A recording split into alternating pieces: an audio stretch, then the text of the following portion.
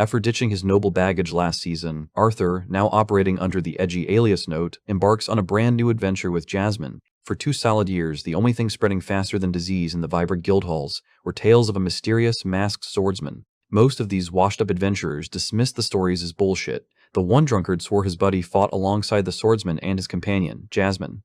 The guild morons couldn't believe legendary feats were possible without some sparkly finger-waving, even when the friend insisted the swordsman used zero magic. Rumors swirled that he was in Legendary for solo-clearing dungeons that made veteran B-class hunters cry for their mommies. Not a single one of these dumbasses could wrap their head around the simple fact that the masked figure was just a dude who was really, really good with a pointy stick.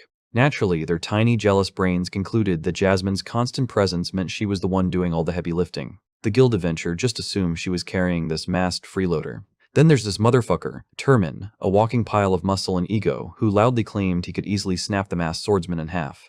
Meanwhile, Arthur's identity as Notes sparked a nationwide debate, with the most popular theory being that he was Jasmine's personal student. But that theory shit the bed when everyone remembered this student had shot up from B-class to A-class faster than a goblin on meth. Frustrated, intoxicated, and deeply insecure, the adventurers concluded that he must have just honed his skills to reach A-class. For 3 years, one dumbass in the crowd said, "For 3 years, I've been stuck in C-class for 3 fucking years." As a B-class himself, he felt Turman's frustration. This masked swordsman was a walking, talking you suck sign pointed directly at their stagnation and glaring weaknesses. Amidst the rising shit-talking, the tavern doors burst open, revealing the very boy at the heart of their pathetic gossip. The masked swordsman appeared, and Turman, seeing his chance to prove his dick was massive, slammed his drink down and eagerly grabbed his weapon. His friends, who shared a single collective brain cell, urged him to calm the fuck down. Turman hurled insults at Arthur, who ignored his existence completely and just walked past him. Enraged at being snubbed, Turman swung his blade in a cowardly, lethal strike aimed at Arthur's blind spot. His strike hit absolutely nothing but air. It was unclear if the boy dodged like a god, or if Turman was just that fucking incompetent. Arthur's icy glare turned and chilled the big man to the bone. It was a look that promised a world of pain. Turman, seething with rage, charged his sword with some sparkly wind magic, determined to actually hit something this time. Arthur evaded every single pathetic swing with insulting ease, not even bothering to unsheath his own blade. Finally, Arthur's patience snapped. With a swift, brutal motion, he severed Turman's fingers from his hand. The man collapsed, screaming in pure terror as Arthur's chilling presence silenced the entire room, suffocating the adventurers with its sheer pressure. Completely unfazed, he asked the terrified waitress for a sack of rations, gathered his shit, and walked out, indifferent to the screaming fucker he had just humiliated and maimed. Arthur, smooth as sandpaper, nonchalantly blamed the slow service.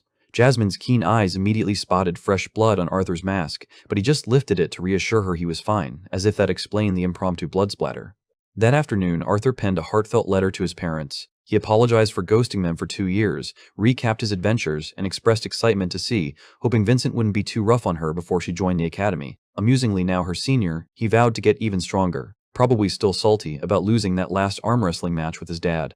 Having recently advanced to the light orange stage, Arthur credited Jasmine with refining his wind magic so it didn't suck anymore. While he coached her in swordplay, they basically just taught each other how not to die. True to his word, this was his last dungeon quest before trading in the chaos for the soul-crushing boredom of school. He sealed the letter with heartfelt affection, intent on sending it soon. Jasmine assured him that sending a letter was safer than risking his family's presence at the perilous dungeon. She asked about Little Bond's presence, but Arthur revealed telepathic communication had become quite articulate. She had told him that she would reunite with him when she was ready, had ventured around to sought strengthen for herself before school began, prompting Jasmine to refocus on their mission. She and Arthur hurriedly pressed on, only to be inconveniently paired with irksome Party, the brat who riled Arthur last time. A burly, mustached leader eagerly steps forward to introduce group, genuinely thrilled to meet the famed masked swordsman in person. Reginald Bastion, in a class warrior, boasts about his party skills, though Jasmine and Arthur are well aware of prowess. Reginald introduces Creole Masser, a water attribute serving as their defensive shield, Elijah, and a class warrior with earth powers, and Oliver, an arrogant healer in a class. Samantha Tempest, an elegant A-class water, joins them. She told Arthur how she had dreamed of meeting the legendary masked swordsman. The charismatic leader has just ascended to the rare AA class and will command the team in their upcoming dungeon raid. He asks Jasmine and Arthur to introduce themselves. Jasmine asserts her prowess as an AA class specializing in wind magic, cementing her role as a reliable team force. Arthur, revealing himself as an A-class warrior with fire magic, surprises Samantha, who didn't expect the masked swordsman to wield elemental powers. Arthur casually reveals he has chosen not to use his magic for personal reasons. inquires about their deer, asking if they possess a dimensional ring for luggage management. Both shake their heads. Asked if he could help out, but was hit with a big fat no. Oliver told that his inventory is full of Samantha's things, but Elijah's storage is open, so he agrees to help. Arthur is secretly amazed by Elijah's dimensional ring, a rare and costly relic forged by the legendary mages of Cyrus. These rare artifacts could fetch thousands if they were to be sold in open market. Arthur's grateful smile makes Elijah blush. Preparations completes. The group enters into the dungeon's damp depths, urges everyone to stay alert upon reaching the first level. Was by the lack of monsters in the supposedly dangerous dungeon. Cautiously, the group navigates the silent cavern until a falling rock seizes their attention. Gazes up in horror at swarms of grotesque lurking on the ceiling, thinking how these pesky little things would really haunt them to death. Jasmine swiftly shields Oliver as Creel erects a defensive barrier, orders the team to form ranks as they descend. Oliver swiftly casts healing spells to halt worsening injuries. Elijah hurls earth spears at the monsters as fiercely slices through them, but they soon realize their energy is being wasted. Like the dumbass, he unleashes a fire cyclone, taking down the remaining in one strike. Frustrated by the need to conserve mana, questions if grasps the situation they were in. Being the little bitch that he has said, that he saved everyone's asses just now, so what was the problem? Dismisses the debate and urges the party to move on before more beasts return. Arthur remembers the dungeon teeming with immortal undead creatures, thwarting adventurers from retrieving monocores. Monsters relentlessly swarm adventurers in the rewardless dire tombs. Navigating the dim corridors, recalls the route from his previous exploration. Arthur feels assured of their purpose and direction in this perilous place. Asks Elijah to carve handholds for the steep ascent. The party collaborates, scaling the handholds until everyone ascends to the upper level. Table. Told the group that the last time he was here, he had only reached the second floor before retreating, making everything beyond uncharted territory. Suspects the secret to this endless rebirth lies close by. Creel boldly claims he's ready to risk everything for his prize. Vows fair reward for the mission's completion, guiding the team deeper until Arthur abruptly lunges to shield Samantha from a hidden threat only he perceives. Samantha remains composed as others wonder why he didn't warn them about the traps. As shocked, he confidently claimed there were no traps during his last visit. Oliver inspects Samantha, who reassures him she's fine, then shifts focus to Arthur as he inspects the projectile. Arthur declares the trap an attack by a mana beast, alarming the group to the escalating dangers, urges heightened vigilance as the dungeon's unpredictability looms. Venturing deeper, the team reaches a strange, red, smoky zone, quickly realizes the scene differs from his memory. Not the steam, but a denser force unnerves him in the cave. Arthur told the group that the sensation enveloping them isn't heat, but a powerful pressure. Entering the volcanic chamber, they are surrounded by countless geysers when suddenly, the entire cavern shakes violently, leaving everyone bewildered and alarmed. Even is baffled by the sudden quake. An enormous erupts from the ground, towering over them in terrifying glory. The healer panics as swiftly commands Creel to act. Creel, undeterred by his size, springs into action, conjuring a protective water sphere around the group. The shield grants them time to strategize. Is shocked by the unprecedented power of the mana beast, while Creel is equally perplexed by its sudden appearance in the dungeon. As the men argue, the launches its attack but unexpectedly retreats underground, suggesting they are no longer its target. The arrogant healer insists on advancing to investigate the artifact, ignoring repeated warnings to stay put. Even Samantha finds his actions absurd. He confidently strides away from the team. Arthur's senses were telling him that there was danger ahead. Urgently, he orders to create a heatwave barrier and seizes Brawl by the collar. Under pressure, casts the barrier just in time. Aims near Oliver. The attack erupts with a forceful geyser that engulfs and incinerates him instantly, just as Arthur is about to warn him. Samantha swiftly conjures a water barrier to control the explosion. Stands frozen in horror as the group stares at their healer's charred remains. Arthur quietly collects Oliver's mana crystal from the debris and hands it to Samantha, directing her to insert it into her wand. She swiftly complies as Arthur urges a quick retreat. Even Brog can't deny the urgency. Staying means certain death for them all. Racing for the exit, the party faces their monstrous foe once more, blocking their path. Urgently commands Creel to raise another water barrier, but the now fiercer worm prompts Elijah and Samantha to unleash a joint stun attack. Elijah unleashes his stone serpent grasp to halt the beast. The impact is minimal, startling even their leader. Swiftly changes strategy, rallying Jasmine and Reginald for a joint attack. Energized by fire, he directs Jasmine to distract the creature, setting up Reginald for the final strike. Should this fail, Arthur and Will launch further attacks. Charges in, slicing the worm with blazing blades. Jasmine unleashes precise strikes, wounding the monster. Reginald bashed the shit of the monsters with his giant hammer. All the while, the little bitch remains paralyzed by fear shitting his pants. With no fire spell proving effective, Arthur decides his only chance is to unleash his fire's full potential. His blade ignites in fierce orange flames as he charges, landing a critical slash that shatters the worm's teeth. He told Jasmine to press the attack. She retaliates by ripping into the creature's other side, the combined assault making the worm roar in agony as blood gushes from its wounds. Commands to strike again, but the worm abruptly burrows underground, takes pride in their safety and effort. While Jasmine told everyone to hurry, saying that they need to get the fuck away from here as soon as possible, was still high on his overconfidence, saying that the bug must have their power and was possibly gone for good. His overconfidence crumbles as the earth trembles violently again. Arthur is horrified to realize the worm's real strategy was to drive them into the path of another deadly eruption. The team swiftly erects barriers for protection. Jasmine can shield Arthur, but at the cost of leaving vulnerable. Arthur boldly sacrifices himself to protect, conjuring a timely, fierce wall of fire. As the eruption subsides, retaliates in fury, shoving Arthur aside in a childish outburst. Unfazed, Arthur turns his attention to, gravely injured after sacrificing part of his arm to shield his teammate. Samantha averts her gaze from the horrific wound as screams in agony. Arthur wields his blade while his friends frantically work to stopping the bleeding. Cries out while Arthur swiftly takes action.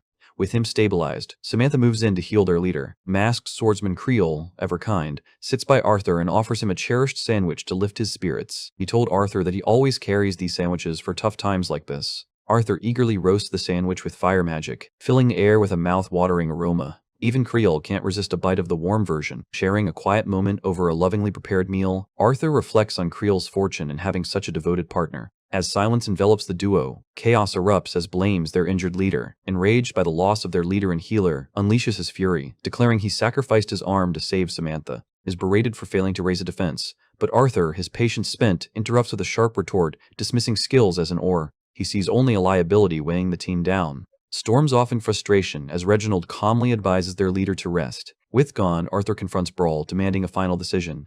Reginald thinks for a while and said that the damage is not that great, so the team remains battle-ready, but the leader is critically injured. Arthur insists on a clear response. Brawl, teeth clenched and eyes locked, declares his unwavering resolve to complete this final dungeon raid. Samantha expresses her doubts, aware that battling one-armed is nearly impossible. One of the top insists he can still contribute without being a burden. Yet he urges Arthur to lead the team, trusting the boy's capability amid uncertainties. The team swiftly endorses the leadership shift. Arthur took the command, ordering a 1-hour rest. After a brief rest, the team presses on, but fresh obstacles constantly catch off guard. The tunnel ahead was always clear. Reginald's weapon slices through the air, yet barely scratches the surface. Harnessing the earth element, he unleashes a powerful blast. Jasmine taps his shoulder, readying her, and proposes they combine their attacks despite the small spiral outcome. Unleashing a dual assault, they break through the tunnel's barrier, forging a new path. Blinded by a sudden brilliant light, they unexpectedly stand in an unfamiliar forest. Arthur quickly realizes something is amiss. The ceiling stands firm despite the absence of support pillars. The forest blooms with vibrant flowers and serene resting spots. Creole suddenly announces his drowsiness, despite their recent rest. Arthur urges the group onward, his instincts warning that something is amiss. Creole hesitates, yet Arthur's instincts remain on high alert. Jasmine glimpses a cloaked figure and briefly falls into a trance, snapped out by a sudden loud bud. Creole drops his weapon, eyes locked onto something. He saw his late wife appears in the distance. He sprints to her, ignoring his teammates' urgent pleas. Arthur races after him but couldn't catch up to him. Jasmine stops Arthur, revealing the mist's illusionary manipulations that heightened his senses. Arthur swiftly gathers everyone, revealing the mist's mind-altering effects. He instructs Samantha to create a water barrier to counter the illusion. Samantha nods as she quietly inquires about. Reginald somberly discloses that perished long ago in a dungeon raid, and that he and Broad personally laid her ashes to rest, making this impossible. Reginald urges a swift search for Creole Testing's patience, furious at senior members for abandoning formation despite the strict plan. Arthur turns to Jasmine, who trembles as he asks if she saw anyone too. She confesses to seeing a mirage of her father. Seeing her struggle, Arthur comforts her, promising everything will be alright. She offers him a sincere smile, and feeling encouraged, Arthur requests her wind spells to clear a path through the mist. She conjures 2 wind orbs and drives 4 of magic.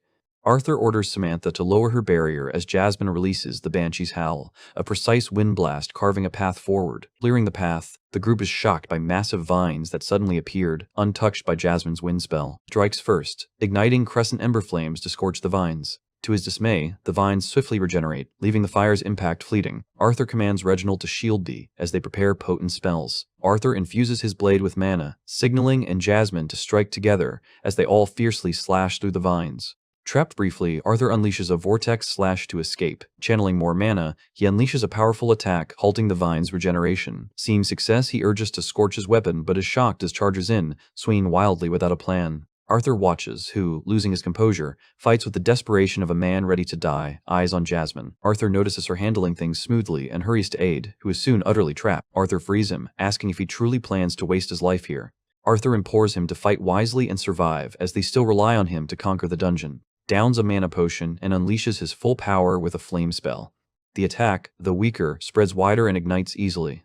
Arthur is truly impressed by newfound prowess. Reginald warns Elijah of the oncoming vine, but swiftly regains composure, shielding Elijah. This allows Elijah to cast an earth spell, cracking the ground and trapping the vines as they sink into the fissure. Together, their magic halts the plant monster, allowing Samantha to cast her spell and find their missing teammate. Samantha unleashes Aqua Siphon, her unique skill to draw water from the surroundings. In this battle, she deftly drains moisture from the vines, making them shrivel and weaken. Despite the spell's success, Samantha collapses in exhaustion. Arthur swiftly catches her and praises her cleverness in turning a utility spell into a weapon. Their relief shatters as the mist surges back toward the vines. But vines in an instant, as if nothing had. Even this little shit was shitting bricks now out of fear. Arthur realizes the vines absorb the mist under relentless attacks. Arthur turns to find the vines twisted into a colossal eldritch nightmare towering above him. Arthur's sword drops as terror paralyzes him before this monstrous nightmare. Ripped by terror, Samantha instantly concedes, realizing the Elderwood Guardian legend is a horrifying reality. Everyone loses their hope. Just then, Arthur notices the fool has snapped once more. Reginald's eyes widen in disbelief as he faces the insurmountable threat of an S-class mana beast. Horrified, they see Creole as a vessel, his life force fading while he cries for his lost wife. The team is frozen in despair. Helpless, the Elderwood Guardian crushes Creole underfoot as Reginald screams his friend's name in anguish. The monstrous colossus unleashes a chilling roar from its layered, death-promising mouths, while Reginald, consumed by fury, snaps as if witnessing his best friend's demise. Arthur realizes this madman will be destroyed if he attacks the monstrosity. Arthur urges a retreat, but Reginald, consumed by rage, hammers him aside, deaf to reason. The man encases himself in stone, becoming a living fortress. A fierce battle ignites as the colossal giant unleashes a swirling vortex of vines towards him. Arthur urgently commands Elijah to shield Reginald, but the monster's onslaught shatters the barrier instantly. Jasmine clutches Arthur's hand, urging him to escape from the formidable beast. Arthur remains conflicted, his heart bound to his comrades. Elijah's barrier teeters on collapse as he sacrifices his life force to sustain it. Arthur recalls his promise to the team, while Jasmine, teary-eyed, implores him to honor her vow to his family. Jasmine clings to Arthur's promise as the barrier shatters, vowing to protect him at any cost. Reginald endures the assault, cursing the monstrous plant as he rises. Arthur knows retreat is wise, yet refuses to abandon his friends. Jasmine reluctantly agrees and readies herself to support him. Reginald clashes fiercely with the vine-clad colossus. Reginald's golem armor shreds the beast's vines, drawing a scream of agony. Meanwhile, them team was busy dodging the vines. Reginald swiftly slices through the approaching vines from behind. Still, the monster ensnares him tightly. Arthur clutches Samantha's frail form, commanding Elijah protect Jasmine, ensuring her escape, which becomes their top priority. Arthur turns back to face the motherfucker that made their life. Terror engulfs them as they witness Reginald ensnared. Arthur asks to burn the vines and rescue their teammate. This little bitch aims his fire staff at Samantha Arthur, throws his body in the way to protect her, causing the spell to pierce Arthur's body. The story flashes back to Unveil Divine's earlier attack on. Struck down, he swiftly recovered, realizing their hopeless defeat. Spotting the exit within reach, he watched his teammates battle fiercely for one another, but his Wake's family pride surged, clutching his staff with resolve to survive the cursed dungeon.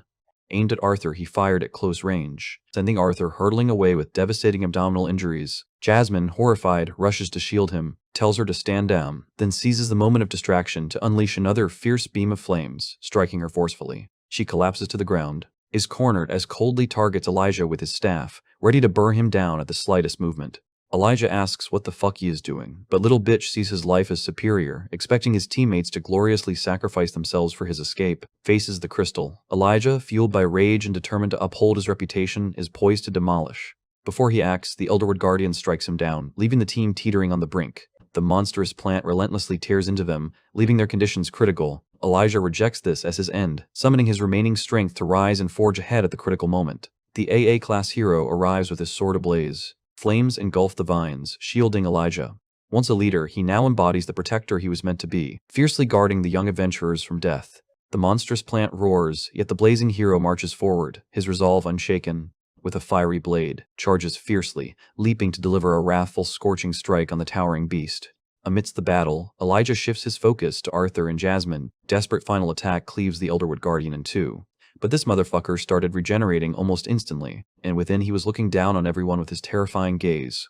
Trapped, he sees the creature's tendrils closing in, his fate undeniably sealed. Meanwhile, Arthur gasps for air, blood trickling from his mouth. His mask slips away as his dimming sight barely catches Elijah kneeling beside him. Elijah eyes Jasmine, both incapacitated, then fixes on the crystals, seeing only one desperate path, yet doubts survival. Arthur taps into his final reserves and unleashes the ability. Entering Phase 2 of the Dragon's Awakening, his mind races back to the land of elves where relentless training unleashed his latent power. He first unlocked the Acquire phase, enabling a momentary detachment from time and space using Thinate powers. Despite depleting his mana and leaving him weak, Arthur's second breakthrough, a feat spent decades mastering, was miraculously achieved in just 3 years. This marked the integration phase. With his body transforming and hair shifting in color, this newfound power emerges. A fully grown dragon now, she defies her papa's plea to stay back, sensing his distress and soaring toward him, prepared to retreat to Vincent's if needed, but wasn't having it as she rushed to Arthur's side. Believing he'll return, she yields to his words as he limps toward the eldritch creature, climbing a boulder with determination. Overwhelmed with emotion, he casts an ice spell, channeling all his focus to freeze the S-class beast and launching the first strike, reminiscent of during Arthur's integrate phase, aiming to swiftly end the battle and reduce the backlash. With potent ice magic, he temporarily freezes the vines, but they shatter through, forcing him to cast Absolute Zero, immobilizing the creature and giving him time to channel 3 elemental powers into one devastating strike. Purple lightning surges from his palms, obliterating the beast's head and disintegrating the vines. Victory comes at a cost as he collapses, blood streaming from every wound. Mission accomplished, his life fading and distant while his family confronts their own destiny. Collapses from intense training, tucked into bed under watchful eye when suddenly a glowing ring fills both parents with dread. His mother desperately hopes it's a malfunction, not a real warning. In the dungeon, Arthur awakens in agony, blood in his throat, as Elijah urges him to shatter the crystal in his glove. Elijah complies, unleashing healing magic that frees Arthur's frozen hands. Despite the relief, Arthur's mind races back to betrayal and the traitor's abandonment, then shifts to worry for Jasmine, gravely injured and vulnerable. Elijah stabilized her burns, but internal injuries endangered her life. Arthur urged using the second crystal, and Elijah obliged, healing her significantly and sparking hope for a swift recovery. Arthur recalls the childhood pain evoked by his mother's gift. While noticing his recovery, heads back to the dungeon, only for Arthur to urge her to concentrate on her training now that the threat is over. He gently reinforces the command as the connection fades. Elijah checks on Arthur, who jokes about running a marathon despite his frail state. Elijah is surprised to discover the masked warrior is his peer, while Arthur mourns his lost mask, but is relieved Elijah found his sword. Arthur deeply respects Elijah's selflessness, but Elijah humbly insists leaving would equate him to. Elijah's curiosity sparks as Arthur reveals his motive, a promise to protect and never turn away. Intrigued by Arthur's mature perspective, they ponder his past. As the dialogue unfolds, Arthur learns he's been unconscious for over a day. Facing the weight, he decides to connect, offering his hand with a smile, introducing himself as Art. This gesture sparks a new friendship, with Elijah reciprocating and sharing his heritage. Arthur had deduced this from his metal manipulation skills, which included the shelter upheld by the Elderwood Guardian's corpse. Though few can summon metal from thin air, a dwarf can.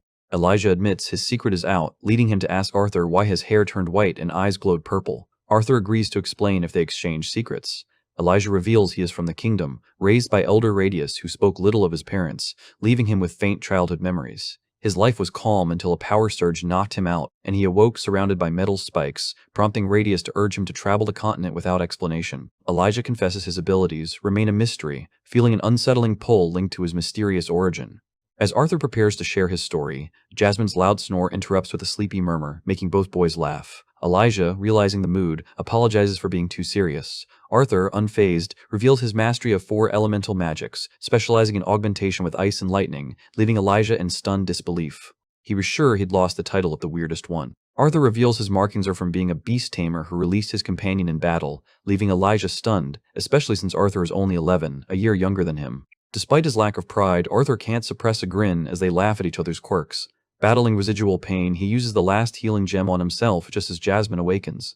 Seeing his dire state, she rushes to him, guilt-ridden, apologizing through tears. Arthur's gaze softens, assuring her it's okay, embracing her, and affirming his choice to stay and fight. He notices her fragility in his arms and exhales a pained breath, heightening her worry. Jasmine urges Elijah to fetch their supplies from the storage ring. Grateful for her emergency kit, she bandages Arthur until he resembles a mummy, healing wounds and lifting spirits. Assisted by friends, Arthur rises as they ready to return. Stepping out of Elijah's metal shelter, the outside is entirely frozen. Arthur inquires about other survivors, only to discover that and Reginald perished, dimming hopes of any escapees.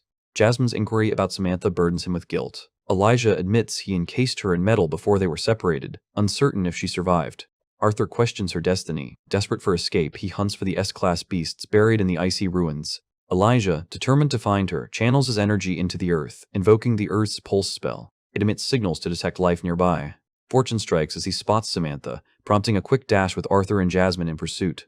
Elijah soon spots the metallic cocoon he encased around her on Earth. Prizing it open, he calls out, finding Samantha battered and burnt. Elijah reaches in as Arthur told him that these injuries were caused by the vines and were extremely fatal. Arthur is relieved she's breathing, though her fever is worrying, but thankfully she was. This was a good thing, otherwise her survival might have been uncertain. Elijah wonders if unconsciousness is a blessing, as Jasmine gently lifts her, suggesting they head back. Arthur scans the area for the beast core, but his search is futile. The ground trembles beneath their feet. Elijah braces for battle, but Arthur swiftly intervenes, sensing the danger. The dungeon's ceiling shatters, revealing in her majestic form amid the falling debris. Arthur is awestruck by her fierce transformation. Fondly licks Elijah's face, tousling his hair as he reacts in surprise. Perplexed by a four-limbed wyvern, he soon discovers it's something else entirely, a genuine dragon. Arthur introduces her, as while telling everyone to keep meeting her to themselves. Jasmine is unfazed by Smith's affection, but Elijah is astounded by Arthur's immense power and his dragon companion.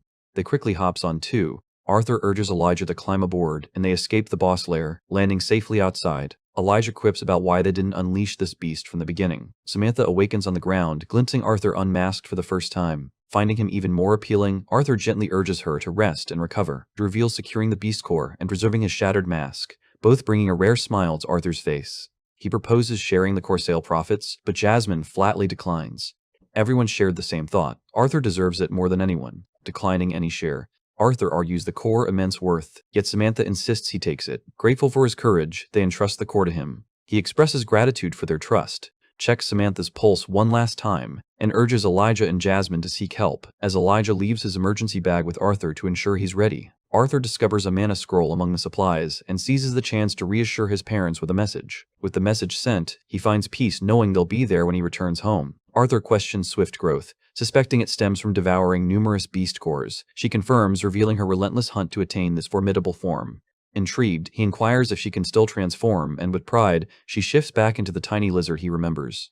The familiar companion climbs up, and he gently strokes her head. Reunited but weary, Arthur's injuries worsen as he awaits help. He trusts the newly secured beast core will stabilize him until then. Leaning back, he recalls the name. Who came from a family of assholes. He recalls the stunt he has pulled, causing death and almost destroyed their party. Arthur wanted to slap his stupid face, but leaves it for the future. The rescue team swiftly arrives and aids the group. Samantha races to the hospital, as is pronounced dead. Arthur heals as his companions relay the harrowing tale to the... Arthur's frustration mounts as the guild delves deeper into their report, despite his exhaustion from reliving the trauma. Grants a brief respite until awakes, ushering chaos with his guard's intrusion. Jasmine and Elijah were ready to end this chapter today, but Arthur gestures for them to wait, pretends innocence as irritation mounts, questioning how they survived and accusing them of sacrificing someone for their escape. He casually tosses around Samantha's name, then labels as a mere pawn. At the height of tension, Arthur's blade slices part of Seer. Immediately protests, playing the victim while Arthur stands, eyes blazing with fury, dominating the room with his presence. Despite warning, Arthur calmly steps forward, retrieves his blade, and feigns misunderstanding. Trembles, frozen in fear. Told his assistant to take to the infirmary as Arthur asks for a private moment with the... Jasmine and Elijah hesitantly emerge, fearing for his life, as cautions Arthur against provoking the...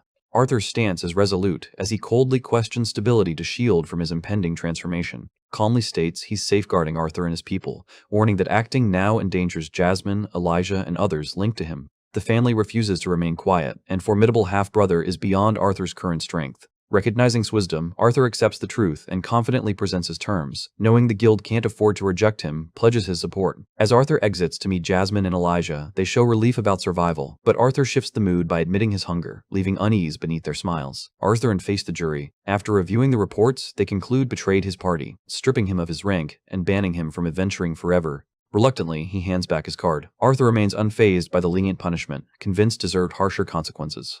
The panel scrutinizes Arthur's actions against, considering the threat to the family. Their ruling, ban note from the city until finishes at the academy, a decision Arthur secretly wanted despite his feigned objections. The jury upholds his adventurer status for his honor and courage. He must stay away while he's in town. Fears notes hidden identity, suspecting danger. The panel agrees to record Arthur's identity secretly, with only a few aware, keeping it from the family. Cedes and protests, but nobody listens to him. Leaving, he warns Arthur to keep his distance. but was not in a mood to play. He shot a death glare, storms off in anger, while Arthur, on the verge of being escorted out, is personally led by the panel's head. Through a secret passage, once the door shuts, it's revealed the entire scenario was a premeditated plot. Arthur appreciates their persistence, yet the court warns the truth won't stay hidden from the family indefinitely. Arthur, however, promises his vigilance beneath the facade. Another secret passage opens, hinting that this favor might demand repayment one day. The masked swordsman nods, promising never to forget their support. The elder acknowledges warning about Arthur's fearsome nature just as he opens the door and is joyfully tackled by, with Jasmine and Elijah waiting nearby. With everything settled, it's time to return home. Elijah told them that he wanted to visit Samantha before leaving. Arthur advises against it for himself, but urges Jasmine to check on her later. At the gates, Elijah realizes their paths will soon diverge. Recalling Arthur's outsider status, he extends an invitation to hang out before school starts.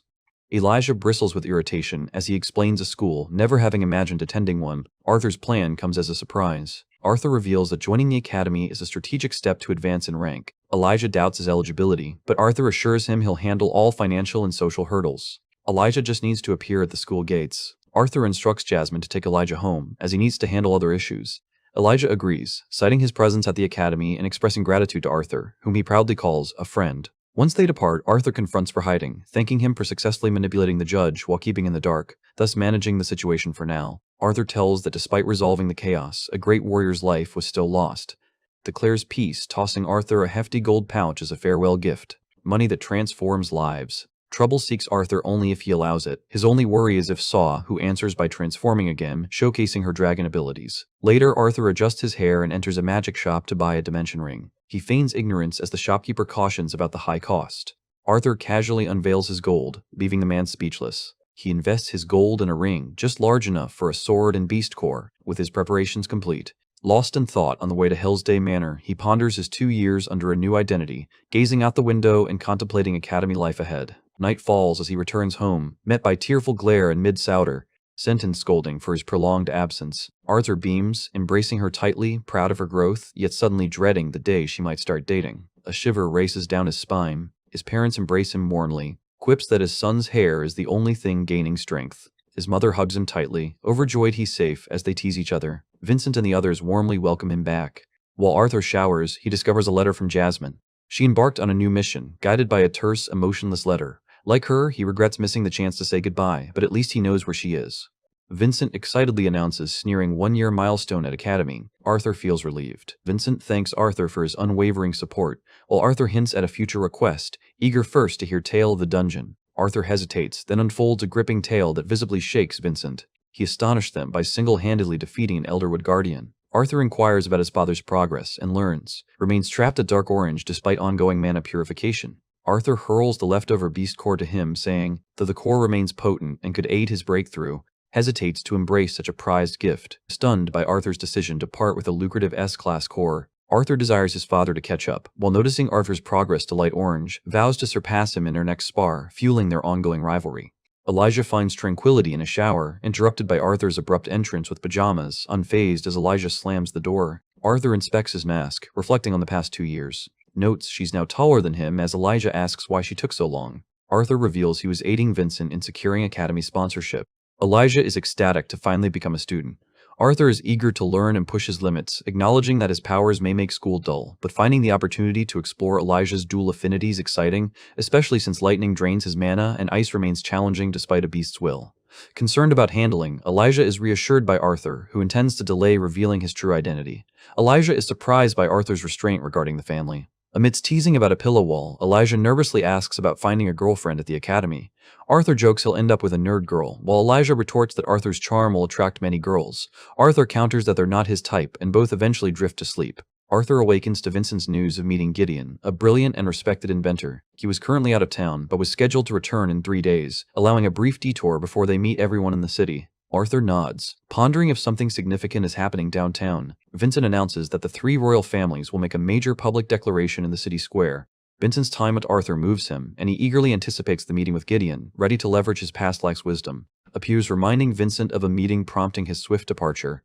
Reveals to his father that he's advanced to the solid orange stage and hands over the intact beast core, noting its unusual resilience despite absorbing all its energy. Arthur ponders deeply, his meditation interrupted by the looming shadow of the beast. Acknowledging the core's retention of the creature's will, he contemplates beast wills, spiritual imprints from potent mana beasts conferring great power. Driven by curiosity, Arthur tests merging the Elderwood Guardian's will withs but finds them incompatible and repelling. That's why I couldn't fully absorb the crystal. It all hinges on compatibility. Arthur knows the perfect recipient for the core and starts pondering his well-being.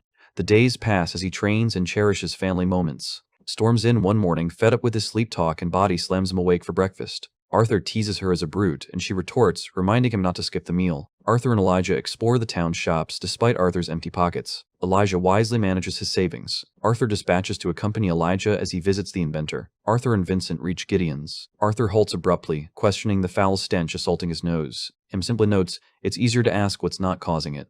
Gideon finally emerges, resembling a decaying corpse untouched by water for decades. His anger fades upon noticing Vincent's guests. Irritated, he grumbles about the royal messengers pressuring him to share his expertise overseas. Arthur questions why anyone would bother, further souring the man's mood. Gideon inquires about the boy, who introduces himself as Arthur, an admirer of Gideon's work. The inventor dismisses apprentices, but Vincent explains Arthur's voluntary arrival, prompting Arthur to present a sketch to solve Gideon's travel problem. Gideon initially dismisses the drawing as childish until he spots the innovative steam engine design, an idea so fucking out of the world that couldn't even imagine it.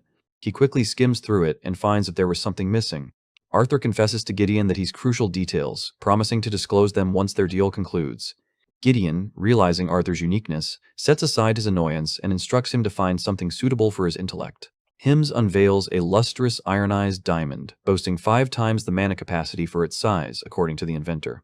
Yet Arthur stays indifferent. Gideon unveils more treasures, including a secret mirror unseen by others.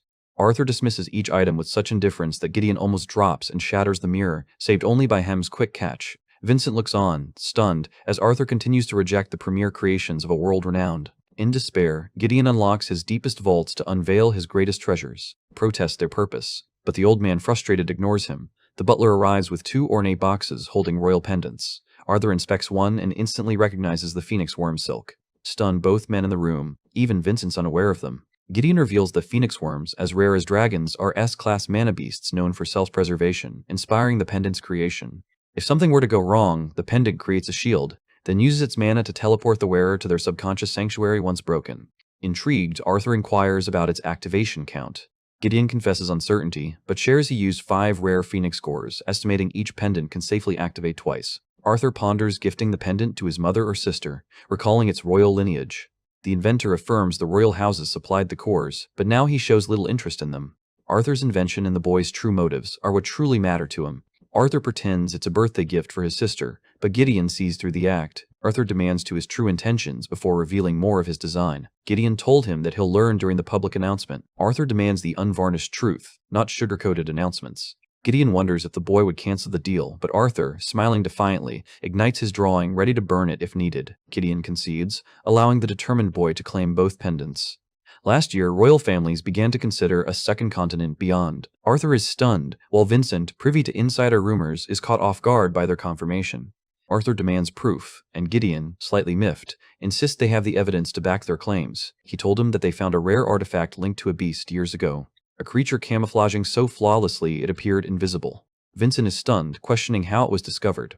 Gideon thinks how an adventurer by sheer luck accidentally killed the beast while targeting another, leading to the artifact's recovery. Even he couldn't grasp its full complexity, with its purpose known only to the royal families. Arthur's threat to destroy the blueprint provokes Gideon to unveil the artifact's purpose. It captures motion and still images with perfect precision.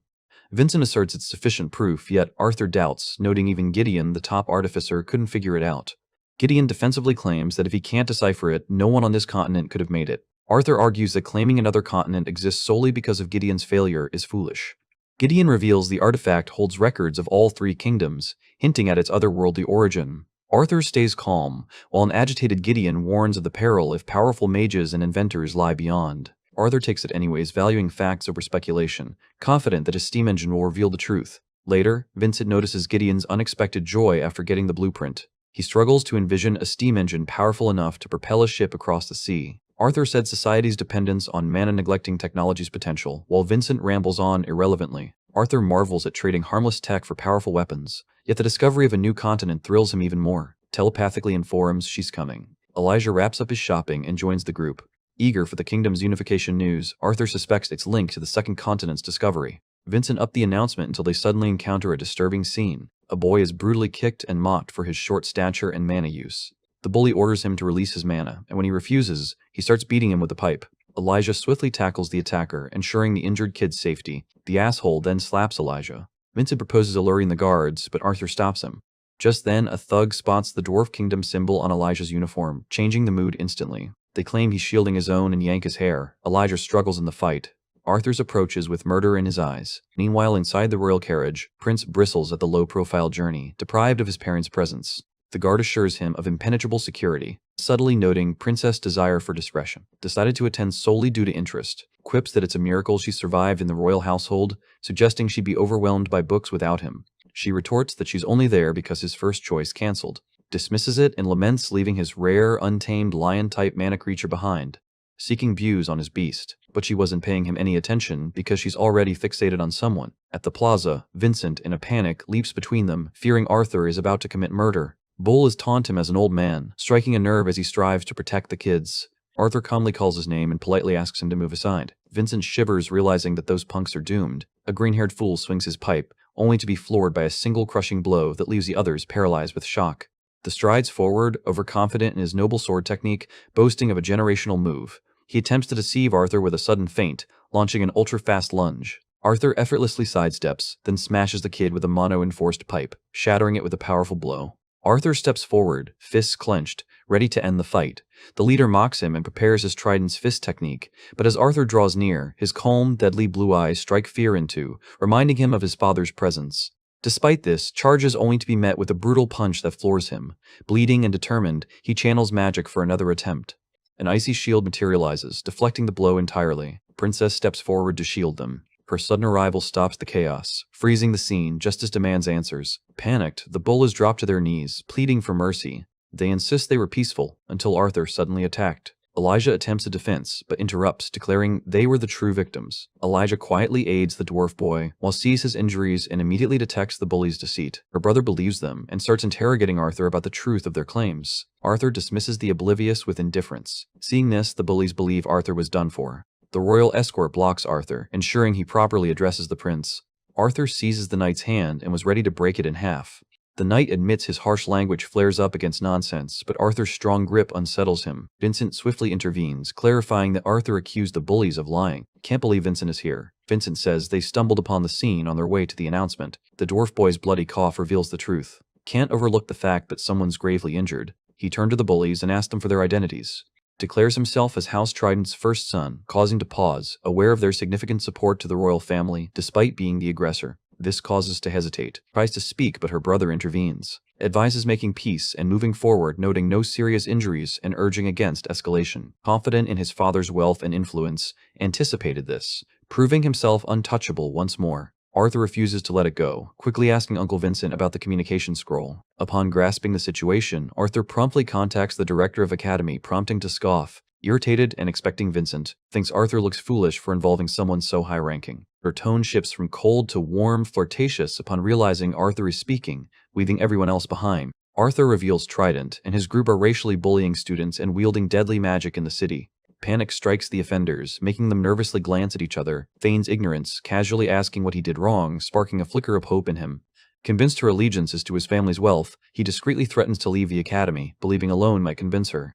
To his shock, unhesitatingly sides with Arthur, instantly declaring the expulsion of and his group. The prince approaches Arthur to apologize for his earlier judgment. He confessed to acting impulsively, not embodying the dignity of a true prince. Arthur regrets losing his temper, but the prince admires his resolve, expressing relief that those troublemakers from House Trident are finally gone from the academy. After talking, the prince returns to the carriage, remarking on Arthur's oddity, acknowledging his strength yet sensing deeper layers beneath. His sister, suddenly distracted, stands up and invites Arthur for tea once they're back at school. Arthur, with no reason to refuse, calmly accepts the invitation. Behind him, Elijah watches, jealousy barely concealed, as the typically aloof princess shows genuine interest, leaving him and the prince equally stunned.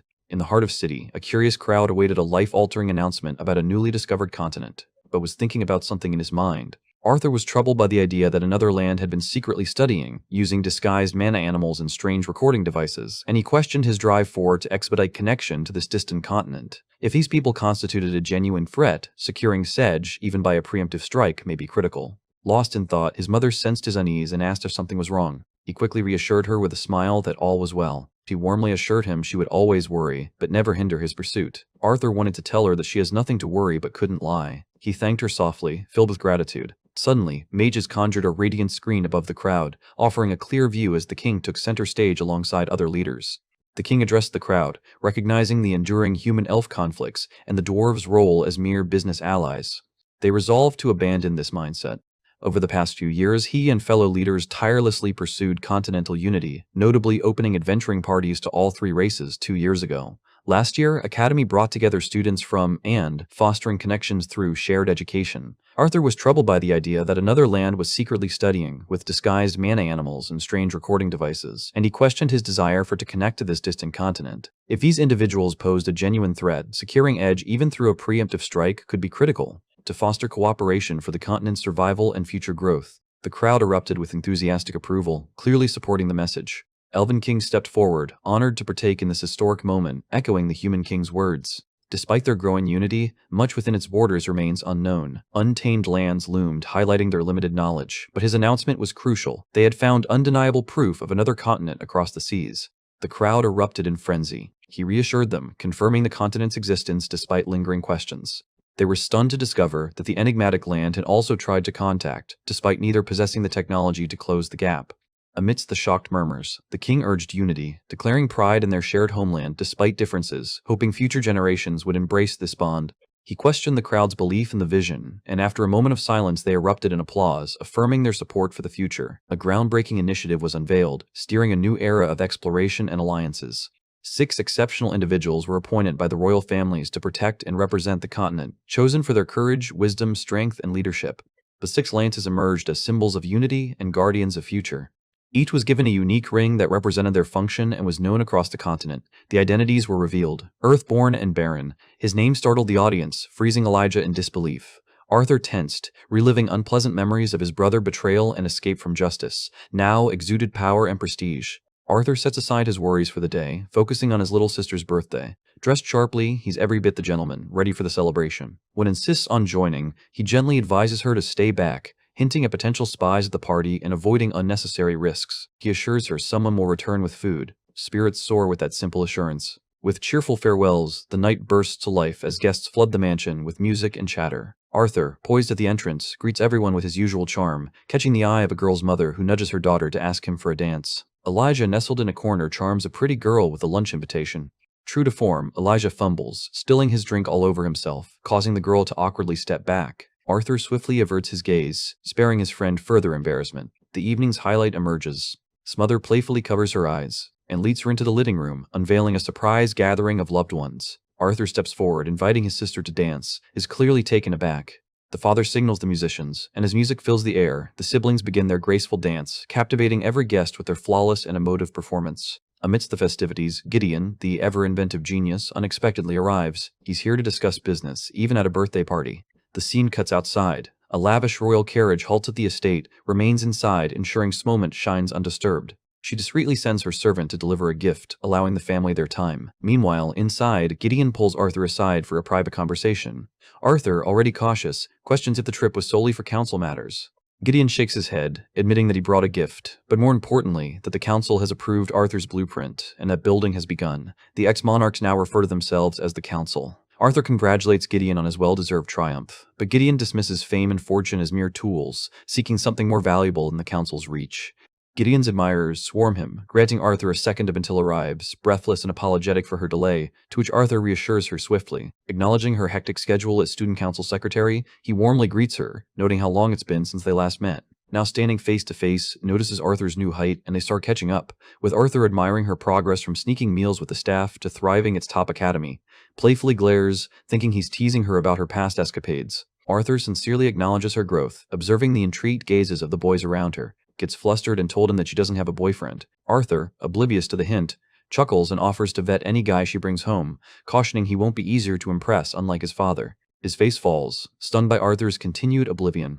Gideon arrives, bows, and gracefully departs, offering them privacy. Gideon mocks Arthur for his constant female company, highlighting genuine interest and questioning his intentions with her. Arthur calmly suggests that feelings stem more from gratitude and a hero complex than true affection, saying that she'll realize this in time. Gideon dismisses Arthur's, redirecting the conversation to his true intent, securing Arthur's mind with the council's resources. Arthur regretted giving the steam engine plan since he didn't want to interrupt natural evolution. Gideon, seeing untapped potential, feels Arthur has bigger aspirations. Exhausted, Arthur asserts unequivocally that he has no desire to pursue personal goals. Gideon quickly suggests a compromise, periodic consultations in exchange for unwavering support, as Arthur's supplier of artifacts and resources. After a moment of deliberation, Arthur agrees, sealing their agreement with a handshake. "Thank you." Amidst the birthday gifts, eagerly unwraps each one as Arthur's attention is drawn to a peculiar package. Eagerly tears open the oddly shaped package, revealing an exquisitely crafted elven bow and arrows with a folded letter beside them. Arthur reads the letter while admires the elegant weapon. Arthur remains puzzled over the sender, but we know it's his future, extends her hand demanding the gift from her brother. Arthur grins, unveiling 2 small jewelry boxes, one for their mother. Discovers the phoenix feather necklace Arthur received from Gideon, an enchanted pendant meant to protect them in Arthur's or their father's absence.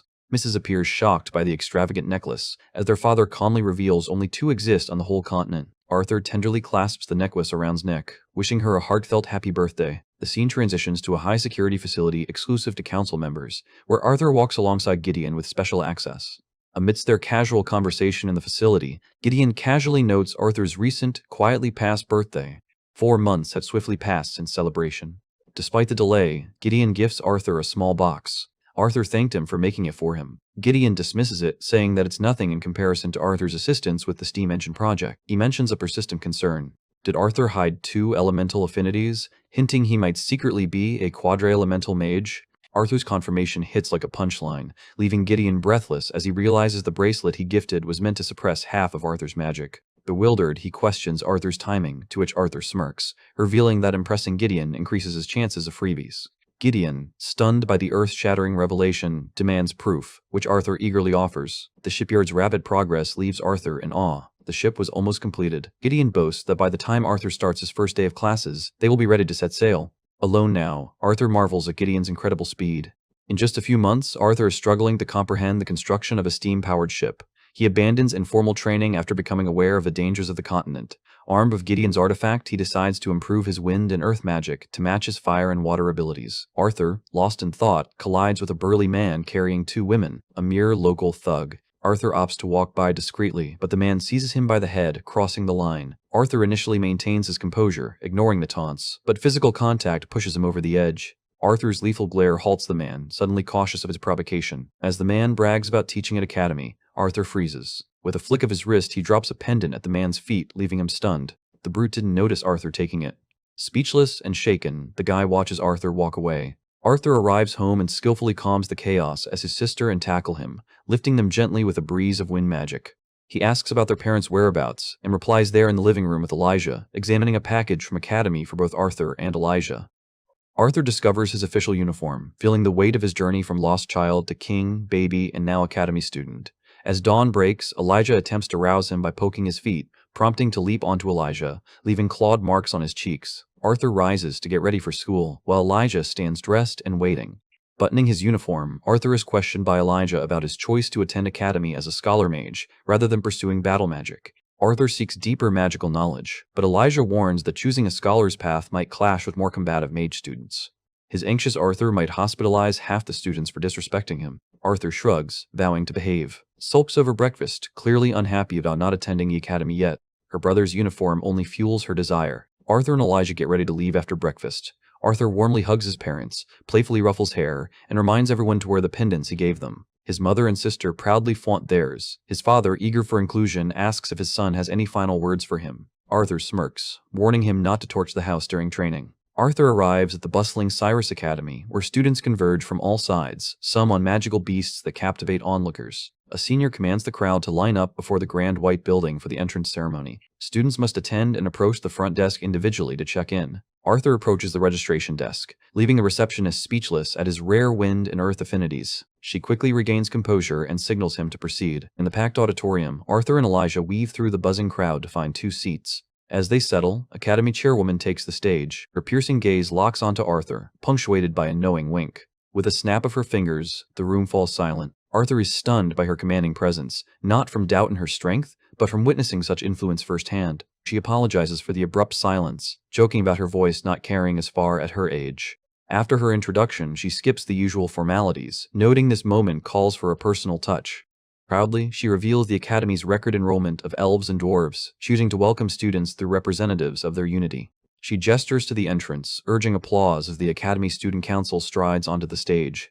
The first 3 members arrive quietly. The moment the final member enters, the atmosphere transforms. She magnetizes the crowd, lights up with excitement, prompting a smile from Arthur. Finally emerges her mere presence, commanding respect and admiration from the entire hall. Rumors swirled about her year-long mentorship under director at the Academy, an unprecedented event, as the director has never mentored anyone before. Talent speaks for itself. Steps forward and congratulate the newcomers on their admission to the continent's top magical academy. As a fellow first year, she offers her year-long observations of the academy's structure, emphasizing both academic problems and persistent biases against scholar mages.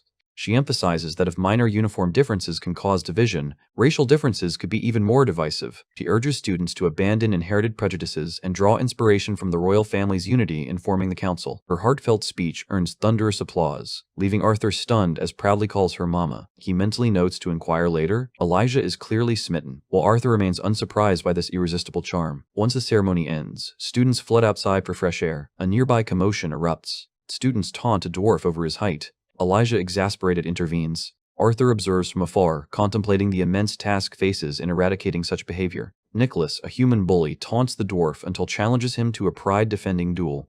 Nicholas instantly agrees, revealing a magical artifact in his uniform that activates a dual barrier, intriguing Arthur with its genius for creating safe combat zones.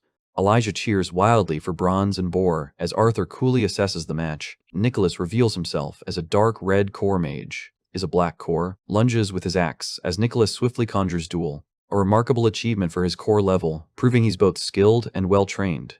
The dwarf stands firm, his axe slicing through attacks with formidable might. Nicholas attempts a sneak attack, but swiftly counters with nimble footwork.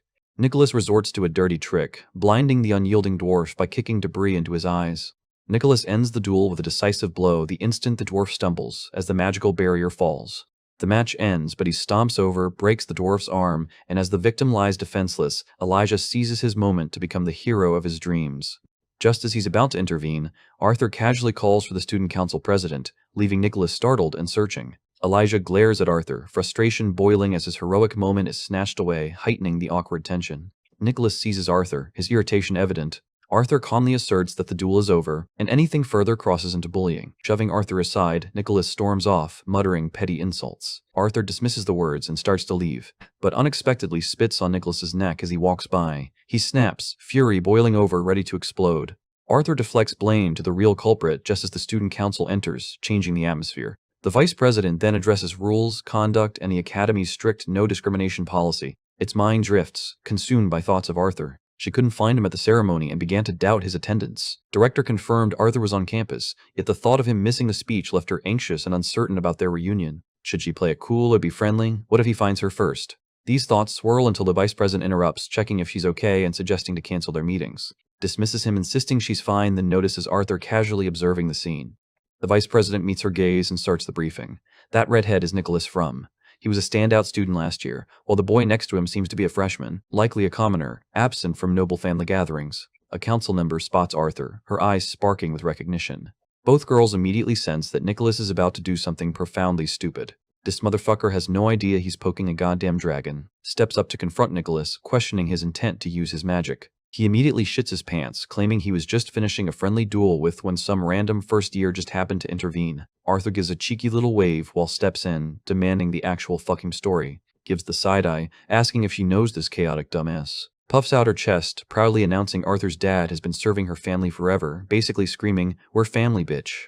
Arthur casually drops that they've been living together, sending Brain into a blue screen of death as she pictures all the scenarios that entails. While she's lost in horny confusion, the vice president finally decides to do his job, demanding an explanation from Nicholas and reminding him that drawing a weapon outside a formal duel breaks academy rules. Nicholas, still trying to save his pathetic ass, insists he was just trying to spook the kid, not actually hurt him. Utterly unimpressed and completely spineless, Clive decides to just let it slide for now, shows no mercy. She asserts that Nicholas broke academy rules, warning him that it could mean suspension. Had he actually harmed anyone, she warns, expulsion would be the least of his fucking worries. Finally admitting defeat, Nicholas mumbles a pathetic apology for being an angry little shit. Arthur ignores him so hard it's practically an art form, while calmly informs Nicholas that his fuck-up is going on his permanent record, and he should piss off before things get worse. As the losers retreat, immediately turns on Arthur, pissed that he caused a scene on day one. She remembers director mentioning Arthur's wish to stay under the radar. This isn't helping at all. Disappointment floods Arthur's space. He argues she's judging from a brief encounter, stressing he never meant to fight but remains firm, insisting he should have anticipated the consequences. Arthur holds his ground, pointing out that the dickhead Nicholas was about to rearrange the dwarf's entire face. Without his intervention, that poor dwarf would be a smear on the pavement. Elijah, sensing the incoming shitstorm, tells Arthur to just let it go, reminding him kinda has a point. Done with being misunderstood by every single moron in this goddamn school, Arthur just turns and walks away. The vice president, feeling his tiny authority threatened, sneers, asking if Arthur was raised in a fucking barn. Arthur sighs. Fed up with being belittled, Clive confronts Arthur once more. Arthur unleashes a powerful pressure, freezing everyone in place.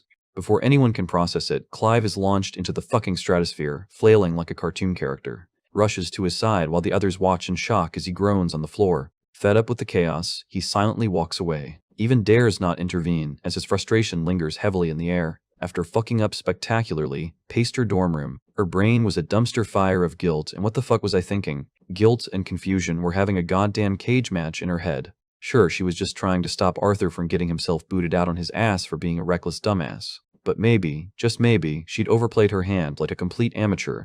Still, the frustration clawed at her insides. But that was something that she had to do. He was holding a weapon, and her brain, being the traitorous bitch it was, replayed Arthur mentioning he lived with. Little tidbits stung more than on the fucking eyeball. How the hell did that even happen? Did this dude just collect roommates like they were fucking? None of this shit made any sense. Her entire world was spinning off its axis, face planted into her pillow. Letting out a scream, she squarely blamed that old hag director for saddling her with this student council president bullshit without this stupid-ass title. She could have jumped the guy, not given him a goddamn lecture. Instead, their reunion had all the grace of a car crash. Just then, a knock at the door signaled the arrival of Clive. He'd seen her looking like a zombie during their meeting and decided to play the concerned puppy. Still radiating fuck-off energy, told him she was fine. Clive, still shitting his pants from the earlier beatdown, just had to bring up Arthur again. His little pea brain couldn't compute how a freshman had the balls to speak to her like that. He even offered to go snitch to the director, but his patients had already left the building. He shut that shit down hard, telling him to drop it before she dropped him. As his pathetic footsteps faded, she collapsed onto her bed, completely drained. Everything had gone to shit so fast, and to top it all off, Arthur had the audacity to grow up into a handsome motherfucker. He just knew he was going to be catnip for every girl at this goddamn school. That thought alone made her want to suffocate herself with her pillow, letting out another muffled scream of pure agony. Meanwhile, Arthur and Elijah finally dragged their asses to their dorm after trekking across a campus the size of a small country. Academy wasn't just big, it was a fucking labyrinth of stone paths and endless buildings designed by someone who clearly hated feet. Elijah was still geeking out over the sheer scale of the place. Laya, ever the observant one, started poking the bear about body slamming the student council's second in command. Arthur just grumbled, admitting the dumbass was still on his mind, but there was more to the story. Normally, he wouldn't give a flying fuck, but something about Slexshire had gotten under his skin. The bitch if it was, she wasn't wrong, which only made her words hit harder. Maybe it was just because it was her, a thought he immediately tried to yeet into the void. Arthur told himself, it is what it is, but his brain refused to shut the fuck up. A knock at the door pulled him out of the conversation. Arthur opened it only to find Good Sky, the director of Academy, standing there. Her appearance was unexpected and commanded immediate respect. Elijah, stunned to see her up close, bowed deeply in awe, greeted him kindly recognizing him by name, and mentioning Vincent, which made Elijah beam. Arthur welcomed her in, and Elijah quickly excused himself, offering to bring drinks from downstairs. Accepted the offer with a smile. Once they were seated, she gently reminded Arthur, as always, to call her by her first name. Arthur, in return, gave his usual firm refusal. Expression shifted as she studied him. He noted the change not just in his bond, but in Arthur himself. Hermana's senses told her something was missing. She could only detect wind and earth attributes. Arthur held up his hand, showing her the artifact Gideon had crafted. It was the seal that masked his other two elemental affinities. Ava soft sigh, a mixture of disappointment and understanding. She had hoped to boast about having a rare quadra-elemental student under her guidance, but she respected Arthur's reason. Arthur opened up and explained he had made a dangerous enemy during his time as an adventurer. For now, it was safer to hide his full strength, and avoid drawing unnecessary attention. Understood the weight of what he said. Referring to that little bitch, she remarked that calling such a powerful and influential person merely troublesome was bold, and made her wonder what kinds of enemies Arthur would eventually face in the future. Arthur couldn't help but chuckle at her ominous tone. It wasn't the kind of thing most people said to a 12-year-old, laughed with him apologizing for sounding so grim. Arthur shifted the topic towards something that had been on his mind. Wanted her help with something more specific. He explained his wish to take higher-level monotheory classes, particularly those focused on deviance, and not to attract unwanted attention he would still attend classes meant for his age group. But his curiosity about deviant man and manipulation had grown too strong to ignore. He had hit a wall in his understanding, and unlike the other forms of magic deviation, magic was something his past world had never known. That alone made it fascinating and urgent for him to master. Listened with an amused smile. She had expected this from him. She agreed without hesitation, which caught Arthur off guard. He stared at her thinking, that was too easy. Just then, the dorm door burst open and stormed in yelling, dramatically as he accused Arthur of being rude to the director. He scolded him for daring to question her kindness, but waved off the moment and admitted she did have an ulterior motive that silenced the light. And she told Arthur about the student council, a body that maintained order and represented the academy's best. But this year, she had decided to create something different, something more direct. A group that didn't just protect the school's rules, but enforced them. Arthur blinked, confused. He asked if this kind of role was even suited for a first-year student. After all, he wasn't even officially a battle mage yet, but didn't care about anything, and simply told him that it's her school, her rules. Arthur didn't like the idea of it, so he told her that he'd skip extra theory classes, and rather he just learn from books in the library, but he was not getting out of this so easily. Grinned as she told him the books on deviance weren't available too, and even most needed to prove themselves as actual deviants before gaining access, which she noted Arthur currently couldn't do. Arthur had no options left but to give in. Elijah still standing to the side. Couldn't help but feel like he was watching two old friends having a casual argument. Battle Mage simply reminded him her school, her rules. Arthur quickly backtracked, added more to her offer. The disciplinary committee wasn't just for rule enforcement. It was built with strong individuals in mind. Arthur would get teammates. He could spar with peers who could match him in strength, maybe even push him. To sweeten the deal further, she promised him private access to a restricted training facility on campus. Arthur leaned forward. He was thinking something that she had said the disciplinary committee members were chosen for their strength. So naturally, a question followed in his mind, but before he could ask her, told him that he has nothing to worry about, as despite pressure from House to assign a seat on the committee, she had turned them down. Arthur finally agreed, but with one condition. The training facility she mentioned, better be man or rich, told him that it already was. With a snap of her fingers, she tossed a set of custom-made uniforms toward him. Arthur caught it and stared at it silently. She told him that she had this uniform prepared before coming here, and the fact that she knew Arthur would agree annoyed him more than it should have. It was another sign. She knew exactly how he would do. Arthur stared at the uniform, admiring the smooth and crisp fabric, and the embroidery bore the crest of the disciplinary committee. Before leaving, told Arthur to reconcile with Tess, saying holding grudges against one's childhood friend wasn't a good look. As the door closed behind her, Liger froze as he heard that he turned to Arthur dumbfounded, asking him, what the heck is she talking about? Later, as they walked together toward, the conversation resumed. Arthur tried to explain, saying that he always wanted to tell him, but it just never came up. Elijah, being Elijah, tried to brush it off, but just then he thought about his own childhood friend, a girl named Garth. Arthur humored him, pretending to admire this imaginary girl. Though his deadpan reply made it clear, he saw right through the nonsense. Liger was unable to keep back as he began listing Arthur's unintended entourage, including Princess and now Princess. What was Arthur's next plan for charming the gods? Arthur any flirting and claimed he hadn't done anything, but that just made things even worse as Elijah began teasing him, saying, if Arthur has been attracting female attention without effort, that meant he possessed supernatural charisma or pheromones. Laja, who was now clinging to him, expressed a strong desire for the same powers. Their compatibility stemmed from their shared eccentricities.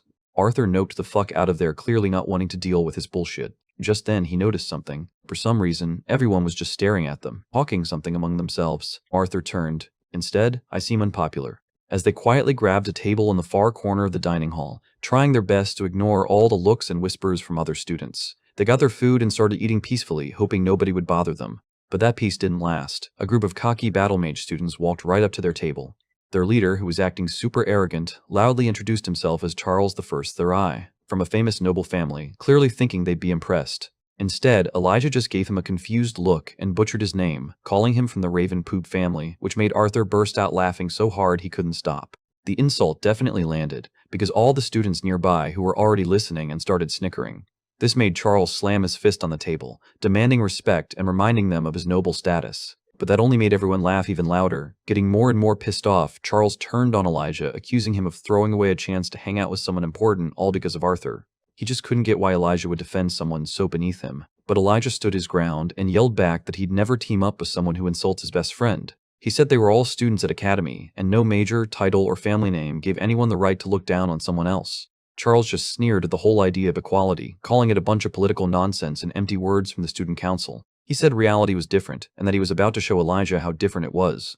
Without any warning, Charles swung his hand at Arthur, but he was immediately hit with a sharp shock as his own arm was thrown backward by some invisible force. He stumbled back, totally confused and unable to figure out what just hit him, since he hadn't even seen Arthur move. Not willing to accept it, Charles charged again, this time putting mana into his punch. But before he could hit him, Elijah jumped in front of Arthur to shield him. Arthur, who was watching everything closely, knew he could probably protect himself with magic, but Elijah couldn't take a hit like that, and the situation had gotten seriously dangerous. Just as Arthur was about to make a move, a powerful surge of strange magic filled the air, and without a word, thick vines exploded from the ground, wrapping tightly around Charles's arms and legs, stopping him in his tracks. He froze in panic and stared in horror at the vines, which were strong and pulsing with mana, and he couldn't break free. No matter how much he struggled, everyone was shocked to this. Arthur turned his head, saw a figure standing silently near the entrance.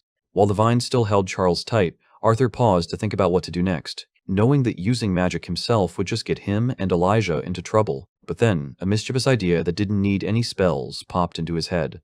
Charles was red with fury, screaming threats and yelling about his noble status, basically ready to go cry to his mom. But suddenly something changed. Heavy, oppressive feeling coming from Arthur made Charles freeze right where he was, as the air around him seemed to get heavier and more dangerous.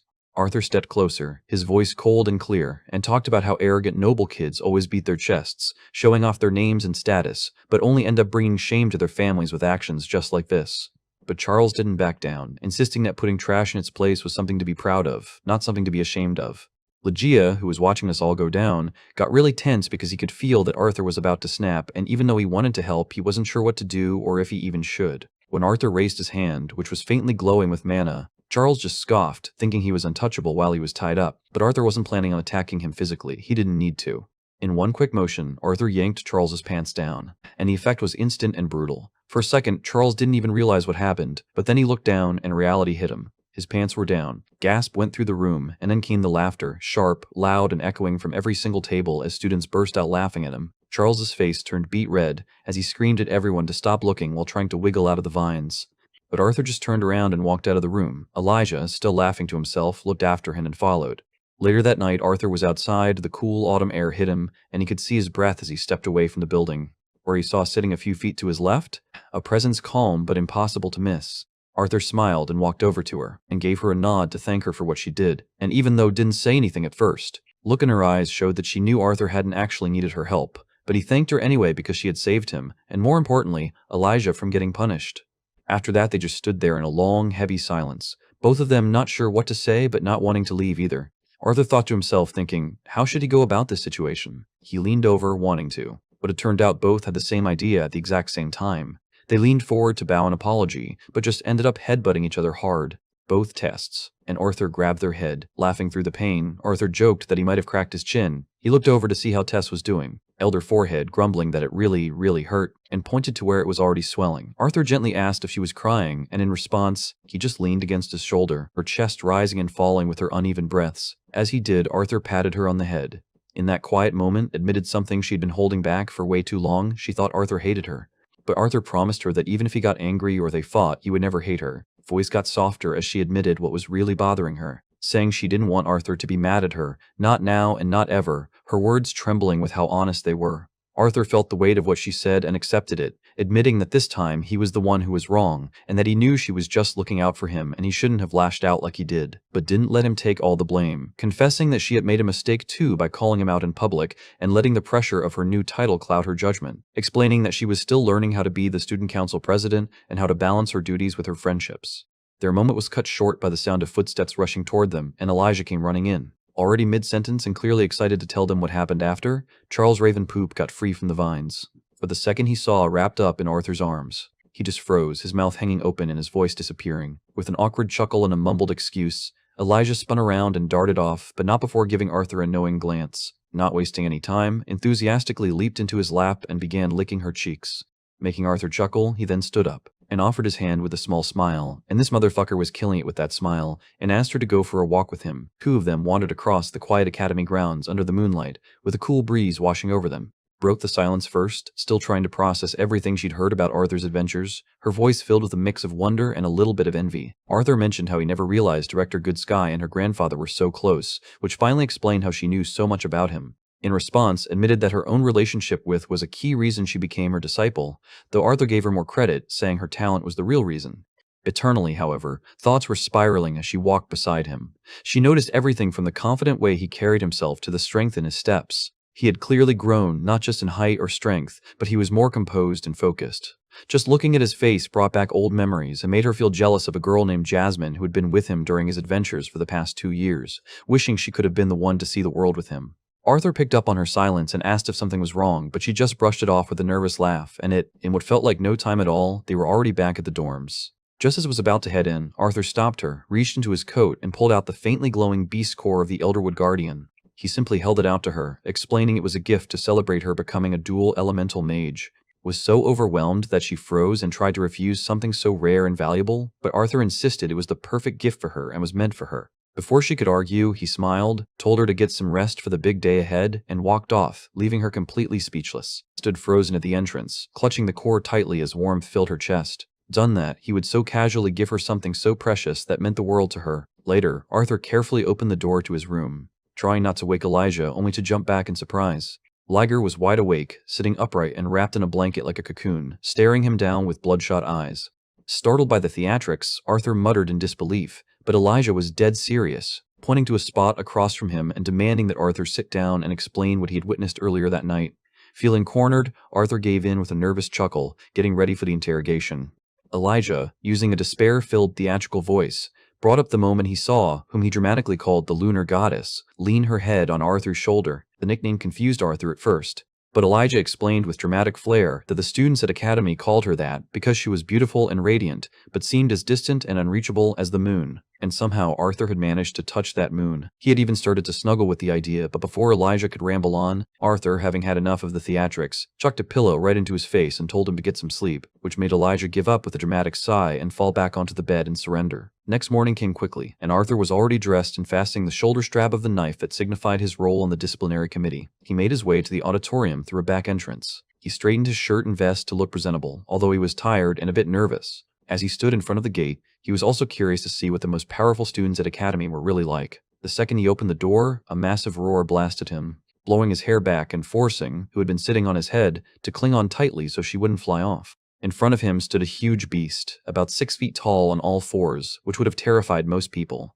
But to Arthur, it just looked like a giant kitten trying way too hard to be scary compared to its dragon form. Just then, a student, who was clearly amused but also a little disappointed that the test failed, peeked out from the side. Arthur asked if it was a prank to test his nerve. Student, a 4th year named, then questioned if Arthur's position was earned through his skills or some kind of hidden connection, leaning in to cryptically mutter something about blood not lying. That left Arthur confused for a moment, just brushed it off as an old saying, and offered his hand, which Arthur shook while formally introducing himself, and his bond, who had just swapped the giant kitty's ass, making his expression flicker with curiosity as he wondered what sort of beast could make the giant creature they used for the test so docile. Just then, a loud, brash voice echoed through the hall, criticizing the committee for lacking real men and calling the new guy another delicate, pretty boy. Arthur thought he recognized the voice from his chat with Elijah and muttered the name Helgarth, but a muscular, aggressive girl quickly snapped back, demanding to know who he was talking about and introducing herself as a first year like him. When Arthur, caught off guard, tried to laugh it off and shake her hand, she slapped it away and told him he was too stiff.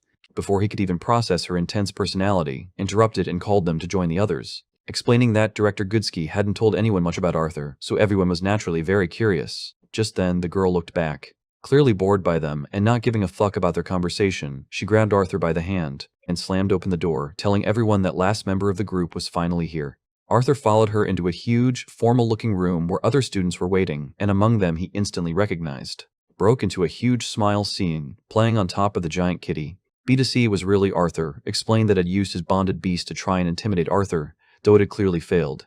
He asked if it was the same world lion from the auction they'd met at, and confirmed it was, saying they had formed an equal contract after the beast reached A-class. With a genuine smile and a handshake, officially welcomed him to the disciplinary committee. Surprised, asked if they knew each other, to which just chuckled and said it wasn't just him. At that moment, a soft voice came from the stairs, and Arthur turned to see the familiar figure of Princess descending, who greeted him calmly. Arthur respectfully greeted her back by her title. She nodded, accepting his greeting just before she could say something. Another voice called out with some playful sarcasm. So this tall elf named the Third came up to Arthur, and even though he seemed ancient, he had a vibe Arthur recognized.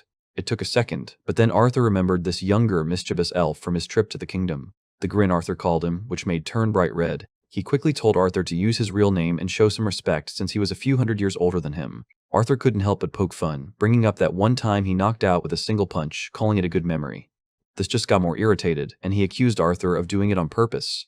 Just then, a strong and graceful girl with scarlet red hair named stepped in, introducing herself as a 6th-year battle mage student and the official leader of the disciplinary committee. The name made Arthur think of, and when he asked, confirmed was her uncle who started training her as soon as she awakened, which is where she got most of her fighting style. Arthur was pretty impressed, but tried to play it cool, and a tall, lean student with sharp eyes and a cold, arrogant voice introduced himself as Maxwell and immediately threw some shade at Arthur, questioning why he was even recruited, then extended his hand for a handshake. Thinking it was a simple handshake, Arthur took his hands, but dude had shady motives behind it, and suddenly, Arthur felt his body get incredibly heavy, cracking the ground beneath him. He realized was a rare type of mage who could control gravity. Thanks to the power he got from Stragon Will, Arthur used his mana to stand firm without showing any weakness, staring right back at him. This shocked everyone. The guy finally let go, saying that Arthur wasn't bad. A whistle broke the tension as joked that Arthur was more than just a pretty face, teasing that when tried the same gravity trick on, the elf had fallen flat on his face. Super embarrassed, defended himself, saying it wasn't a fair comparison between a fighter like Arthur and a magic user like himself. Before things could get heated again, clapped her hands and took charge, telling everyone to get ready because it was the day of the Club Rush announcement.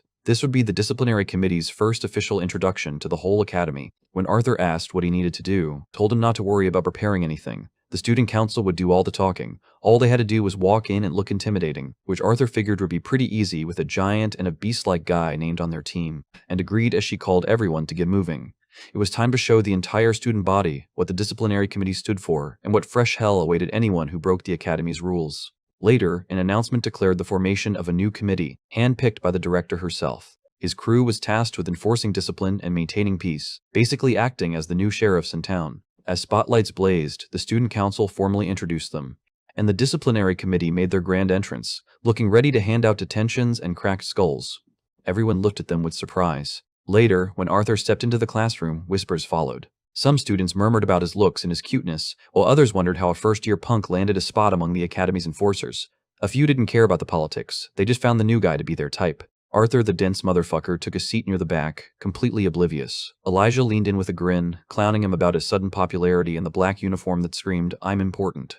Arthur, still adjusting, humbly replied he hadn't expected the attention. Before he could finish his thought, the classroom doors flew open, and a man with an air of authority strode to the front, slamming a folder on the podium. A sharp thump silenced the room. This was Professor. Arthur instinctively scanned the man's mana and found nothing, which was the universal sign that this dude was on a completely different level. Introduced himself as the instructor for fundamentals of mana theory, and with a smile told them they wouldn't be bored. He dove straight into the core differences between and, explaining how it long held an edge, due to their natural efficiency at absorbing mana. But then came the twist. Explained that as mages hit higher core stages, a well-trained who actually worked on their body could surpass A.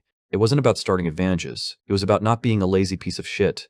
Then asked his students, who do they think would have the advantage, the mage who trained his body and core, or the one who only trained his body? At that, the classroom stirred. Few students, their egos clearly bruised, shot their hands up to challenge the point with recorded duels, encouraged the debate by the time the bell rang. The students left with new questions, their minds a little more open. As they packed up, Elijah reminded Arthur they'd meet for lunch, and the two friends parted ways. Moving through the crowded hallway, Arthur could feel the weight of countless gazes on him. Some recognized his face, others the distinct black uniform of the disciplinary committee, whispering as he walked with calm purpose toward his practical mana manipulation class. Once inside, he saw that the class was empty, so he took a seat and waited as students trickled in. Soon, him also in her black uniform, she asked to sit beside him, and Arthur silently shifted his bag to make space, approached to check if she was mommy material, but before the piece could settle, an obnoxiously loud voice echoed through the room. Then the oldie waltzed in, announcing himself like he was the main character of a shittier story. He pointed dramatically at Arthur, calling him rival, greeted with a ridiculous flair, and then plopped down right beside Arthur. Arthur just raised an eyebrow. Dislike for him had been painfully obvious before, so why the fuck was he suddenly acting like they were best buds? Before he could puzzle it out, the professor entered, and Arthur immediately recognized him, Geist the drunkard from the streets.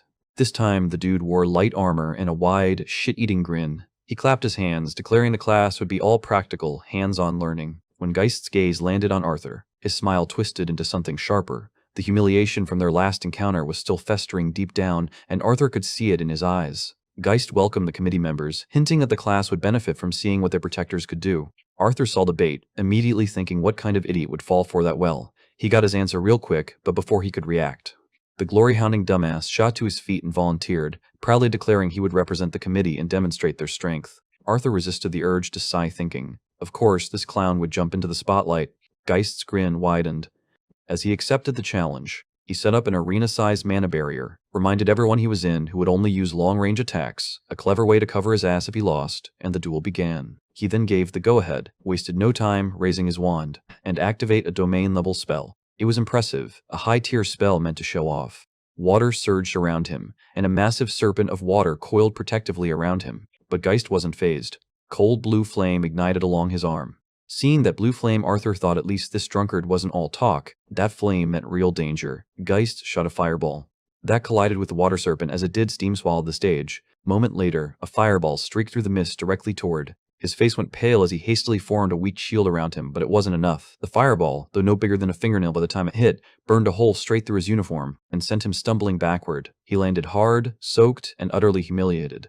Geist emerged from the smoke, still smirking, casually juggling 2 more fireballs. Accepted his defeated. Arthur, watching with narrowed eyes, knew this had been more about ego than education, and that motherfucker's grin told him everything he needed to know. And sat down. Arthur gave him a nod of reassurance, knowing despite the embarrassing loss he had shown skill. Geist, however, turned to the class with a smug look and asked for another volunteer, his eyes lingering on Arthur, and Arthur began to move. But was faster, she volunteered to go next, to surprise the elf, but she just rose from her seat and started heading to the arena. Arthur knew that this matchup was against who was ice type. She would clearly have a disadvantage against Geist, who had a fire type. Geist greeted the princess, telling her how it was an honor to fight against her, while also saying not to hold the result of this duel against him. Nodded in agreement, and without a word, she drew her staff. At the moment Geist clapped his hands, igniting a flicker of fire, ready for the battle. To wasted no time and acted quickly, conjuring ice javelins, and shot out with incredible speed. Geist caught them midair with his flaming hands, melting them instantly. He praised her, but she didn't acknowledge him, instead conjuring 5 more spinning javelins. As they flew, Geist responded with a defensive spell of his own, blue flames that floated around him like spirits, and then launched a fireball at her. Arthur recognized it instantly. This was same deadly spell had once used. Just as the javelins closed in, he willed them to shatter midair, turning her attack into a storm of 1,000 sharp shards of ice aimed directly at Geist. The professor admired her strategy, thinking it was a cute move, but he believed it still wasn't enough. With a sharp command, Geist unleashed his blue flames, sending streams of fire surging toward. He didn't react, didn't even flinch, focusing entirely on her final spell. She was basically ignoring the "don't get set on fire" rule to build a giant ice tornado around the professor. But things soon turned ugly as Geist lost his control and shot deadly fireballs straight at her.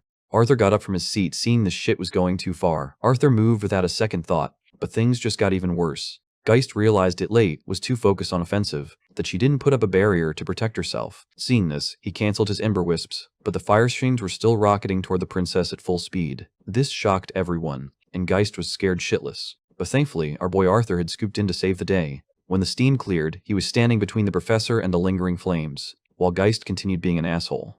Arthur turned and told the professor that his reckless game had gone on long enough and called him out on his control, his voice steady but sharp.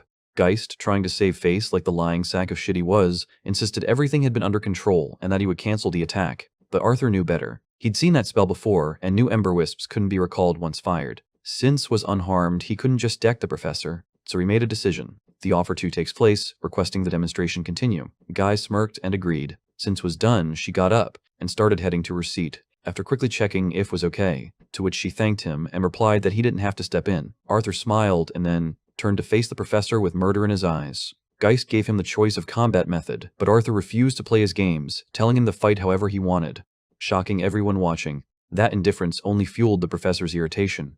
He went to grab his sword, while Arthur got ready for the battle. Geist grabbed his sword, lit it up with blue flames, and charged at Arthur, his blade coming down hard, but Arthur was ready. The attack cleanly, controlling the leftover fire with wind mana. Geist attacked again, faster and more aggressive, but Arthur splendidly, and effortlessly dodged every attack. Clearly getting pissed off, Geist tried to insult him, calling out the committee for only dodging, while cranking up the heat. Arthur, meanwhile, calmly responded, "Why should I attack at all, especially when the esteemed professor can't even land a single fucking hit?" The words cut deep, and Geist's forced smile vanished as his expression twisted in anger. He started weaving spells into his movements, his sword strikes becoming unpredictable and laced with fire. Cast Flame Pillar and a blue inferno erupted right under Arthur, but he hit by inches without even flinching. Geist charged again, his blade slicing through the air, but Arthur leaned back, narrowly avoiding the attack, and recovering his footing with a quick tap of his hand. Not letting up, Geist leaped high into the air and came crashing down with his sword. But Arthur slipped past the strike just as it slammed into the ground. A few students whispered nervously, wondering if they should get the director. The duel had gone way past a simple demonstration, but Arthur had no intention of backing down. In a blink, he was done playing defense. He closed the distance, mana swirling around his blade, delivered a clean, precise strike aimed right at Geist's throat. The professor, shocked out of his arrogance, jumped back farther than he needed to, bead of sweat finally appearing on his temple. Meanwhile, Arthur flared up. The message was clear. "Playtime was over, motherfucker." Arthur then flared up, throwing insults at him, which naturally pissed off Geist. Arthur didn't pause for a goddamn second. With explosive speed, he shot forward like a missile aimed right at the professor's smug face. Every swing of his sword was a blur, leaving visible streaks in the air, each one sharper and more refined than the last.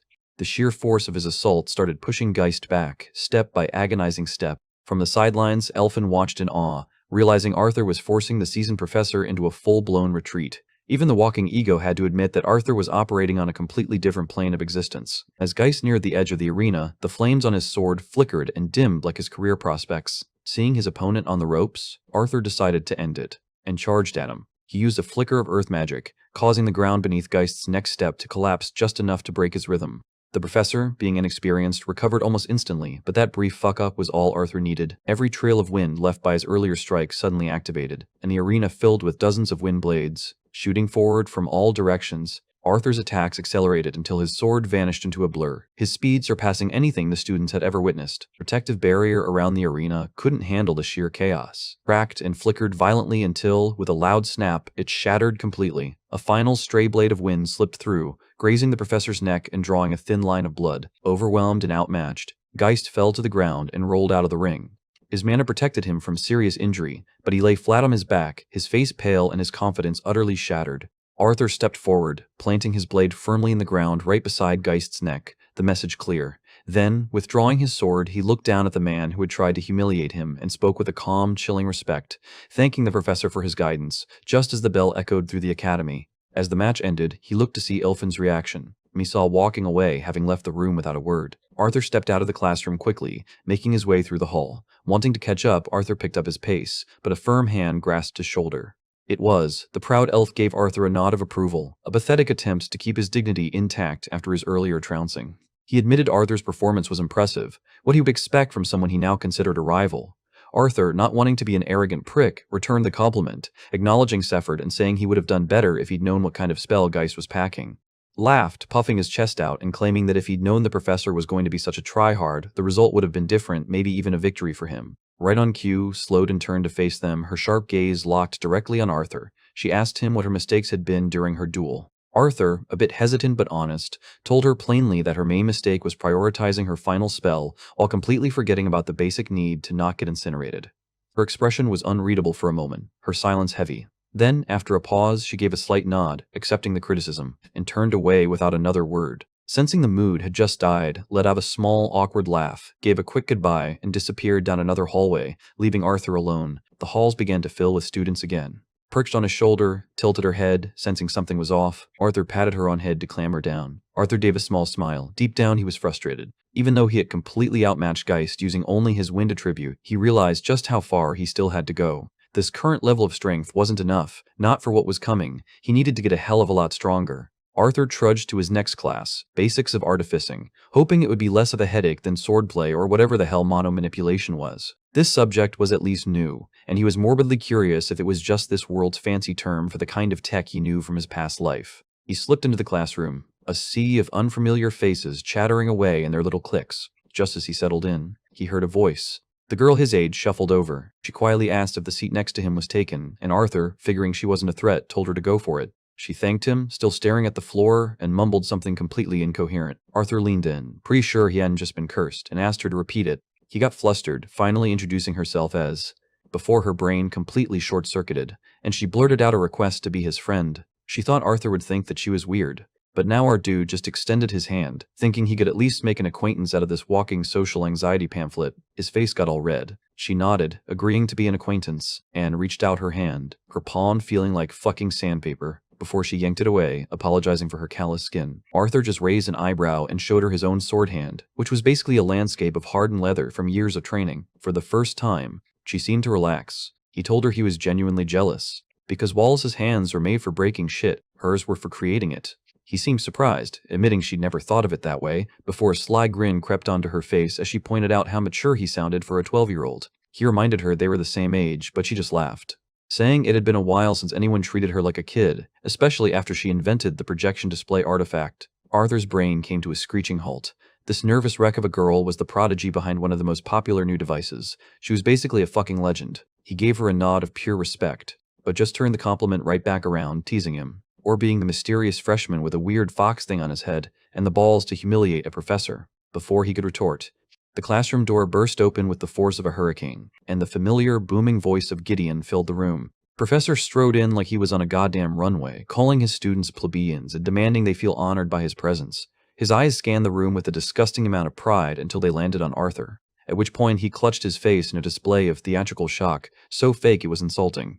Arthur just shook his head, already done with this motherfucker's drama. Lecture began, but instead of teaching anything useful, Gideon launched into a highlight reel of his own career from 20 years ago, and another groundbreaking discovery from 17 years ago, and another achievement that had apparently revolutionized something or other. Arthur groaned internally. This dumbass was more interested in stroking his own ego than actually teaching, and this class was officially going to be a long, painful ride. Just as Professor Gideon was about to climax in his self-congratulatory monologue, the fucking window creaked open. Then Olive Green Owl flew inside like it owned the place. It flapped its wings once and landed squarely on Arthur's shoulder, perched regally on his head, let out a low growl, clearly pissed that this feathered intruder had invaded her personal space. The owl, an absolute professional, just ignored her and started grooming itself as if getting death stares from a divine beast was a regular Tuesday. Gideon, ever the drama queen, spotted the bird and immediately recognized it as a summons from director. Seizing the opportunity for more theatrics, he loudly announced that Arthur was being the privilege of hearing the rest of his life-changing lecture, a statement so full of shit it was almost impressive. The class chuckled at the professor's meltdown and gave Arthur a knowing look that screamed, "I told you so," a silent reminder that news at Academy traveled faster than a magical plague. As Arthur walked out, he could hear and the owl bickering like an old married couple, and he shot a mild glare between the two, internally sighing at the prospect of refereeing their stupid rivalry for the foreseeable future. He arrived at the director's office just in time to see storming out with an expression that could kill small animals, slamming the door behind her. That was definitely not a good sign, hesitating for a moment, and slowly pushed the door open, half expecting to walk into an ambush. Inside director welcomed him with a serene smile that did absolutely nothing to calm his nerves. The owl flew off his shoulder to rest on a window behind her, watching silently like a feathery bodyguard. Assuming he was in deep shit for the duel with Professor Geist, Arthur immediately started explaining himself, but gently cut him off, clarifying that this wasn't about him publicly humiliating a faculty member. Arthur was completely baffled. If not that, then what? Hit him with her mischievous smile and asked him to guess. And Arthur had no fucking clue what the Lady Dumbledore was cooking, and dropped the bombshell, calmly asking how he would feel about becoming an interim professor for the practical mana manipulation class. Hallway extended on and on, the path running deep through its length. He caught sight of Princess Catalan stepping out of the director's office, a clear look of displeasure on her face.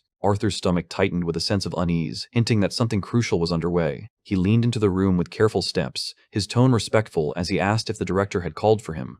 Her irritation was clear for anyone to see. With a hint of hesitation, they signaled for him to enter and sit. As soon as Arthur settled into the chair, he dove into a heated rant about his awful encounter with Professor Geist. Before he could continue, Goodsky interjected, explaining that Geist wasn't the reason for the meeting. After a short pause, she caught him off guard with an unexpected question, asking what he thought about stepping in as a temporary intern professor for the practical mono manipulation course. A wave of doubt rushed through Arthur's mind almost instantly. She found herself thinking about the precise words Cathian must have chosen to bring about this sudden suggestion. She chuckled as she lightly cautioned him, tossing out a joke about not enchanting both princesses. The last thing they need is an all-out war breaking out between elves and humans. With a heavy sigh, Arthur, clearly fatigued, made an effort to shift the focus back to the matter at hand.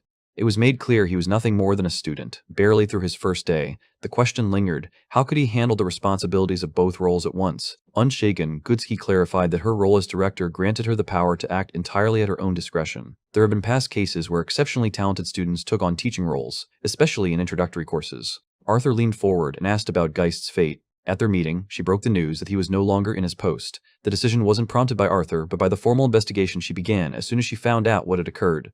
Geist was backed into a corner with Princess Kathleen's help. She acknowledged that the level of distress the princess showed earlier was something she had never witnessed before. Arthur couldn't shake his confusion. Why had she, of all people, picked him for the job?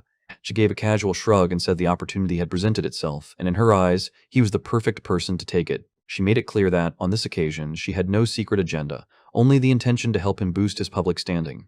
While the students might bear a grudge against him, she vowed to offer her support if everything began to unravel. Ultimately, it's up to him to decide, but she stands behind him with quiet encouragement. It pushed him to evaluate whether he was truly making the most of his time. He eventually agreed to the proposal, knowing full well that blending in was no longer an option. His reply brought a smile to Sky's lips, one that showed quiet satisfaction. Watching him depart through the window, she couldn't help but dwell on the unsettling feeling he always managed to leave her with. Arthur Leywin proved more challenging to engage with than any royal figure. She looked to Javier, silently asking what he made of the young man. True to its wise nature, the owl beast answered at once, wasting no time at all. The speaker made it clear Arthur was exceptional, urging her not to underestimate him just because he was young. As she continued to question him, he remained composed, offering careful responses to her growing list of inquiries. Javier calmly explained that it all came down to Arthur's link with Sylvie, who, as it turned out, wasn't a fox at all, but a dragon. Cynthia was left speechless, having been entirely unprepared for what had just happened. Javier remarked that in time, Sylvie's abilities might grow to exceed his own, perhaps by an extraordinary extent. He warned her never to make the mistake of turning Arthur into an enemy. Should she offer him loyalty and respect, he could be her most formidable ally. But should she turn on him, he had the potential to become the force that would fracture the continent itself. The next scene unfolded in the cafeteria, now buzzing with life and noise. Catching sight of Arthur in the distance, Elijah shouted his name to draw his focus. He waved him over, inviting him to join the group. As they got comfortable in their seats, Elijah gestured to the girl across from him and introduced her as Charlotte. The scene pointed out that she was a student in his chain-casting course, widely recognized for her outstanding abilities. Sylvie looked at Arthur's chicken steak with unmistakable yearning in her eyes. With a gentle motion, Charlotte reached for the fluffy being, intending to caress its velvety fur. Sylvie hissed sharply, making Charlotte jerk back in surprise. Elijah chuckled awkwardly, then mentioned the talk going around stories of Arthur besting a professor that had only fueled his growing fame. Arthur shrugged it off and verified the rumor, explaining that he was now serving as the professor. Elijah's surprise was so great that he spat out his drink, drenching Arthur with a sudden spray of water. A slight look of frustration showed as he brushed his face. Elijah shifted the conversation, telling Arthur about his shopping trip with Charlotte downtown and extending an invitation for him to tag along. He respectfully refused, making clear that his schedule was packed with 3 more classes and a strong desire to participate in the advanced lessons. Unbothered, Elijah opted to continue by himself. She promptly refused the invitation, making her decision clear. It was obvious that Arthur, not the shopping, held her full attention. As she got ready to leave, her warm farewell was meant only for Arthur, while Elijah lingered behind, feeling a pang of disappointment. Arthur's friend cast a glance in his direction, speculating if he might be able to win her over. Arthur's sly smile carried the conviction that the other deserved better, and he was sure they'd discover their perfect match in time. Later, Arthur took a relaxed walk around the academy's grounds. Wherever he walked, people found themselves unable to look away. Suddenly, a well-known voice pierced the stillness. He shifted his gaze and noticed Claire standing alongside Prince Curtis. They closed in on their target, steadily shrinking the gap. Among the throng of people, members of the student council moved through the crowd, engaging with others. Before long, Tessia noticed Arthur standing nearby. Moments later, Tessia realized that Arthur was standing just a short distance away. Her attention shifted to Claire, who was holding Arthur close with an unwavering grip. A sudden rush of energy surged through Tessia's body. Without slowing down, the person walked right past the rest. Oblivious, Claire failed to notice the tension slowly building around her. Arthur managed to pull away at last and paused, trying to regain his breath. All at once, the character sensed a vile presence nearby, one that felt disturbingly familiar. Something about it compelled Lucas to move closer. The instant they see him, a wave of emotion crashes over them. The entire scene stirred a flood of discomforting recollections. His hands clenched into fists, trembling with fury, just as it happened. The courtyard shook as a towering flarehawk came diving down from above. The figure in the hawk's grasp turned out to be Professor Glory, the expert in team battle mechanics. Torch wasn't just any bird, it was the creature bound to them by contract. Something in Arthur's gut told him something wasn't right. With effort, she reached inward to tap into her abilities. At that moment, their eyes found each other and didn't waver, an unspoken connection forming between them. Everything was so intense, it felt like their heads might split from the pain. It was obvious she was holding back, concealing her strength the way experienced mages typically did among students. As she began approaching, Arthur caught the smile on her face, warm yet puzzling in its intent. She approached Arthur with a cheerful demeanor, seemingly excited to meet her new teammate. Whispers rippled through the crowd of students nearby, each wondering aloud if he was the one meant to teach them. Taking control of the situation, Professor Glory clarified the truth. Arthur was a disciplinary committee officer, and starting now, he would also be acting as the interim professor for practical monomanipulation. Even though it was only a temporary role, she made it clear how important it truly was. They were stunned, completely thrown off by the idea that someone so new had reached that level. They stood in shock, unable to believe that a newcomer had already risen so far. Glory reminded everyone that Arthur had earned his position by defeating the previous professor, and that the director fully trusted in his abilities. Amid the growing enthusiasm, a single student let out a scoff, their expression making it clear they weren't convinced. The achievement of defeating a professor felt less impressive, given that the professor was only an ex-adventurer who likely wouldn't have been offended by the challenge. Sensing the challenge hanging in the air, Glory was amused and chose to welcome it with interest. The moment had arrived to see if any student wished to step forward and challenge Arthur. As the girl spoke up, all eyes turned to Arthur, the intent to challenge him unmistakable. With a calm tone, Arthur expressed his appreciation, though he gently recalled Director Goodsky's suggestion to take it slow on his first day. Glory paid little mind to his words and waved the warning aside. In the upper division, there was no place for favoritism. Anyone hoping to teach had to prove they were up to the task. She faced the crowd and asked if they agreed, prompting a chorus of enthusiastic cheers from the students. The character was clearly excited to kick things off with something fun. Glory suggested a game of War and Conquest, but the students responded with little enthusiasm. Prince Curtis suggested an alternative, a team mock battle featuring all 3 disciplinary committee officers on one side, designed to build their teamwork and camaraderie. The concept caught Glory's interest right away. Eagerly, Clive put both his and Princess Tessia's names forward for the opposing side, but Tessia hesitated, conflicted about challenging Arthur. Glory was so caught up in her excitement that the thought of backing down never crossed her mind. The teams, however, were clearly uneven. Taking a confident step ahead, Lucas Wake offered to be part of the student council's side. Glory, a standout first-year student, embraced the chance to join without a second thought, seeing it as a perfect opportunity to test his skills. Wasting no time, Professor Glory instructed the 6 to take their positions. As they moved into place, with every biting comment, the atmosphere between Arthur and Lucas became more charged. As Arthur stepped into the role, Lucas felt the sting of disappointment he had truly believed it was his. But in Arthur's eyes, it was clear Lucas had never been considered for it in the first place. The teams began getting ready for the match. They were all dressed in their designated sparring attire. As Arthur struggled with the weight of his bulky protective gear, without hesitation, Tessia stepped forward to help him. He jabbed at her jokingly, asking if it was truly fitting for someone of her royal status to be involved in this. She pinched him firmly, signaling for him to speak more softly so no one could overhear. Having helped, she reveals how much she dislikes pretending they don't know each other in public. With his usual honesty, Arthur remarked that pretending to be strangers was no longer required. Tessia, taken aback by his candidness, was surprised, feeling the comment was somewhat irrelevant now. According to Director Goodsky, Arthur was someone who chose to stay unnoticed. Arthur shrugged off the matter casually, admitting he'd already drawn attention. Still, he felt comfortable as long as the true extent of his powers stayed hidden. With the moment between them turning more intimate, the remaining details no longer seemed important. Without warning, Glory showed up, leaving everyone shocked and leading to Tessia reacted by pushing Arthur back, as if he were an unwanted presence encroaching too close. The 2 sides were now positioned opposite each other, and Glory stepped up to set the ground rules. After 30 minutes of combat, a comprehensive assessment would take place, with the disciplinary committee facing an initial disadvantage. Curtis and Claire had received traditional training, unlike the student council team, which featured 2 freshmen. As the king, Arthur's elimination would result in defeat for his entire team. Created with precision by talented artificers, the gear served to measure the damage endured. Upon hitting the set point, the gear sounded a loud, high-frequency alert. Choosing to overlook the alert and press on with combat or magic could mean removal from the course, or possibly expulsion. Glory cautioned that the equipment could only do so much. True protection came from mastering mana, and failure to do so could lead to severe consequences. In a fluid movement, she set the match in motion. Curtis approached Tessia head-on, driven by unwavering resolve. He decided against lingering, certain Tessia would stand firm. Curtis understood that delaying her for as long as possible was valuable, even if winning was out of reach. Holding his wand firmly, Lucas approached Arthur with confidence. In a swift motion, he created his own weapon, ready for what lay ahead. Though he kept it to himself, Arthur hoped Lucas had matured at least a little during his time at Xyrus. Nothing about him had changed. He was exactly as Arthur remembered. They stood eye to eye, defiance in their stance, both bracing for the inevitable showdown. Lucas held back his strike on purpose, choosing instead to spit out taunts. Arthur released a powerful surge of mana, catching Lucas off guard and forcing him to stumble back. Glory observed from above, a knowing smile on her face, as if everything was unfolding just as she had foreseen from Arthur. The sheer power Arthur unleashed was so striking that even the other fighters on the field paused to take notice.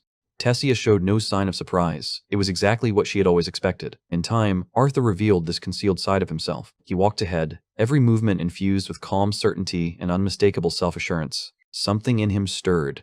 Lucas was driven to retaliate, At his command, flames erupted, forming under the force of his will. The move he was executing was the infamous Inferno's cage. Reacting swiftly, Arthur harnessed his magic to call forth a rushing wind, meeting the attack head-on.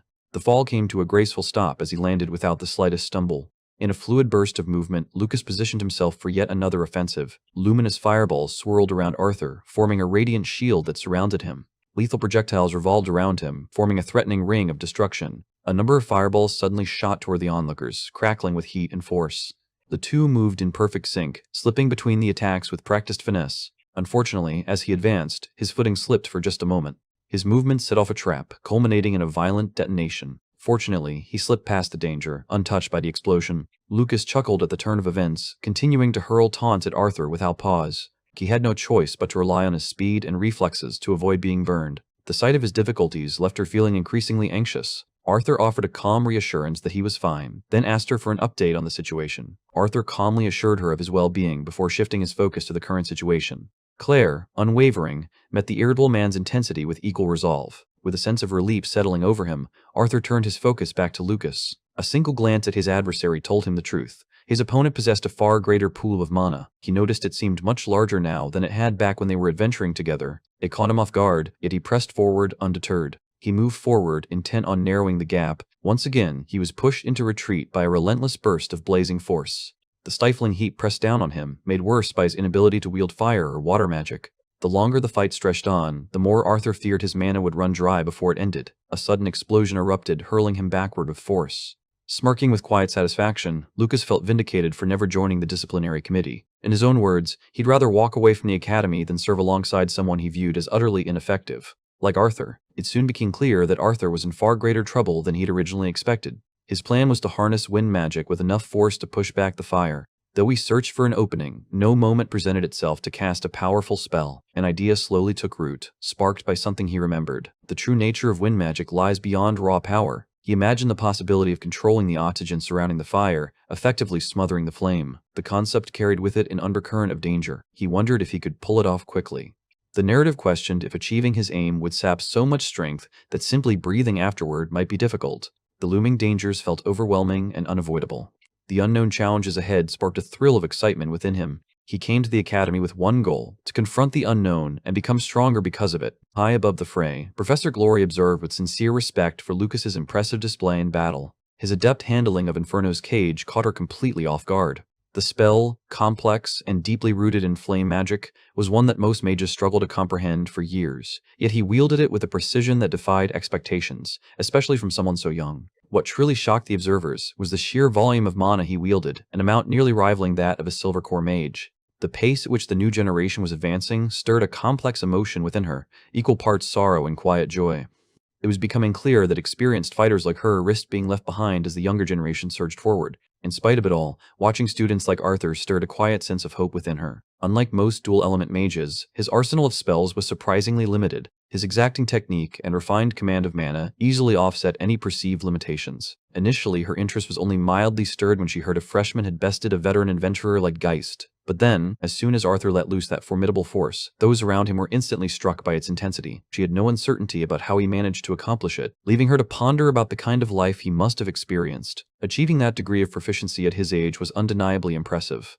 Suddenly, her attention snaps back to Arthur, and she notices something out of the ordinary. He stood frozen in place, appearing utterly detached from his surroundings. It looked as though he was holding his breath, completely still. As the fireballs closed in, she instinctively steeled herself, certain he was about to be badly burned. Moments before the flames could touch him, they vanished into thin air. The unexpected moment drew her in at once. She signaled to her beast to descend, wanting a closer look at the unfolding scene. Observing from above, she recognized that Arthur's power wasn't ordinary wind magic. It was refined control over the atmosphere itself. Such a powerful casting occurrence was now in motion. The task demanded an extraordinary level of focus and understanding. Creating a vacuum was an endeavor attempted by only a handful of mages. Drawing oxygen from the air required absolute control and unshakable concentration. Because of the immense difficulty in hitting a mobile target, this form of air manipulation was often restricted to a controlled radius or remained close to the caster. Even in the thick of the fight, Arthur continued to hold the vacuum around his body, an incredibly difficult feat under such pressure. He was performing the feat effortlessly, despite its difficulty. Watching him not only attempt but succeed at it silenced her completely. Inside the arena, Arthur used a subtle vacuum shield to neutralize the fire before it reached him. While the idea sounded simple in theory, its execution was anything but. Although his uniform was already damaged, he knew it wouldn't hold up under much more strain. He believed that the moment he cracked Lucas's magical defenses, the tide of the battle would finally turn in his favor. Lucas was clearly losing patience. His rising exasperation etched across his face. He was at a loss, unable to figure out how Arthur maintained such protection without employing obvious wind spells. Each failed strike only served to fuel his growing frustration. Resolved to end it, he conjured a colossal guardian forged from fire. Flames crackling across its body, the golem stormed at Arthur with unstoppable momentum. Unafraid and composed, Arthur welcomed the escalation. It pleased him to see Lucas reveal his strongest move, but just as he readied himself for the attack, just as he moved forward, a sharp burst of magic erupted, halting him without warning. Sensing the dark pressure in the air, Selby swiftly warned him of the looming danger caused by the nearby monopresence. In his urgency, Arthur didn't have time to pinpoint the source of the sound. The fire golem barreled toward him, its fiery body set to slam into him at any second. The impact sent him flying, his body tumbling helplessly across the ground. Fortunately, he managed to shield himself just in time, narrowly avoiding a direct blow. The creature lunged forward again with sharp, aggressive speed. With a familiar move, Arthur distorted the flow of time, making every second stretch unnaturally. He tried to advance, but the toll of previous attacks had left him noticeably weakened. Every second counted, and he was keenly aware of it. With each strained breath, he fought against the torment, compelled by the urgency of saving Tessia from harm. It became clear that the intense mana sensed earlier was, without question, originating from Prince Curtis himself. An overwhelming power had just erupted, its full intensity bearing down on Tessia alone. It wasn't just the sound of the alarms that disturbed them, but the relentless frequency and jarring intensity. She suddenly became aware that she stood defenseless, lacking any kind of magical protection or shield. In that moment, she realized just how defenseless she truly was. Summoning the last of his strength, Arthur launched himself ahead, acting in the nick of time. He moved in an instant, positioning himself as a shield between Tessia and the incoming attack. He pulled her close, arms wrapped tightly around her, bracing for impact and prepared to absorb the full force of the blast himself. He knew the pain would be intense, but in his mind, the result made it all worthwhile. A step back in time reveals how Tessia came to be caught in such a perilous situation. In the midst of her duel with Prince Curtis, her attention briefly drifted to Arthur. In that split second when her focus wavered, Curtis wasted no time in launching his advance. Her quick response allowed her to ward off the strike effectively. The irritation on Curtis's face made it clear he felt slighted by her lack of earnestness in their fight. With graceful ease, she evaded his strikes and deftly used his momentum to her advantage. His every move only served to emphasize his lack of finesse by comparison. In the moments before she unleashed her decisive strike, with every pulse, a sharp sting echoed through her chest, as if her freshly painted nails were marking the tempo. Her efforts paid off as she pushed Curtis away, keeping him at a distance. The uneasy feeling lingered without fading. Hesitant about the events unfolding, she made an effort to ignore the growing unease. Formulating a strategy, Curtis called upon his creature greater to aid him. He started to unleash the strength of his inner beast. She detected an intense increase in the mana swirling nearby. Her reaction was to unleash a burst of earth magic. The earth sent up roots to impede Curtis, but he responded with swift grace, clearing them with a smooth jump. Everyone could tell she wasn't quite herself this time. She struggled to control the mighty energy of the Elderwood Guardian coursing through her. For a fleeting moment she considered yielding, but her steadfast pride would not permit defeat. As student council president, retreat was simply not an option for him. Pulling his entire mana supply, Curtis channeled it completely into his next move. A lion-shaped blaze erupted violently, letting out a roar that split the air. She faced the full force of a tremendous explosion rushing her way. By now, her eyes were losing focus, becoming increasingly blurred. An intensifying pain radiated from within her, pulsating with every beat. Before losing consciousness, her final sight was the fierce, unstoppable wave of fire advancing toward her. The blast echoed across the training grounds, shaking the arena with fierce intensity. Professor Glory felt an oppressive weight in her chest, gripped by the unsettling thought that her actions had come too late. With urgency, she advanced toward the explosion, her sight blurred by dense smoke and scattered fragments. As the surroundings came into sharper focus, before her lay a scorched terrain littered with burning roots. While scanning the scene, she spotted Arthur lying over Tessia, his back blackened and still releasing wisps of smoke. He had shielded her from the blast with his own body. As students rushed to assist, Glory took immediate control, directing them to gather the rest of the team without hesitation. The teacher wasted no time in directing a student to carry out a damage assessment immediately. When he finally came to, Arthur was lying in the academy's infirmary, wrapped in bandages from head to foot. Every inch of his body pulsed with a constant aching pain. An irate Sylvie sat firmly on his chest, her eyes blazing with unspoken reprimand. Her tiny paw rested boldly against his forehead, a silent assertion of dominance. Silently, she wept, crushed by the fear of how close she came to losing him. At first, a flicker of confusion danced in Arthur's eyes. At first, the expression sharpens, but moments later, it softens with warmth. He apologized for worrying her and admitted to acting recklessly. He promised he would stay by her side, unwavering and ever-present. In that exact instant, the door opened, and director Cynthia Goodsky stepped in, checking on him and asking about his condition. His attention drifted past the room, fixed on another person, as he quickly voiced concern for Tessia. She reassured him that Tessia was making remarkable progress and would soon be fully healed. He was fairly certain of the cause. It was the beast will that had taken hold of her. When he spoke of it in passing, the director's demeanor shifted sharply. She stiffened, then asked how he knew about it. Arthur admitted that he was the one who had first bestowed the beast will upon her, and felt it was only right for him to help her assimilate it. Still, uncertainty lingered. He wasn't sure he could manage it in his present state. Goodsky admitted that Arthur had already gone above and beyond. She took ownership of her failure to be more present for her disciple during such a crucial time and sincerely thanked Arthur for all he had done. She explained that she'd already reached out to the royal family as well as his, and suggested he use the trip as an opportunity to rest. Having made up her mind, she turned and left the room. Tessia stood just outside the door, wavering in uncertainty. After a moment of silent hesitation, she decided not to disturb him and quietly walked away. Before she could take her leave, Goodsky caught her attention with an unexpected offer to have some dessert together. With no justifiable reason to refuse, Tessia gave a reluctant nod of agreement. She realized she wasn't ready to face Arthur just yet. After a short silence, the character suggested they resume the conversation another time. Arthur slowly awoke, drifting back from the depths of sleep once again. Blurred shapes of familiar figures began to form around him. Just for an instant, it mirrored the moment he had first awakened in this new life. His mother leaned in gently, her voice tender with worry, as she asked how he was feeling. Arthur gave a weak smile, apologizing for having caused them such a scare. Even in his current state, Ellie didn't hold back from teasing him. With a trace of amusement, Arthur fired back at her sarcasm, playfully calling her a mischievous little troublemaker. It was their father who revealed Ellie's true emotions, noting that she'd been more worried than even Alice. Arthur tried to downplay their concern, urging them to focus instead on the other person involved in the incident. While the others laughed freely at the situation, Alice alone stayed silent, her expression unchanged.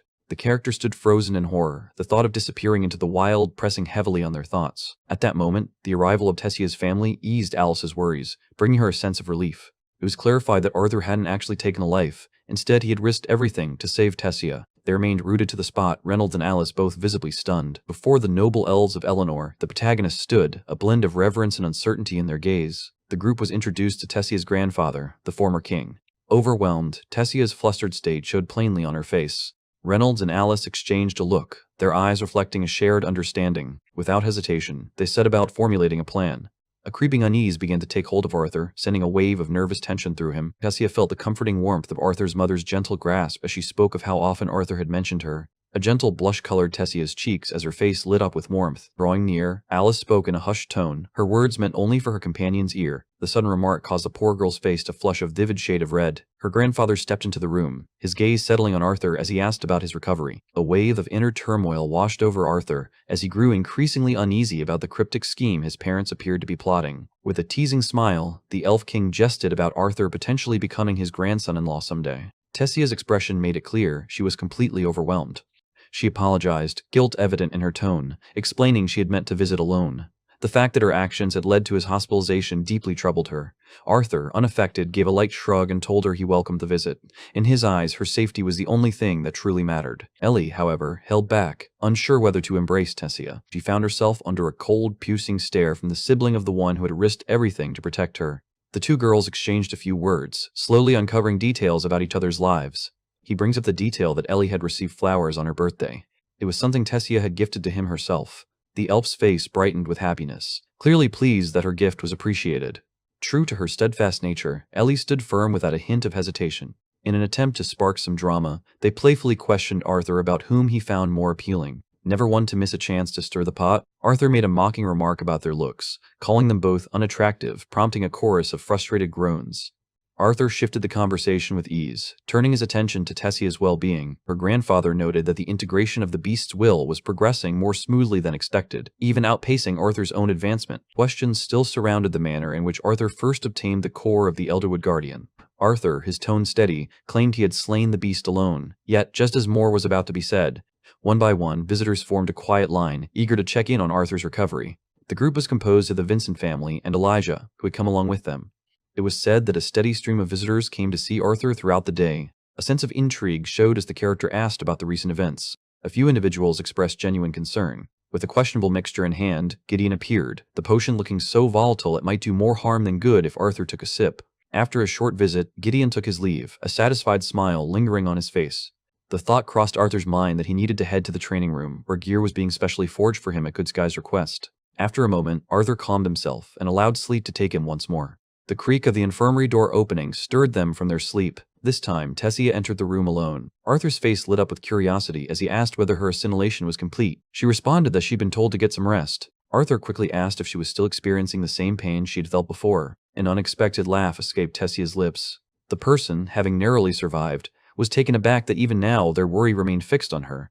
Arthur found himself chuckling along, unable to resist the moment's humor. The scene stirred a vivid memory of the day he saved her from bandits when they were just children. Arthur tried to adjust his position, but a jolt of pain tore through him, forcing him to remain still. Without hesitation, Tessia moved to help him sit up, her actions quick and sure. With a comforting tone, he told her not to worry, insisting that he was doing just fine. She nodded in quiet agreement, but her expression turned solemn as she admitted there was still an apology she needed to make. Arthur repeated, his tone resolute, that there was no need for her to be sorry. In a sudden, unannounced motion, Tessia moved nearer to Arthur. In that brief moment, Shannon leaned forward and kissed him, as if time itself had momentarily stood still. Beyond the door to Arthur's room, Tessia fought to maintain her composure, her emotions threatening to spill over. The weight of reality hit her, and a deep blush quickly spread across her cheeks. It suddenly dawned on her, she had just kissed him. As the weight of her very first kiss sank in, her thoughts spiraled into chaos. With wide, startled eyes, she locked eyes with the image staring back from the mirror, eyes filled with uncertainty. The character cautiously attempted to reenact the recent event. A tangled blend of awkwardness and bafflement stirred within her. Collapsing to her knees in defeat, she acknowledged she may have crossed a line. It dawned on her that things between them could now be tainted with awkward tension. To save face, she debated re-entering with a forced smile, pretending the whole thing had been a joke. They paused briefly, drawing in a deep breath to regain their composure. Taking a long breath, Tessia forced herself to think clearly, piecing everything together with measured logic. They paused briefly, drawing in a deep breath to regain their composure. He often kept his emotions guarded, and it became clear to her that she'd need to be the one to reach out first. Privately, she listed each advantage she held. Her wide acclaim, her brilliant mind, and the impressive magical skill few could match. Though her tone carried a trace of awkwardness, her words came out with clarity and purpose. Bolstered by a fresh wave of confidence, she turned and made her exit. Amid the chaos, Arthur remained frozen on his bed, stunned and struggling to make sense of what had just occurred. The memory echoed in his thoughts again and again, so vividly it felt unreal. Stunned into stillness, he was quietly consumed by a growing unease. His thoughts ran wild, consumed by the terrifying possibility that kissing a 13-year-old might have landed him in serious legal trouble without him even realizing it. Reality snapped him back to the present, reminding him that, physically speaking, he was actually at a similar stage in life. The norms of the society dictated that engagements or marriages at that age were not only accepted, but expected. To add to that, the kiss had been her initiative, not something he had started. That lingering thought refused to fade, and in exasperation, he slapped his own forehead. He winced, releasing a quiet groan as he tried to calm his teenage body, which was still reeling in a haze of confusion. Sometime later, he eased down onto the mattress, his gaze lingering on the ceiling above. He winced, releasing a quiet groan as he tried to calm his teenage body, which was still reeling in a haze of confusion. In the academy's crowded passageways, the announcement traveled fast. Classes were restarting the next day. Whispers spread through the academy about a new professor. What made the tale unusual was that the supposed instructor was a first-year student who had earned the position by besting their own mentor. Signs pointed to Arthur stepping into the role of instructor for the first time in an official capacity. Thrown into chaos, the teacher lacked both a clear plan and the tools required to conduct the class. He chose to rely on instinct, trusting that things would eventually fall into place. His mind lingered on Tessia and her ongoing assimilation of the beast Will, a subject he had been avoiding ever since their kiss. The update reached Virion that she was stable and showing progress. Yet, with his return to Eleanor looming, he couldn't afford to dwell on it for long. With the fervor of a mad enthusiast, Gideon stormed onto the scene, eager to show off his newest inventions. Tessia's continued struggle to merge with the beast will lingered in his thoughts, an issue he'd been purposefully sidestepping ever since the kiss. Gideon performed well beyond what anyone had anticipated. They unfolded the training chair, readying it for use. The scene opened up to reveal a wild, rugged expanse of land. Overhead, a colossal metallic construct shimmered beneath the light. Arthur's attention was drawn more to the synthetic environment than to the robot itself. Gideon wasted no time before launching into a thorough breakdown. The apparatus was called the Training Operator and Blast Inductor. The name was conveniently shortened to Toby. The design of the structure allowed it to endure powerful spells, boasting durability on par with a dark orange core mana beast. Driven by curiosity, Arthur stepped forward, eager to put the device to the test. Gideon proudly declared the object's durability, insisting that not even his most potent spells could shatter it. Without a hint of urgency, Arthur called forth a fiery fist, flames swirling effortlessly around it. With ease, he thrust his fist through the structure, punching a hole straight through it. One mighty strike was all it took to reduce Toby to a heap of mangled metal. Words failed Gideon as he stood motionless, overwhelmed by the moment. With a composed expression, Arthur remarked that reinforcing the robot's protection was essential. At a separate location, under the leadership of Lance Barron, a team of explorers ventured into the dungeon was tightly sealed, its depths haunted by eerie, skull-faced wraiths lurking in the shadows. Their vivid colors and overwhelming energy radiated with astonishing intensity. As he looked over the fabric in his grasp, Barron's expression grew increasingly troubled. They quickly understood that things were far more complex than they had anticipated, possibly more than they were equipped to face. Returning to the academy, Arthur was once again deep in the midst of intense training. With fluid precision, they shifted from one elemental force to another, casting a range of diverse spells. Engaging in hand-to-hand combat, the character made use of specially augmented training tools, drawing on both his physical prowess and refined swordsmanship. With practiced precision, he disassembled the machines completely. In the midst of training, an unfortunate mishap led to a fractured leg. Arms and legs were wrenched free, the scene drenched in brutal chaos. Gideon's attention was fixed on Arthur's state, prompting Arthur to admit he wasn't at his sharpest and felt unusually slow. Gideon turned to the others, eager to hear their thoughts. Arthur began his feedback by recommending joint reinforcements, highlighting how easily they gave way under pressure. Gideon admitted that the machines were built without any magical offensive capabilities, tailored specifically for a standard augmenter.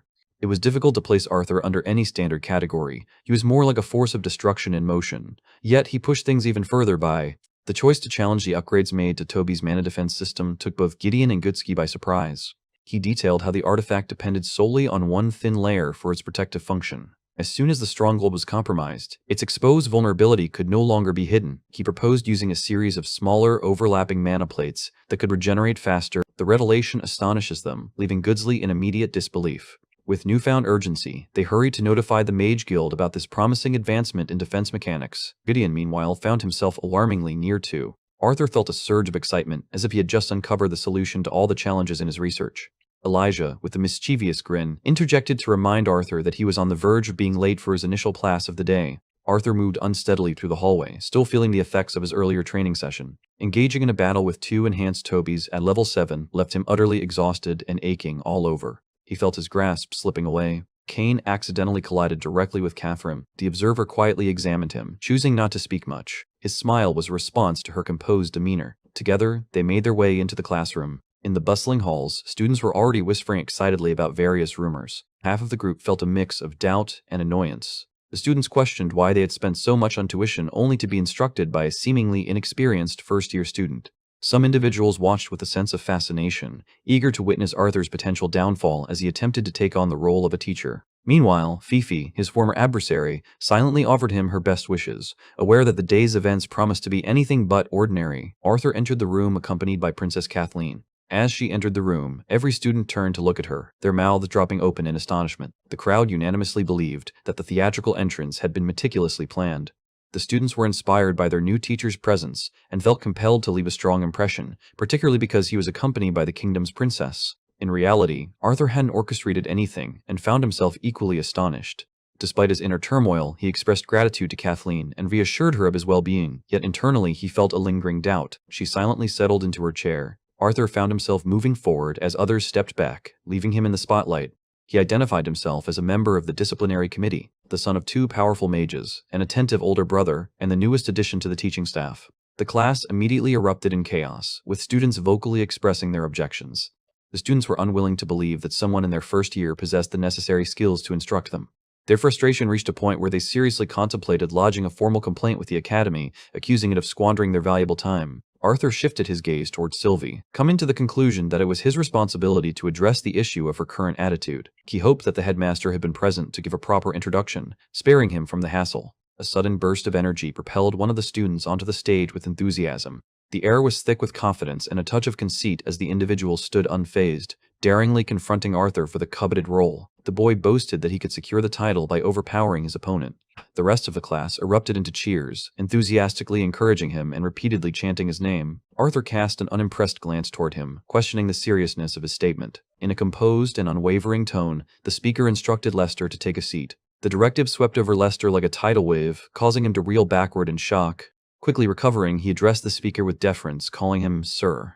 The students remained in their seats, utterly shocked by the events that had just unfolded before them. Arthur firmly established his position as the professor, regardless of whether others approved or not. The teacher made it clear that anyone who felt out of place could choose to depart at any time. He generously extended a hand to assist those interested in transferring to another class. Those who wondered how someone like him had secured such a position found an open invitation to linger and discover the answer. Noticing that nobody was departing, Arthur considered it a victory and proceeded to begin the initial lesson. The teacher informed the class that the day's lesson would focus on a hands-on activity centered around the control of mana. The teacher inquired of the class about the most effective method to extract mana from the surroundings. A student lifted her hand into the air. Natural mana gathered itself into the core, allowing it to be molded into various techniques from there. Arthur found value in the well-considered response and decided it would serve as a useful starting point for his next steps. The narrative delved into the distinctions between augmenters and conjurers. The narrative unfolded by concentrating on the manner in which they consumed their prey. Mana flowed through channels in various ways. Conjurers summoned mana by directing it through their veins. Augmenters directly channeled the energy into their core. The inquiry led to a more profound contemplation. Both types had the ability to absorb mana, yet it was solely the augmenters who utilized it to construct their core. The statement sparked deep contemplation among the students. When the same girl shared her belief, she suggested that conjurers typically do not focus on enhancing their physical abilities. Arthur concurred with the notion, elaborating that conjurers ought to handle mana with finesse, avoiding excessive dependence on their innate abilities. The thought arose once more, leading to another point of consideration. If conjurers indeed expend less mana, then perhaps the mana core might not be the most dependable indicator of their true strength. The students, now completely absorbed, started generating their own thoughts. Arthur looked out at the gathering, seeking 6 individuals who possessed affinities for elemental powers. The group was split into 2 sections. Conjurers took their place on the left, while augmenters gathered on the right. He instructed everyone to demonstrate their simplest spellcasting abilities, specifically without the aid of wands.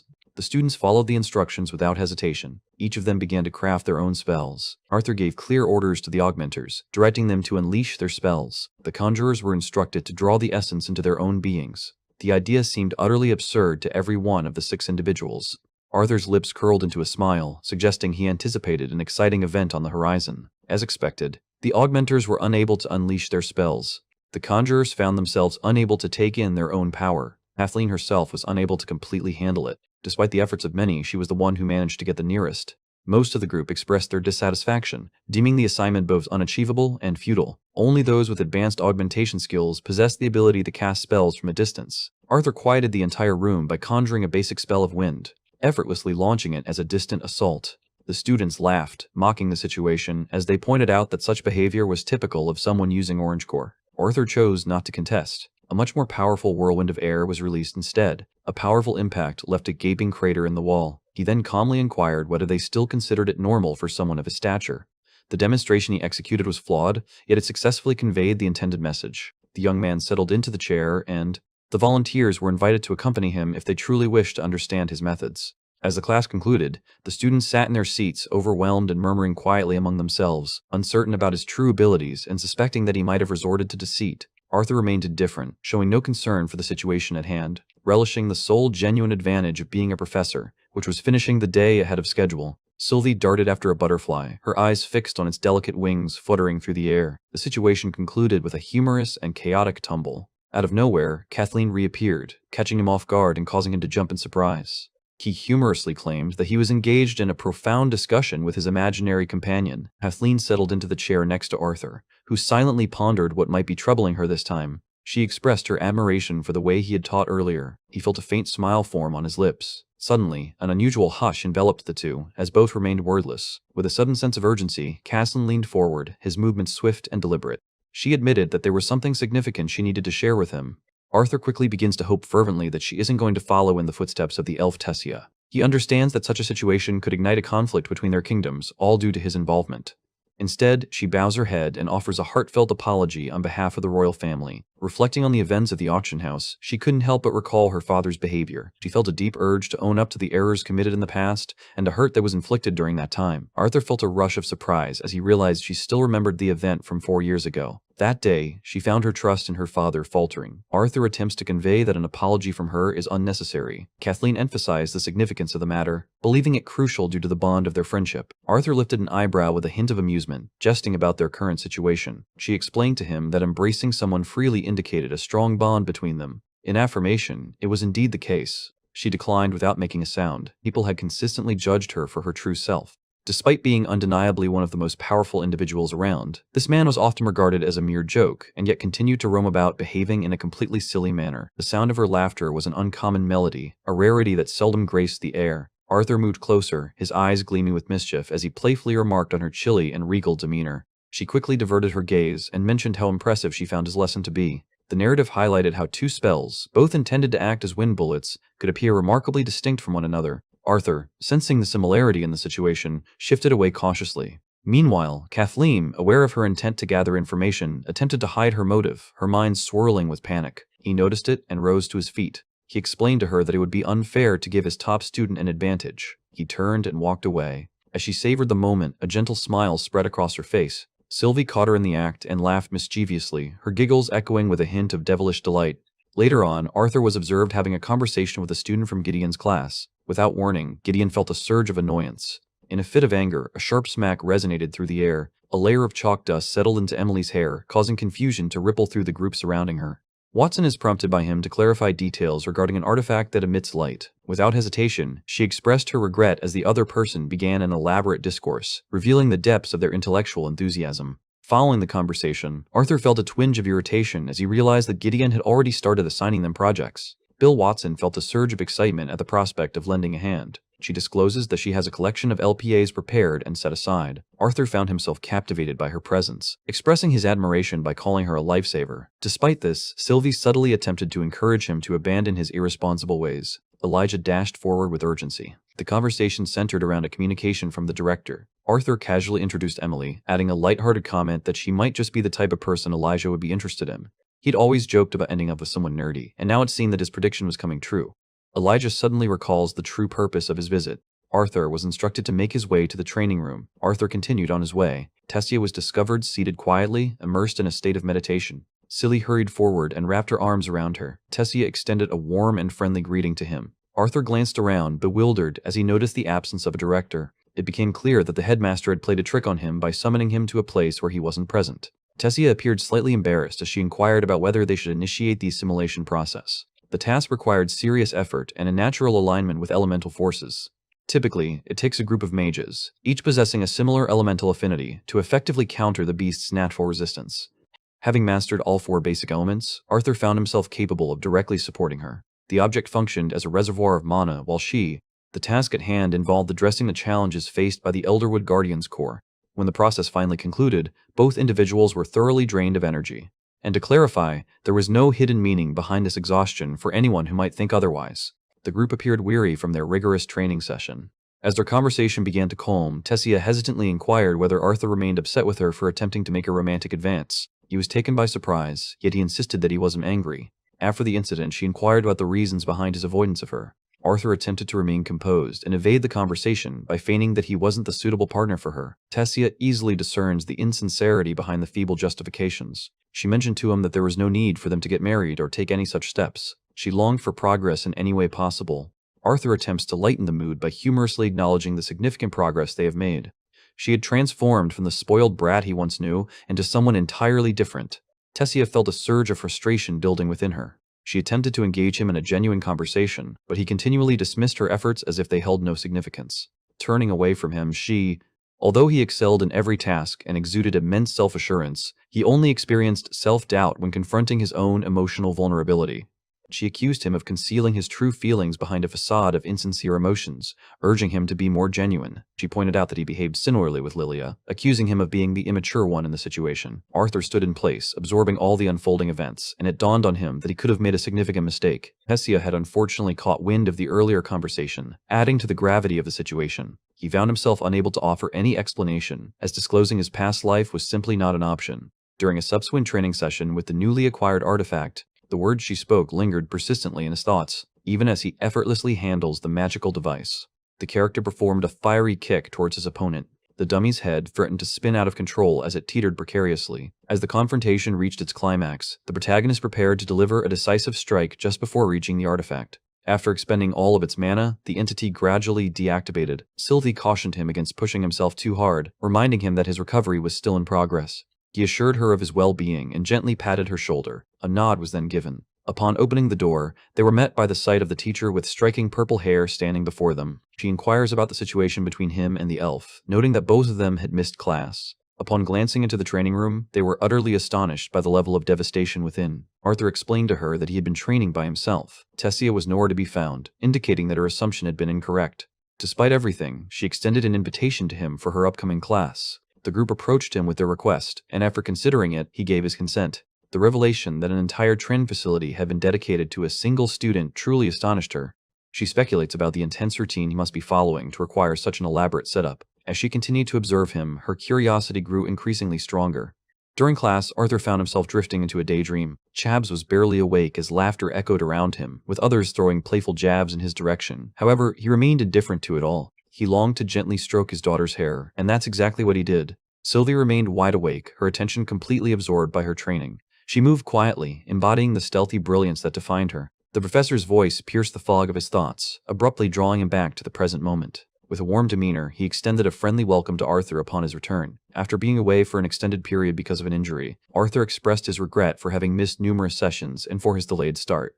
The professor dismissed the issue with a wave of his hand and inquired if the student was willing to discuss his knowledge regarding the intricacies of spell formations.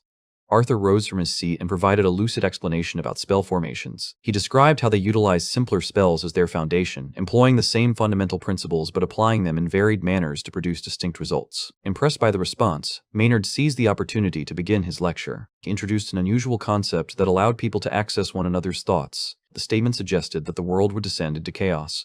The merest hint of suspicion could transform an ally into a foe, or even acts of kindness might be misinterpreted as hostility. In a world shaped by such conditions, the mages emerging from that environment would be nothing less than formidable beings. Sylvie found it amusing because she and Arthur seemed to possess an uncanny ability to understand each other's thoughts. To her, this made them ideal illustrations of perfect compatibility. Maynard was curious about the differences among mages and wondered why some relied on incantations while others did not. A certain student proposed that chanting became unnecessary once a spell was fully mastered. The professor contended that the concept of mastery was rather ambiguous. He explained that chanting served as a tool for mages, aiding them in concentrating and forming their spells by harmonizing their intentions with their mana. The importance lay not merely in articulating words, it was about honing the vision within one's mind. In an attempt to ensure the spell worked precisely as planned, he humorously contemplated the scenario of someone declaring their love to an individual who truly despised them. The response was expected to be intense and filled with emotion, potentially manifesting physically. It was suggested that even love could act as a spell, unleashing a significant effect. Arthur's mind wandered once more as he pictured how Tessia might respond if such an event were to occur. The entire class erupted into laughter, and Arthur couldn't help but look up to Maynard, appreciating his combination of intellect and humor. The professor concluded his explanation by noting that those mages who mastered their thoughts and mental imagery consistently produced the most effective spells. In a realm where thoughts were as accessible as open books, those individuals would become the most formidable mages of all. As the lesson concluded, Arthur found himself feeling unsettled, his mind preoccupied with the events involving Tessia. The impact of her words lingered in his mind, baffling him as to why they were so unforgettable. Sylvie agreed with her perspective, asserting that she was merely expressing the truth. Many people had disliked Arthur during his days as an adventurer, but he had never let it bother him. Sylvie playfully suggested that the pain he felt was because he truly liked Tessia, though he couldn't bring himself to acknowledge it. Arthur found himself increasingly irritated as the young child persistently confronted him with blunt truths. He came to an abrupt halt, sensing that something was amiss. A group of students attempted to sneak up behind him, foolishly believing he would remain unaware of their presence. It was undoubtedly Lucas and his troupe of jokers. Sylvia felt a wave of irritation wash over her as she observed them. They made an effort to appear strong and unyielding. Arthur didn't wait for a word to escape their lips before he began to roast them. Lucas forcefully pushed aside one of his own teammates and confronted Arthur directly, getting right up in his face. The accuser labeled him a coward for fleeing from their confrontation and insisted on uncovering the secret behind his survival. Arthur spoke nonchalantly about a tiny opening he used to sneak away. Lucas was seething with anger as he sought to uncover the mystery of how Arthur had managed to escape the Inferno Cage spell unscathed and rescue Tessia. Arthur, with an air of nonchalance, dismissed the gesture with a casual wave of his hand, expressing that inquiring in such a manner was impolite. He then leaned in closer, making it clear that he felt no obligation to a troublemaker. Lucas reasoned that Arthur likely employed an artifact, with possible assistance from Sylvie or Tessia. He found himself unable to entertain any other possible explanations. An imposing figure, one of the other henchmen, stood out with his large frame, simple-minded demeanor, and closely cropped hair. The character began to express intense frustration, accusing Arthur of also taking Cathian away from him. He argued that the disparity in their ranks should have naturally kept them separated. Another student advised him to relax, noting that he was actually harnessing mana right there on school property. The man was already on the verge of losing his composure. Lucas decided to abandon his companion, choosing to avoid entanglement in the chaotic situation. Arthur insisted that he had no intention of seducing anyone. The deranged clown was unwilling to accept the truth. His thoughts descended into a whirl of delusion, convincing himself that Kathleen had already fallen in love with him. Lucas could see that the man had completely lost his mind. Sylvie let out a low growl as an ominous feeling crept over her, suggesting that something more troubling was on the horizon. Arthur became acutely aware that the individual was releasing an extraordinary surge of mana. His body trembled and his eyes blazed with anger. The deranged individual suddenly lunged forward, intent on ending Arthur's life on the spot. Sylvie felt her muscles tighten as she prepared to step in, but Arthur held her back was the name that stood out in the conversation. The character swiftly strengthened his magical barrier to fend off the assault. At the very last moment, he managed to evade the impending danger. In an instant, the earth was completely destroyed by the impact. Arthur raised his voice, pointing out that the individual had just assaulted a certified teacher right on the school grounds. However, the frenzied fool had stopped paying attention altogether. Lucas and his gang observed the scene, their expressions filled with a sense of self-satisfaction. The individuals insisted on their lack of involvement, thus ensuring they wouldn't be held responsible. Lucas felt indifferent towards the fate of the clown. Arthur faced a tough decision. Either he would fight back and risk expulsion, or the clown would end up causing him harm. In any case, Lucas considered it a victory. As he departed, he left Arthur with a reminder to prepare for their upcoming battle. Suddenly, their world shifted. The ground erupted once more, unleashing a relentless onslaught of sharp earthen spikes. Harnessing the power of wind magic, he effectively cleared away the debris.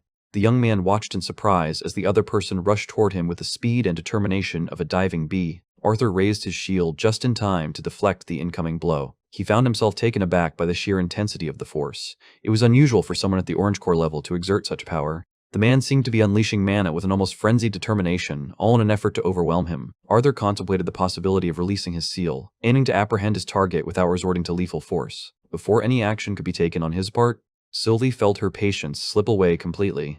In a single, fluid motion, the action was executed flawlessly. The impact rendered the deranged individual unconscious. Arthur glanced at his companion and understood that her outburst was a result of his momentary hesitation. Another member of the disciplinary committee hurried over, eager to understand what had just transpired. While Arthur swiftly provided a detailed explanation of everything, the girl knelt down beside the unconscious child, her eyes narrowing as she observed the peculiar markings singed into his spine. It became evident that he had fallen prey to the same curse they had encountered previously. Once the situation came under control, Manhwa was taken away to receive medical care. Arthur couldn't resist inquiring whether other students had exhibited similar symptoms.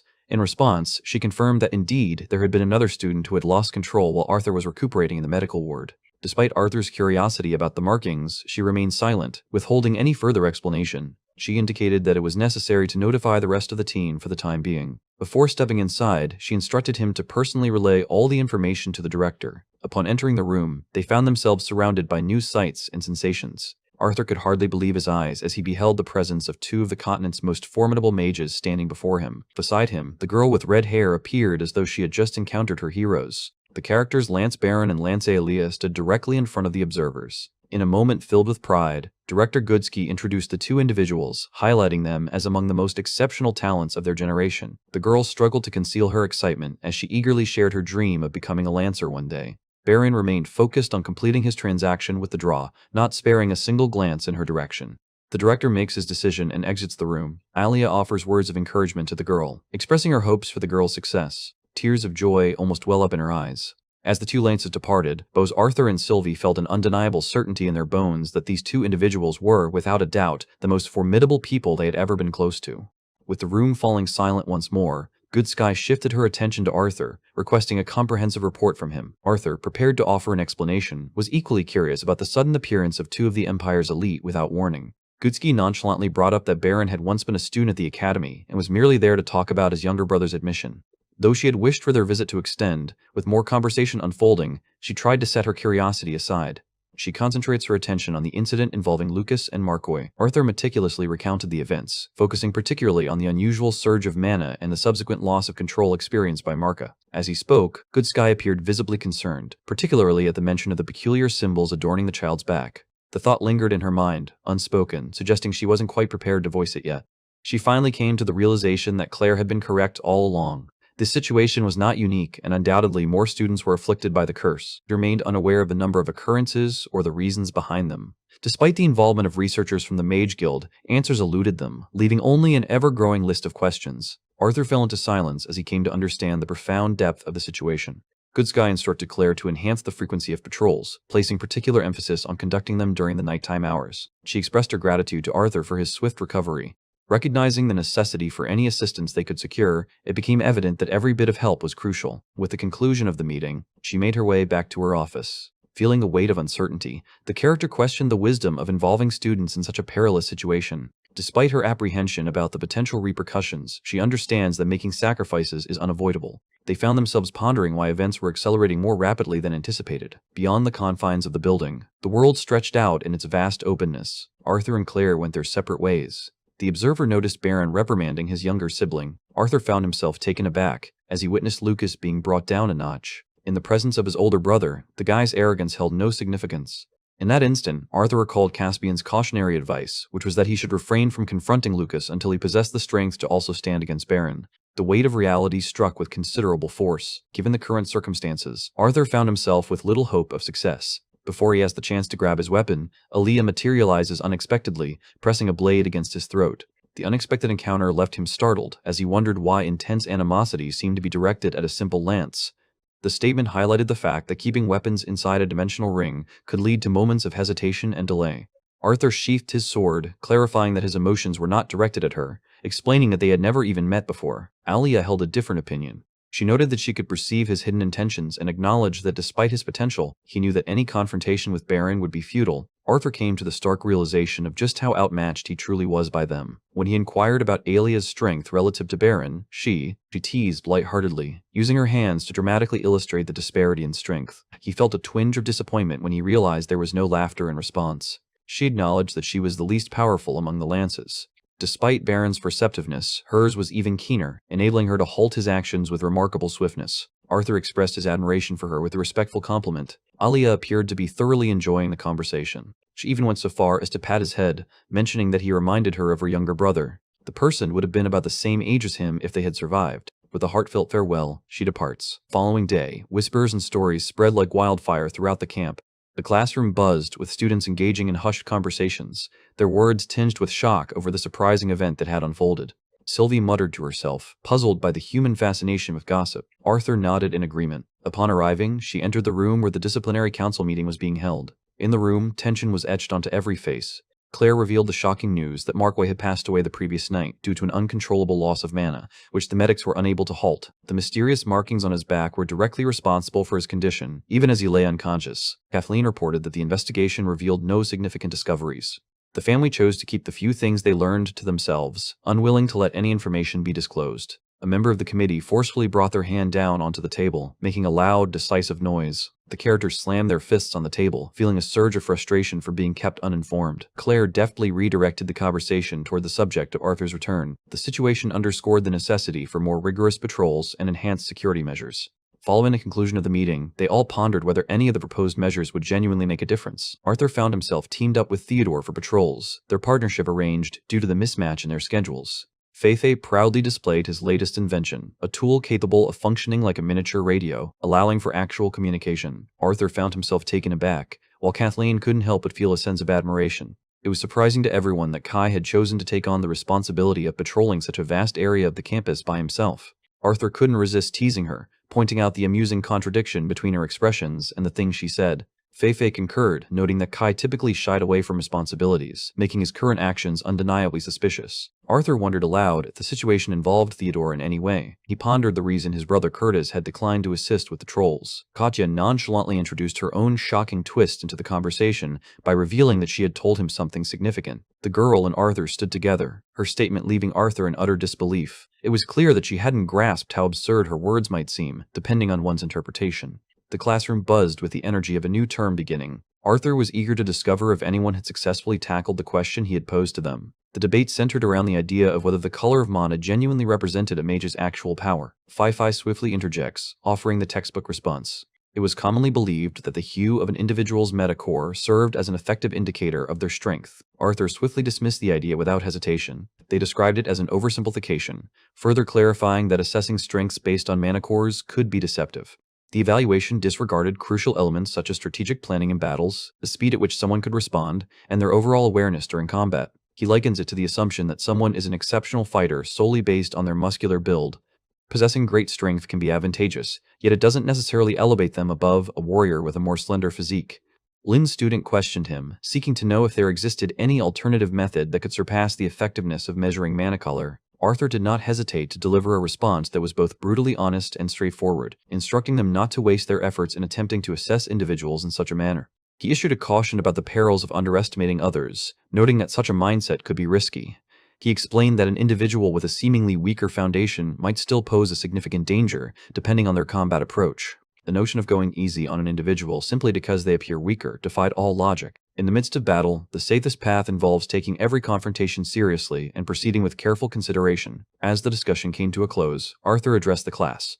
The training drill from the previous session was set to be repeated. After class, he appeared visibly intoxicated. He eventually loses consciousness. He was abruptly awakened by a letter from Gideon. A new version of Toby had been constructed for him to evaluate. Arthur felt a pang of guilt as he hurried into Professor Glory's classroom, realizing he was late once again. She dismissed his eagerness with a gentle wave, insisting that he was still on the mend and cautioning him against exerting himself too soon. Instead, she suggested he simply observe from the sidelines. He felt a sense of relief knowing he wouldn't have to confront Lucas immediately. Arthur leaned back in his seat. Sylvie was left to rebound on her own. The elf was taken aback to find the small fox approaching Tessia. Arthur received a piercing glance.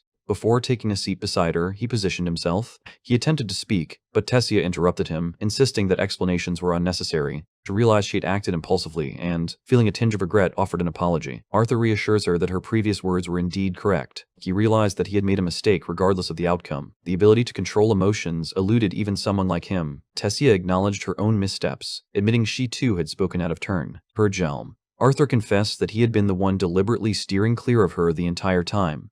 Instead of fleeing from the situation, he takes responsibility and expresses his regret beforehand. He directly informed her that it wasn't possible for him to be in a relationship with her at that moment. It was as if the sound of her heart breaking could almost be heard.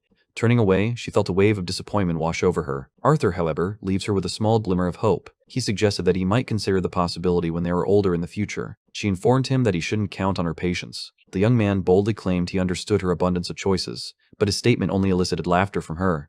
After a moment of hesitation, she reaches out and lightly pokes him.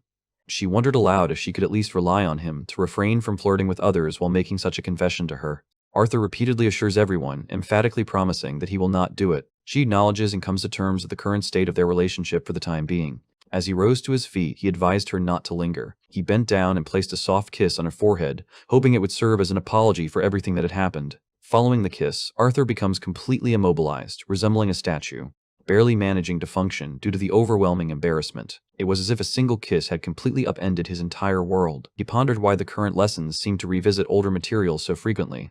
In the classroom, a curious student posed an insightful question, inquiring about the reasoning behind the behavior of elements. Naturally occurring forces like gravity and lightning existed in the world, while mana did not share the same inherent presence. The teacher enthusiastically delved into the topic, explaining that it was a significant enigma that had baffled mages for generations. Some theorized that unusual elements emerge only when certain mysterious conditions were satisfied. In contrast to the fundamental elements, mana did not manifest in the natural world in the same manner. Fire stood as a rare anomaly, since it also required a catalyst to naturally ignite. Fire holds a prestigious position among basic forms of magic due to its unpredictable and unruly nature, which closely resembles that of deviant magic. Arthur came to the understanding that the class was lagging in the curriculum. The real source of his swirling thoughts was Tessia's response to the moment they had shared. The character was spiraling into her unique form of panic. The sensation of joy seemed to ricochet back and forth. The mere act of receiving a kiss on the forehead brought about an overwhelming sense of embarrassment. Lost in her emotions, she found herself gazing at her own reflection. The character began to envision the appearance of their future children. The sole connection they had formed at this point was a small, singular kiss, while at the same time events were unfolding back on campus. A group of foolish individuals busied themselves with spray cans, covering walls in colorful graffiti. The walls were defaced with graffiti targeting elves and dwarves, deliberately inciting animosity. Arthur stumbled upon the scene, catching them in the midst of their actions. As he approached, his sudden presence startled them so intensely that it felt as though their very souls had leaped out of their bodies. When a girl makes an attempt to strike him, With a single, powerful kick, she was effortlessly knocked aside. The character stumbled forward and fell flat on the ground. The crowd criticized him for striking a girl. Arthur responded with a detached falsehood, claiming he supported the notion of gender equality. With a composed demeanor, she began to gather the energy needed for a wind spell.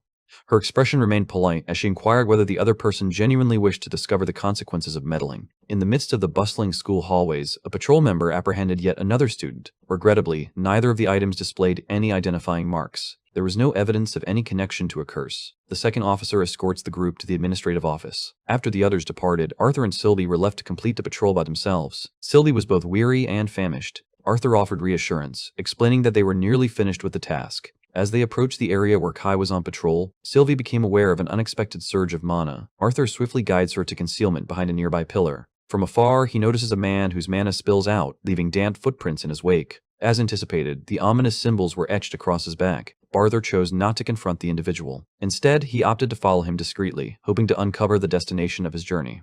However, just as everything seemed to be going smoothly, a student, unaware of the situation, shouted Arthur's name, completely revealing his disguise. The suspect disappeared from view. Arthur seethed with rage at the man who had destroyed everything. Kai arrived with irritation etched across his face, clearly more concerned about his territory than he was about the recent escape. Upon entering the scene, one character began inquiring about Theo's whereabouts. In response, Arthur clarified that Theo was currently accompanying the other two students to the office. The absence of coverage in their patrol area was apparent. In that very moment, the daggers in their hands began to emit a radiant yellow light. The situation indicated that Theo had inadvertently set off the alert signal. Kai instructed Arthur to see how Theo was doing. The task of tracking the suspect was placed in his capable hands, as Arthur painted a vivid picture of the man's appearance. In a fleeting instant, Kai's face shifts to one of suspicion, suggesting he might have deliberately sabotaged Arthur's mission. Arthur and Sylvie sprinted directly ahead. The direction was aimed at Theodore and his companions. Arthur slowly began to realize that Theodore's head had been struck with a bat. The impact of the strike carried an intensity that seemed far beyond that of a normal hit. After he had safely guided the children to the administrative building, he remembered suddenly being caught off guard by an unexpected attack. Locating the children would be straightforward, given they were all students. What left him more perplexed was the possibility that a third individual might have attempted to step in. The idea held some merit, considering it was almost inconceivable that Theodore could be rendered unconscious with just one blow. Arthur started to entertain the thought that an individual such as Manhwa could be responsible for the attack. The issue lay in the fact that Theodore had no opportunity to see the attacker before losing consciousness. Arthur recalled that Kai had an injury on his arm. Theodore was truly curious about the whereabouts of Arthur, who seemed to have vanished without a trace. Due to the absence of concrete evidence regarding the enigmatic figure he believed he had seen, Arthur decided to remain silent.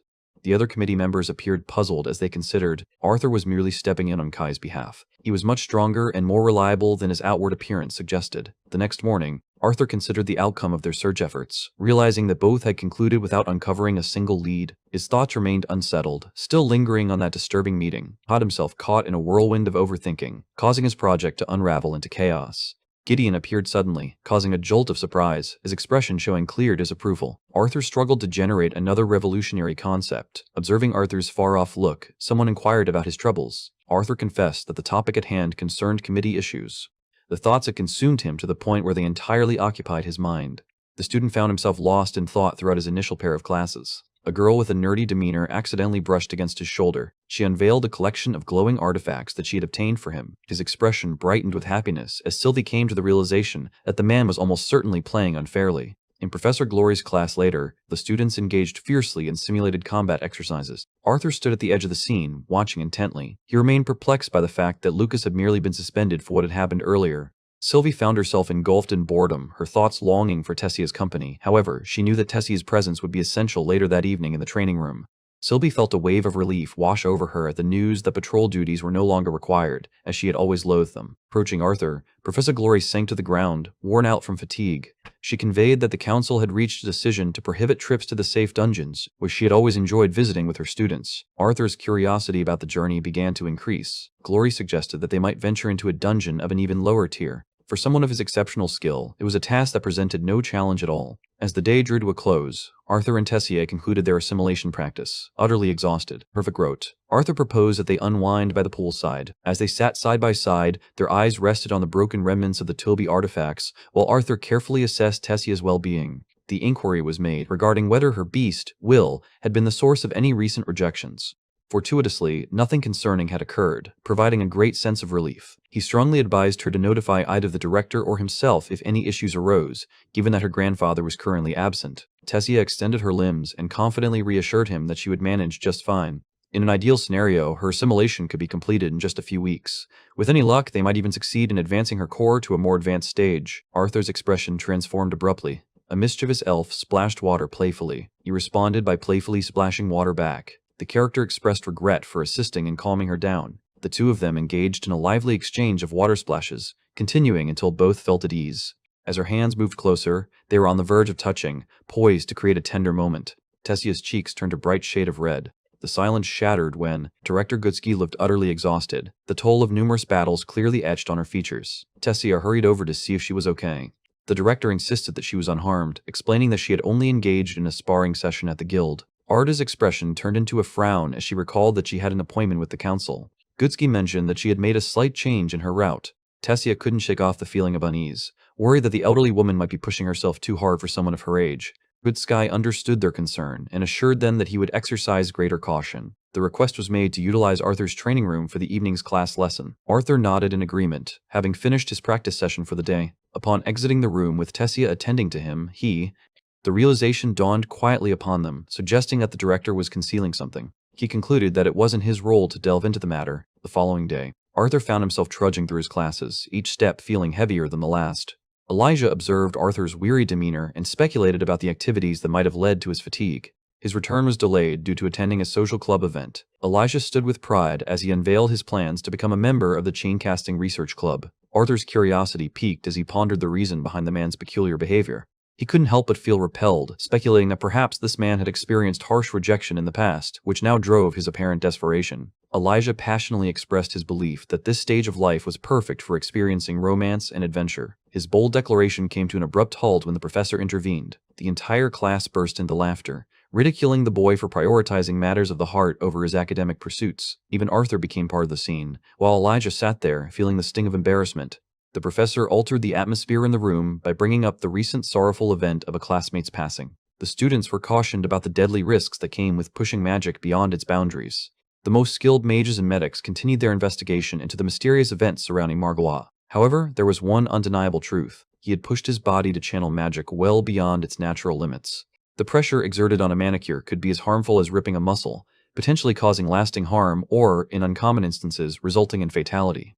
A girl raised a question, wondering why Marcoe had not survived even though he had used mana elixirs. The professor acknowledged the validity of her argument, yet he elaborated that exceptions could invariably be found. His objective was to warn them about the concealed expenses associated with external enhancers that boost mana capacity. The use of these aids frequently resulted in harsh side effects, such as the leakage of mana. Arthur paid close attention, yet he couldn't shake the thought that Marquaz's strange actions were still a mystery, just like the enigmatic curse markings that adorned his back. In the next scene, Arthur entered his classroom and extended a warm greeting to all his classmates. The teacher chose to offer subtle clues regarding the resolution of the exercise he had given to the class.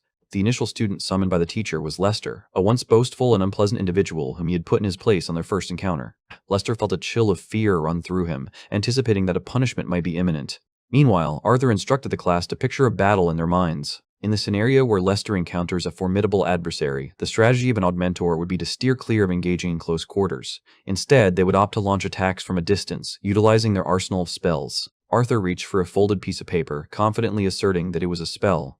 The wind carried the object off his hand, but it dropped to the ground before it could reach Lester. Arthur proceeded to demonstrate the solution he had explained previously. The paper was transformed into a ball, which was then propelled through a pipe with a forceful breath. Aiming directly at Lester's broad forehead, the action unfolded with precision. Arthur's clever hint hit its mark, causing the whole class to erupt in laughter. He proceeded by presenting a hint specifically meant for those who practiced magic. The scene transitions to focus on Lance Baron and Lance Alea. Alea initially believed their assignment was supposed to take place in Eleanor alongside Lance Aya. However, to her surprise, they were called in ahead of schedule by Lance Var. Farron conveyed that a pressing issue had arisen concerning a dungeon located at the edge of the Beastglades, which he had recently encountered himself. The action was swift and efficient, leaving no room for delay. The narrative introduces the character known as the Third Lance. A girl with white hair settled into her seat, her hair flowing around her. Without engaging in formal greetings, she immediately delved into an explanation regarding the council's decision to alter their mission. The reason, she stated, was due to a recent discovery in the depths of specific dungeons, where evidence was uncovered suggesting the presence of mages originating from outside the Decath continent. Alia stood up abruptly, her mind racing with the realization that the existence of another continent had only ever been whispered about as a mere rumor. Baron discloses the most troubling aspect, which is that this unfamiliar territory possesses extensive knowledge about them. Meanwhile, they remain completely in the dark about these outsiders. He inquired of Vare whether they had verified the material they discovered. Upon examining the cloth they had retrieved, she confirmed that it contained mana unfamiliar to Dakathan. Baron detected the presence of mana as well, and was curious about the specific spell that had been placed on it.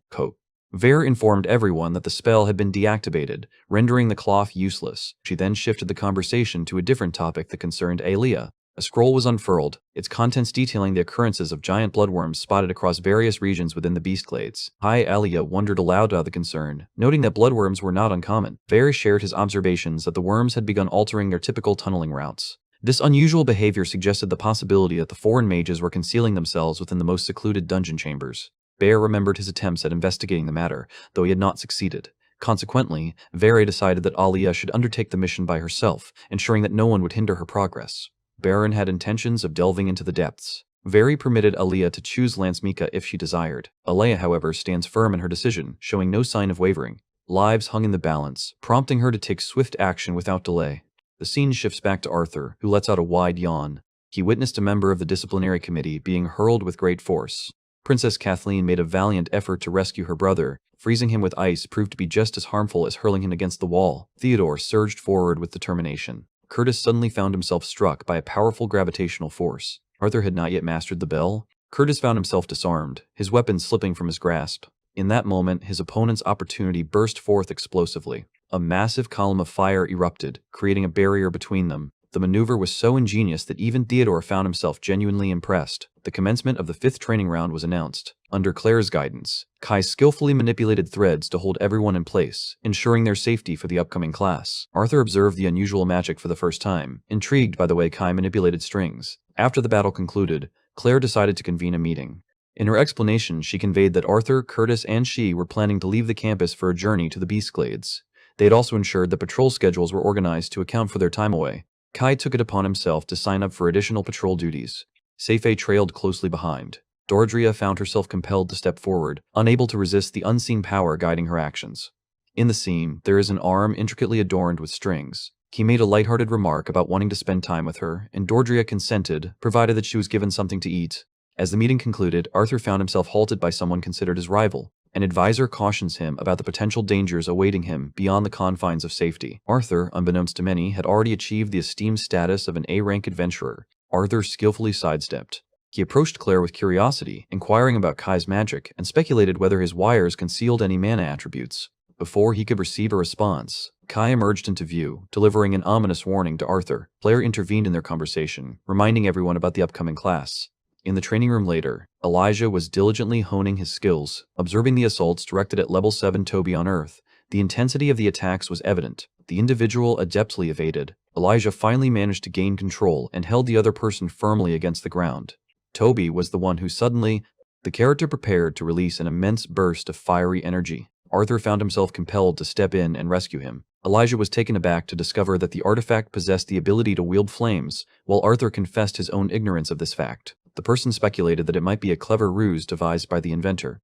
Elijah harbored a deep affection for the craft of artificing, despite the limitations of his feeble magic. Arthur ridiculed him for studying magic merely to catch the attention of girls. Elijah makes no attempt to refute the statement. Arthur extended his hand, offering a wooden sword to the other person. He was advised to grasp the fundamentals of melee. In addition, this was meant for the girls. Elijah launched into an aggressive assault, driven by anger. Arthur deftly evades the attack. Elijah's remarkable skills and abilities caught the attention of those around him. The stance was poised and the footwork precise. He believed he possessed a natural talent for swordsmanship, which he thought would be even more formidable when paired with metal magic. Arthur eventually takes advantage of an over. As the opportunity presented itself, victory was achieved. Upon extending his hand, an unusual sensation was triggered. Elijah's emotions swirled within him. Confusion and pain clouded his thoughts. Arthur felt a wave of concern wash over him. Elijah dismisses the concern, explaining that it is merely a headache. The character departed to freshen up. Arthur stood at the edge, his heart heavy with concern as he contemplated whether to wave goodbye.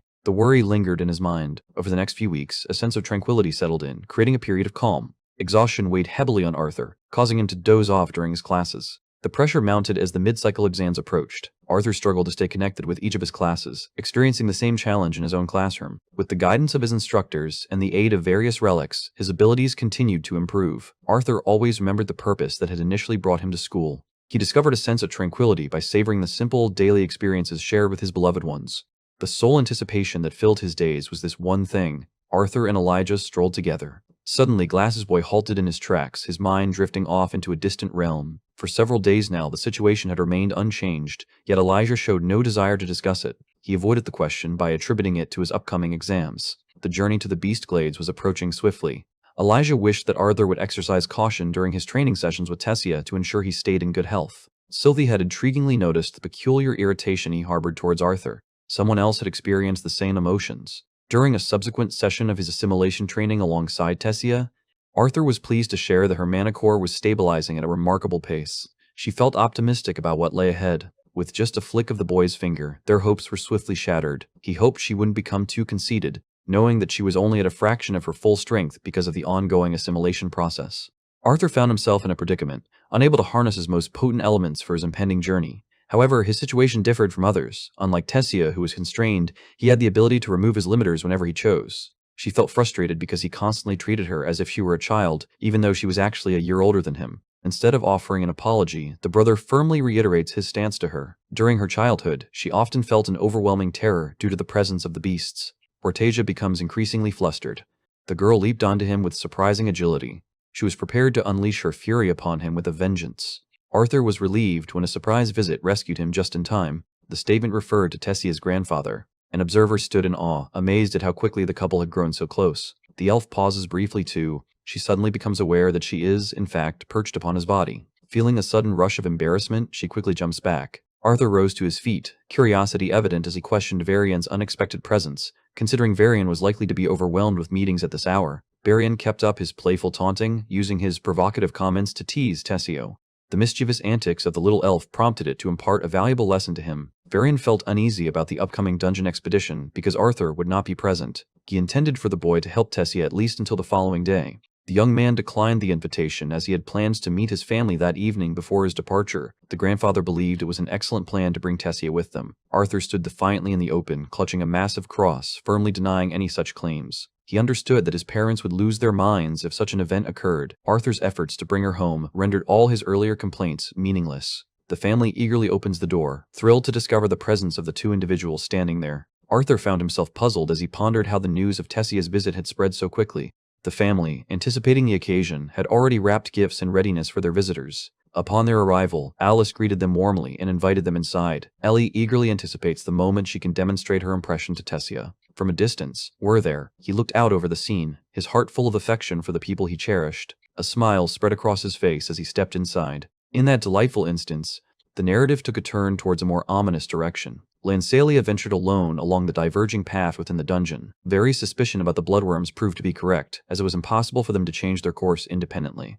The arrangement of the tunnels suggested a specific pattern. He deduced that their paths were inevitably steering them toward the Grand Mountains. Alia comprehends the reason for her disagreement. Suddenly, she sprinted forward, choosing the path on the right. Approaching the precipice, she abruptly halts at the cliff's edge. A stone tumbling from above caught the attention of the enormous two-headed giant, causing it to react. The creature was a serpent of Hades, yet bore unusual colors and horns that set it apart. Surprisingly, it stood sentinel over the tunnel, a behavior that contradicted its typically solitary and fierce nature. Leia carefully handed over her report to Vari, addressing the... From within the tunnel, an unusual amount of mana emanated, reminiscent of a serpent's presence. She surmised that this might also be the origin connected to the deviant mana beasts. Before moving forward, Aaliyah calls for assistance. Vari planned to deploy 50 battle mages to a nearby area, advising her to stay ready for further instructions. The dinner table was set with care and precision. Vincent Hellstay consistently returned home in a drunken stupor, never changing from his usual foolish state. Lilia playfully mocked him. Their mother elaborated on the depth of Vincent's longing for his daughter, a feeling that had grown ever since he had made the difficult decision to send her away to the academy. Lilia felt a deep sense of embarrassment as it dawned on her that she had become the subject of ridicule, rather than the council president. Her curiosity was piqued by Tessia's sudden disappearance. Arthur mentioned that she had stepped out to get some fresh air, and his mother had trailed after her. As Ellie drifted into a deep sleep, Arthur turned to his father and inquired whether he would carry her upstairs. He simply transferred her lifeless form over to her brother. She insisted that Arthur should be the one to complete the task, expressing how much she had missed him. Outside, Alice and Tessia were relishing each other's company during their meeting. The elf thoroughly enjoyed spending time with Vincent and Reynolds' family, providing them with pleasant companionship. Alice believed that the situation had been more embarrassing than anything else. Upon hearing her own suggestion, a laugh escaped her lips. In the quiet of the moment, the characters sipped their tea. Tessia, filled with curiosity, inquired whether Alice felt any concern about Arthur's upcoming dungeon raid scheduled for the next day. The woman, much like any caring mother, found herself unable to suppress her concern for her son. Possessing remarkable strength, he stood out among others. Alice possessed the unwavering belief that her worry for Arthur would persist, even if his strength surpassed the might of lances. The unpredictable nature of a dungeon brought with it an ever-present sense of fear. She expressed her regret for having disrupted the atmosphere. Tessia brushed away her emotions. She wished for Alice to understand that she was prepared to go to any lengths to safeguard him, just as he had done for her. Interestingly, the scene unfolded with an unexpected twist that caught everyone's attention. Alice, a devoted daughter herself, couldn't bear the thought of her taking such a risk, knowing how deeply her own parents would worry if she ever found herself in danger. Tessia's safety was her utmost concern, taking precedence over all else. Arthur's abilities to manage his own well-being are trusted wholeheartedly. As the air grew colder, she suggested they move indoors. Tessia expressed her desire to linger outside a bit longer and conveyed her gratitude. In the following scene, Arthur gently tucked his sister into bed. Ellie's eyelids fluttered open, revealing the darkness that still enveloped the night, and her initial realization dawned upon her. The young woman was concerned about her brother's departure. Arthur acknowledged her worry, but stated firmly that he would leave by morning, even though his sister hoped otherwise. There wasn't anything he could do to extend his current visit, though he planned to come back for a week-long stay after the field trip concluded. Ellie expressed her desire to listen to a story meant for the night, hoping that she would tell it. Arthur expressed his apologies, explaining that he also needed an early start the next day. His sister continued her persistence, urging him to share one with her. Arthur resigned himself to the situation and settled down beside her, ready to continue recounting the tale of how he became a professor. He tried to recall the exact point where he had paused. Arthur recounted the tale of how he had come to Princess Kathleen's rescue during her time of greatest vulnerability. Ellie couldn't help but recall her as the king's daughter, and felt a pang of jealousy knowing her brother made a living by rescuing princesses. The young man eagerly continued recounting the tale of how he had boldly confronted the professor, daring him to a duel. Ellie playfully suggested that his actions were all for Shanoff's benefit. Arthur recounted the events of how he outsmarted Professor Geist. The director of the academy offered him the opportunity to join their staff as a teacher. He was initially resistant and continued to refuse, but eventually he understood that accepting her proposal would grant him certain advantages. The facility included a secluded training room, offering him additional time to hone and perfect his skills. Ellie was curious about his teaching skills and whether he spent time in the training room with his friends. Arthur found himself in a situation where he needed to clarify everything. Unfortunately, his explanations only led to a flurry of additional inquiries. Morning light had already spread across the sky. Arthur was conspicuously absent, not even present in his own room. Reynolds believed he had risen early that morning to make breakfast. They made the decision to look in on Ellie. Upon seeing both of their children fast asleep, a smile spread across their face. Arthur had endured a long night, tirelessly responding to an unending stream of inquiries. The setting transformed. The eagerly anticipated field trip was finally about to begin. Miss Glory called everyone together and directed them to split into groups. Arthur instructed young Sylvie to go hunting while the adults were occupied. The dungeon, being of a low level, presented no significant threat. Sylvia consented and bounded off, requesting her master to notify her should any complications arise. Arthur found it hard to comprehend that he had to handle a situation involving Lucas, of all individuals. The haughty mage proudly displayed his skills. The adventurous character with a seasoned background exuded an aura of toughness. Arthur delivered a stinging comment about the revocation of his opponent's license, shattering his confidence with just a few words. Lucas placed a firm hand on Arthur's shoulder, inquiring whether jealousy lurked within him. Arthur, however, remained composed, responding that he had merely stated the truth. Lucas readied himself for the impending battle. Another student suddenly spoke up, emphasizing the crucial need for selecting a team leader. Lucas confidently believed that the role would be his. The group, with no dissenting voices, collectively decided to appoint Tessia as their leader. Due to her role as the student council president and her abilities as a mid-level conjurer, she held a significant position of influence. Lucas seethed with anger. Professor Glory gestured to the students, reminding them to advance and keep their strategies in mind. The group arrived at the entrance of the dungeon. Glory instructed the group to adhere to their formation and continue reinforcing their mana. The atmosphere within was surprisingly chilly, necessitating the use of mana for warmth. Despite the circumstances, Arthur remained unaffected due to his integration with Sylvia. Tessia stared in awe at the radiant crystals that sparkled before her. Glory described the location as the Widow's Crypt, a dungeon of low rank where they intended to explore only the first 2 floors. Confronting creatures of mana with no more strength than that of Snarlers, the mere thought of Snarlers continued to send chills down the spines of students, as these creatures were both formidable and grotesque. Curtis observed that they ought to have encountered some by this point, yet there was an absence of anything. Claire also thought it peculiar because the guild had imposed limitations on who could enter. The lack of recent activity signaled that no adventurer had ventured deep into the area for some time. Her once radiant confidence began to waver. The leader cautioned the group, urging them to remain vigilant. Lucas expressed his frustration regarding the absence of monsters. Another student was curious about whether they would venture into the lower levels. Glory staunchly declines. The group mentioned that they intended to document their discoveries and then depart. Curtis stood as the embodiment of midsummer. As he walked, he unexpectedly collided with a moment of triumph. She stood paralyzed, terror gripping her as her eyes took in the scene before her. Upon spotting the sudden emergence of a massive pack of snarlers, she promptly commands withdrawal. The students trailed behind. As the power of mana coursed through Glory, it surged with vibrant energy. The scene depicted the act of cleaving creatures into separate pieces. The creatures lacked individual strength. The increasing number of individuals and their concerning actions were cause for alarm. Having successfully navigated through a narrow passage, Glory came back to express her worries and announced that the trip had come to an end. Without warning, Lucas, exuding arrogance, discharged a shot that whizzed threateningly close to her neck. The character remained steadfast, showing no intention of leaving just as the situation began to heat up with excitement. Interest began to ripple through the other students as well. Curtis and Claire proposed the idea of remaining behind to focus on their training. Arthur observed a rare moment of hesitation in Glory's demeanor.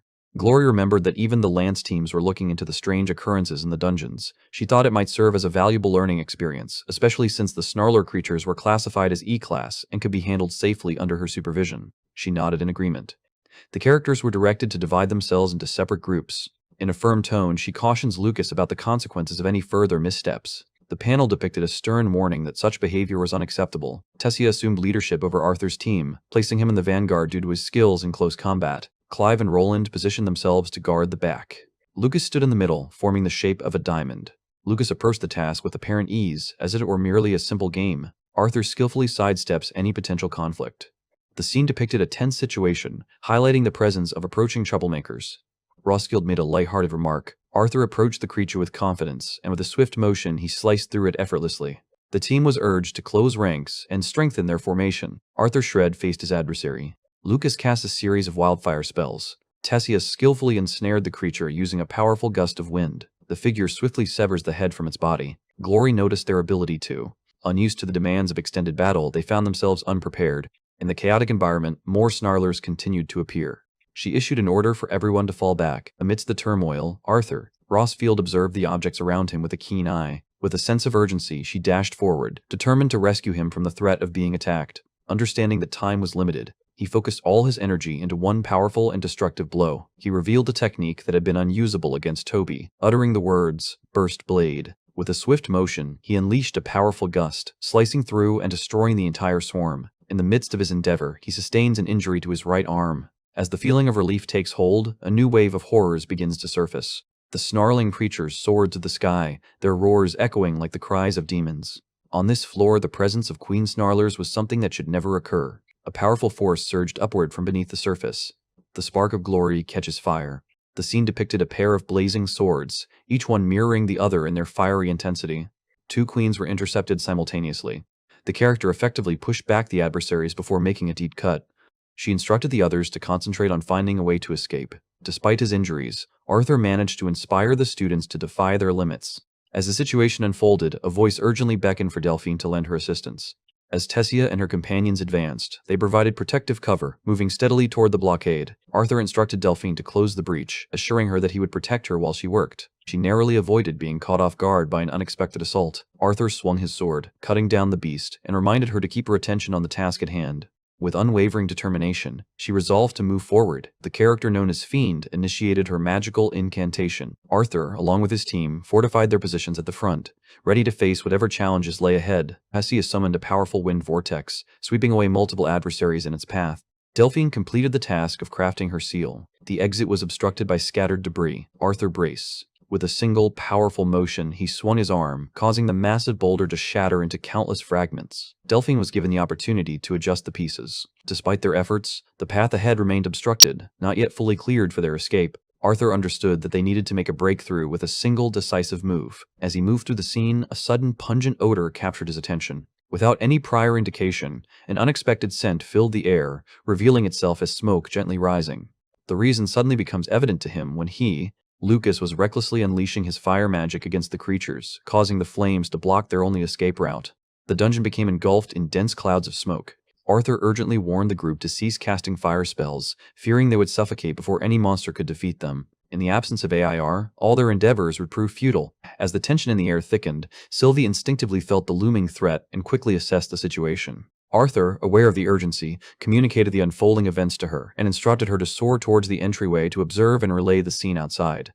Her detailed account ignited afresh. Arthur had a concept forming in his mind that included Curtis. He told Curtis to employ World Howl to remove the blockage. Curtis found himself without the necessary mana to cast such an enormous spell. Deprived of his beast, he faced a formidable challenge. Arthur advanced with a determined stride, a strategy clear in his mind. He instructed Curtis to pivot and ready himself to embark on the initial stage of their plan. As Delphine returned to assist her companions, she focused on holding the monsters at a distance. Once they found themselves alone, Arthur took a deep breath, preparing himself as he initiated the process of channeling mana transference. The notion had been deemed obsolete by many over the years. However, his unique ability to wield a rare quadri-elemental affinity allowed him to mimic various elemental types and fine-tune their proportions with remarkable accuracy. Mastery might be distant, but the effort put in remains worthwhile. Arthur's arrogance and carelessness weighed heavily on his mind as his mana surged into Curtis. He believed that his strength would ensure that nothing could ever go wrong. Curtis experienced a sudden rush of energy and strength. The creature within him struggled but ultimately permitted his progression into the initial stage.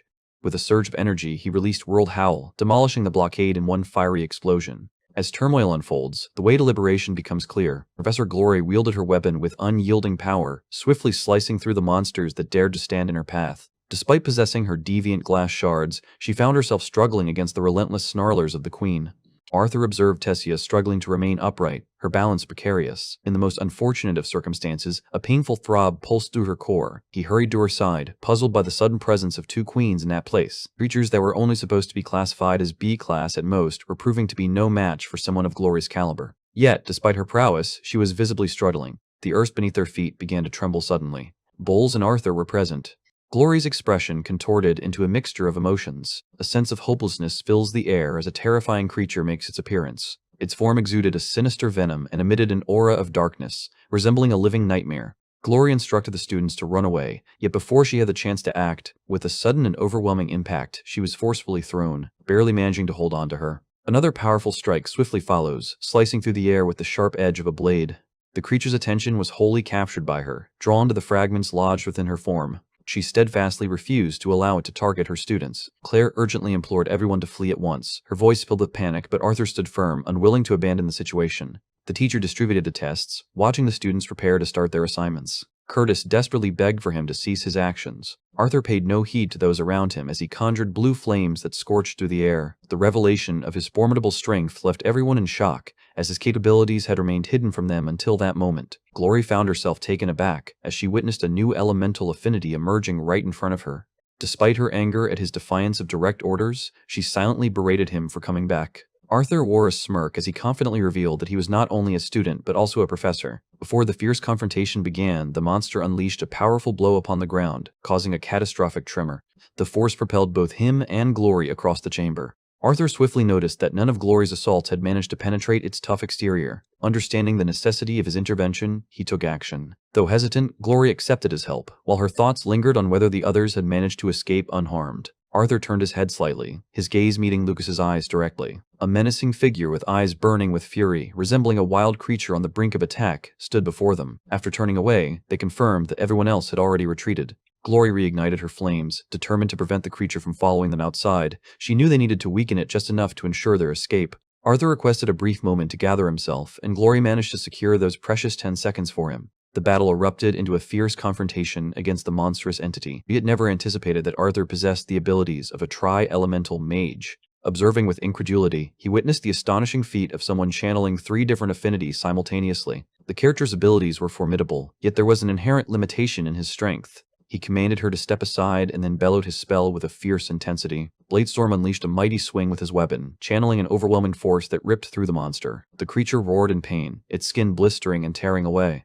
The devastating assault shattered Arthur's body. His arms were a mess of broken bones, each fracture a silent cry of agony.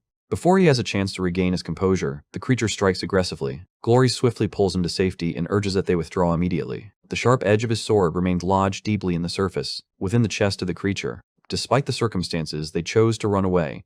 The creature erupted from the dungeon entrance, leaving him paralyzed with terror. A venomous object punctured Arthur's leg with precision. A sharp claw tore through him, sending waves of agony surging through his entire being. With steely resolve, Glory raised her sword, preparing to make her last stand. As her gaze locks onto the ominous creature, its eyes shine with an eerie mix of yellow and purple. Arthur detected an overwhelming surge of danger and urgently called out for her to retreat. Unfortunately, the cautionary words arrive after any chance for prevention is past.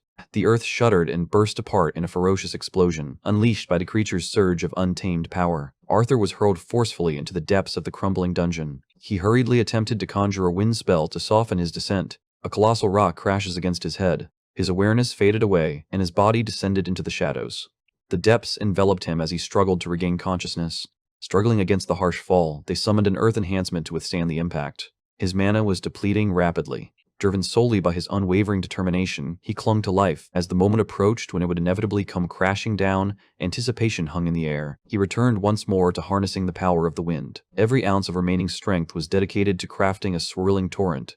The storm's fury begins to abate, its intensity gradually diminishing. He plummeted just enough for a hard collision with the stone beneath him. With his body shattered, he clung to life by the thinnest thread. Arthur gradually began to recover his strength. He compelled himself to rise, holding his head that throbbed with pain. His gaze settled on the blade resting just a short distance from him. Sylvia's creature, Will, was the sole force keeping him in motion. Utilizing his abilities to regenerate and sharpen his senses, he limped over to his weapon and picked it up. The harsh truth swiftly dawns upon them. To emerge from the depths of this profound chasm would require more than just determination alone. He carefully examined the area, searching for a possible way through. He stumbled upon a narrow passage where the soft echo of running water whispered through the air. In his worn and weary condition, he trailed after He continued on his path until the sound of a waterfall's roar welcomed him. As he continued forward, he maneuvered stealthily behind the group on stage. The characters suddenly stopped in their tracks, becoming completely still. The scene unfolded with an eerie atmosphere, revealing a vast graveyard strewn with the gruesomely dismembered bodies of unfortunate adventurers. The air was thick with the oppressive stench of death. The subtle sound of a cough heightened the already tense atmosphere. Amidst the wreckage, an alert individual attentively followed the source of the voice, urging it to resound once more. Upon discovering the truth, his heart breaks into pieces at the sight before him. Lancelia's body lay in a horrific state, her legs missing and her torso impaled with ruthless force. Once a mage of esteemed white core, she now found herself engulfed in a pool of her own blood, recollections of their previous meetings. Disbelief seized his mind as he collided forcefully with the other person. He fell to his knees and brushed off his head. With the last remnants of mana, she desperately attempts to heal herself. Her eyes, clouded and milky, revealed that she could no longer see him. Softly, he spoke to jog her memory, reminding her that he was the boy she had encountered back at the academy, the one who had brought back memories of her brother. A glimmer of recognition crossed her mind as she pondered over his unexpected presence in this place. Before she could utter another word, her mouth filled with blood. Arthur, desperate, pleaded with her to stay silent and attempted once more to tend to her injuries. Despite the tremor in her fingers, she managed to grasp his hand firmly. She softly begged him to cease his actions. Both participants understood that the battle was already beyond their grasp. Struggling with a surge of frustration, Arthur expressed his remorse for letting her down and for not being strong enough. Desperately longing for any fragment of strength that could rescue her, Alia merely offered a feeble shake of her head. The turmoiled anger and sorrow churned within him, his mind swirling in a relentless spiral as he pondered the relentless power capable of so ruthlessly destroying a mage with a white core. As she struggled to catch her breath, it became clear that her continued existence was driven not by compassion, but by a thirst for revenge. There was a desire from someone to ensure she lived just long enough to endure the consequences of her audacity in causing him harm. Using the last bit of her strength, she manages to exert pressure on a tiny stone landed in his palm, beckoning him to move nearer. When he complied, her broken core emitted a faint glow. Arthur found himself swept into the depths of her past as fragments of memory enveloped him. The scene replayed vividly in their mind, capturing the moment when the battle mages charged in and effortlessly vanquished the serpent. Encountering a mysterious figure cloaked in black, they felt their blood run cold at the mere presence of this intimidating silhouette. Death loomed like a tempest, swiftly engulfing the scene as bodies were pierced and fell in a chaotic rush. The man remained perfectly still, his posture unchanged, as the lifeless bodies dangled around him like eerie decorations. His visage was a terrifying nightmare, adorned with menacing horns, and his voice oozed with malice as he presented Alia with a grim choice: either engage in battle and face certain death, or betray her companions to ensure her own survival. In alignment with her character, she opted for conflict. Despite her defiance, she could do nothing as she watched helplessly while her squad was mercilessly slaughtered right in front of her. In a brief moment of victory, she struck out with her vines, causing one of his horns to fracture. Her former lover cemented her anguish as he attacked her with brutal accuracy. The arm was wrenched violently from its socket. The sharp object pierced her repeatedly. The phrase depicted a scene where she was suddenly ripping away her own being. The sinister act involved tearing at her legs and blinding her, casting her into a perpetual void of darkness. There is no script provided to rewrite. Please provide the text that needs to be rewritten in third person. The cries of her men echoed through the emptiness. Arthur felt a wave of intense agony wash over him, causing him to retch when the vision finally concluded. Bile scorched his throat as Alia murmured an apology. Understanding that no individual should have to suffer through such terror, it was nevertheless necessary to reveal the truth. Arthur felt a sense of relief as he realized he could now bear her truth to those who needed to hear it. She makes a solemn promise to herself that the memory of her hardships will endure. As her composure shattered, her voice quivered with genuine fear, pleading for survival, driven by the universal dread of death. A sense of helplessness gripped his chest tightly. Rage consumed him as he tenderly cradled her shattered form in his arms. In hushed tones, it was conveyed that his presence was undeniable, and he was determined not to allow her to leave. Fate, however, had a harsh streak. With a gentle exhale, the last breath leaves her body. The character held tightly onto a recollection of times that had been more joyful. Holding her unresponsive form tightly for the final time, he recognized that his present strength served merely as a delicate barrier against the challenges that awaited him. Her fingers moved gently over her cheeks, wiping away the stains of blood. He carefully preserved her remains in ice. A figure lay encased within a frosty tomb. A solitary flower was gently placed upon it. She vowed to dispatch others to bring her back, the courageous individual standing alongside her. His eyes moved across the graves he had painstakingly crafted, eventually landing on Sylvia. From the depths of the shadows, a figure appeared, moving silently while observing everything with a keen and watchful gaze. Arthur attempted to force a faint smile while quietly assuring everyone that he was fine. Despite the silent facade he maintained, his heart was a cacophony of conflicting emotions. With everything stripped away, there was nothing remaining.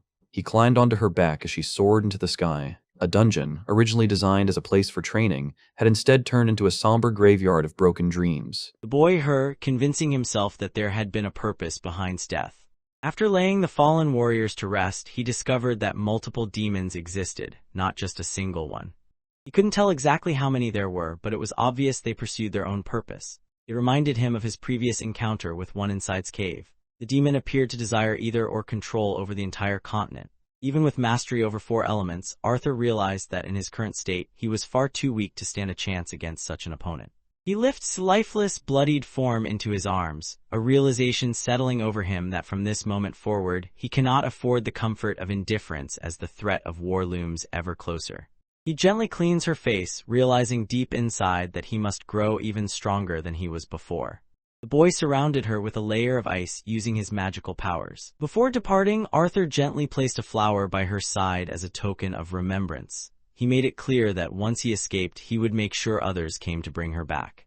It wasn't only her, every one of the others shown had also been laid to rest by him personally, each grave dug by his own hands. He glances over his shoulder and notices, standing just beyond the corner. Arthur indicates that he is fine, despite the fact that the day has been overwhelming for him. He decides that it's best for them to leave now, since there isn't much left for them to accomplish in this place. Soared upward, leaving the ground behind as she launched herself into the sky. Leaving behind what everyone referred to as a low-level dungeon meant for practice, they moved on. He made his way toward the entrance. The guards halted Arthur's progress, but their demeanor shifted once they recognized him as Arthur of Academy. The guard notices that he is coming back after the violent event that the other students had mentioned. Without hesitation, he orders a nearby guard to quickly deliver the news to both the Academy and the Guild. Apparently, preparations were all ready to assemble a group dedicated to rescuing the boy.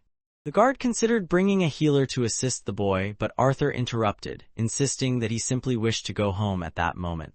Arthur made it clear that he preferred to wait until the next day before informing the Academy about what had happened.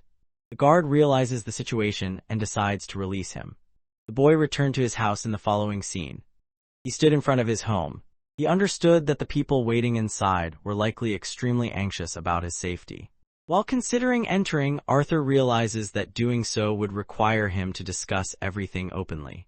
At this moment, he feels so delicate and vulnerable that he believes stepping inside is more than he can bear. He picks up Lance's badge, her final words echoing in his memory. Trapped in that place, the unfortunate girl endured overwhelming fear and isolation, clinging desperately to her desire to survive.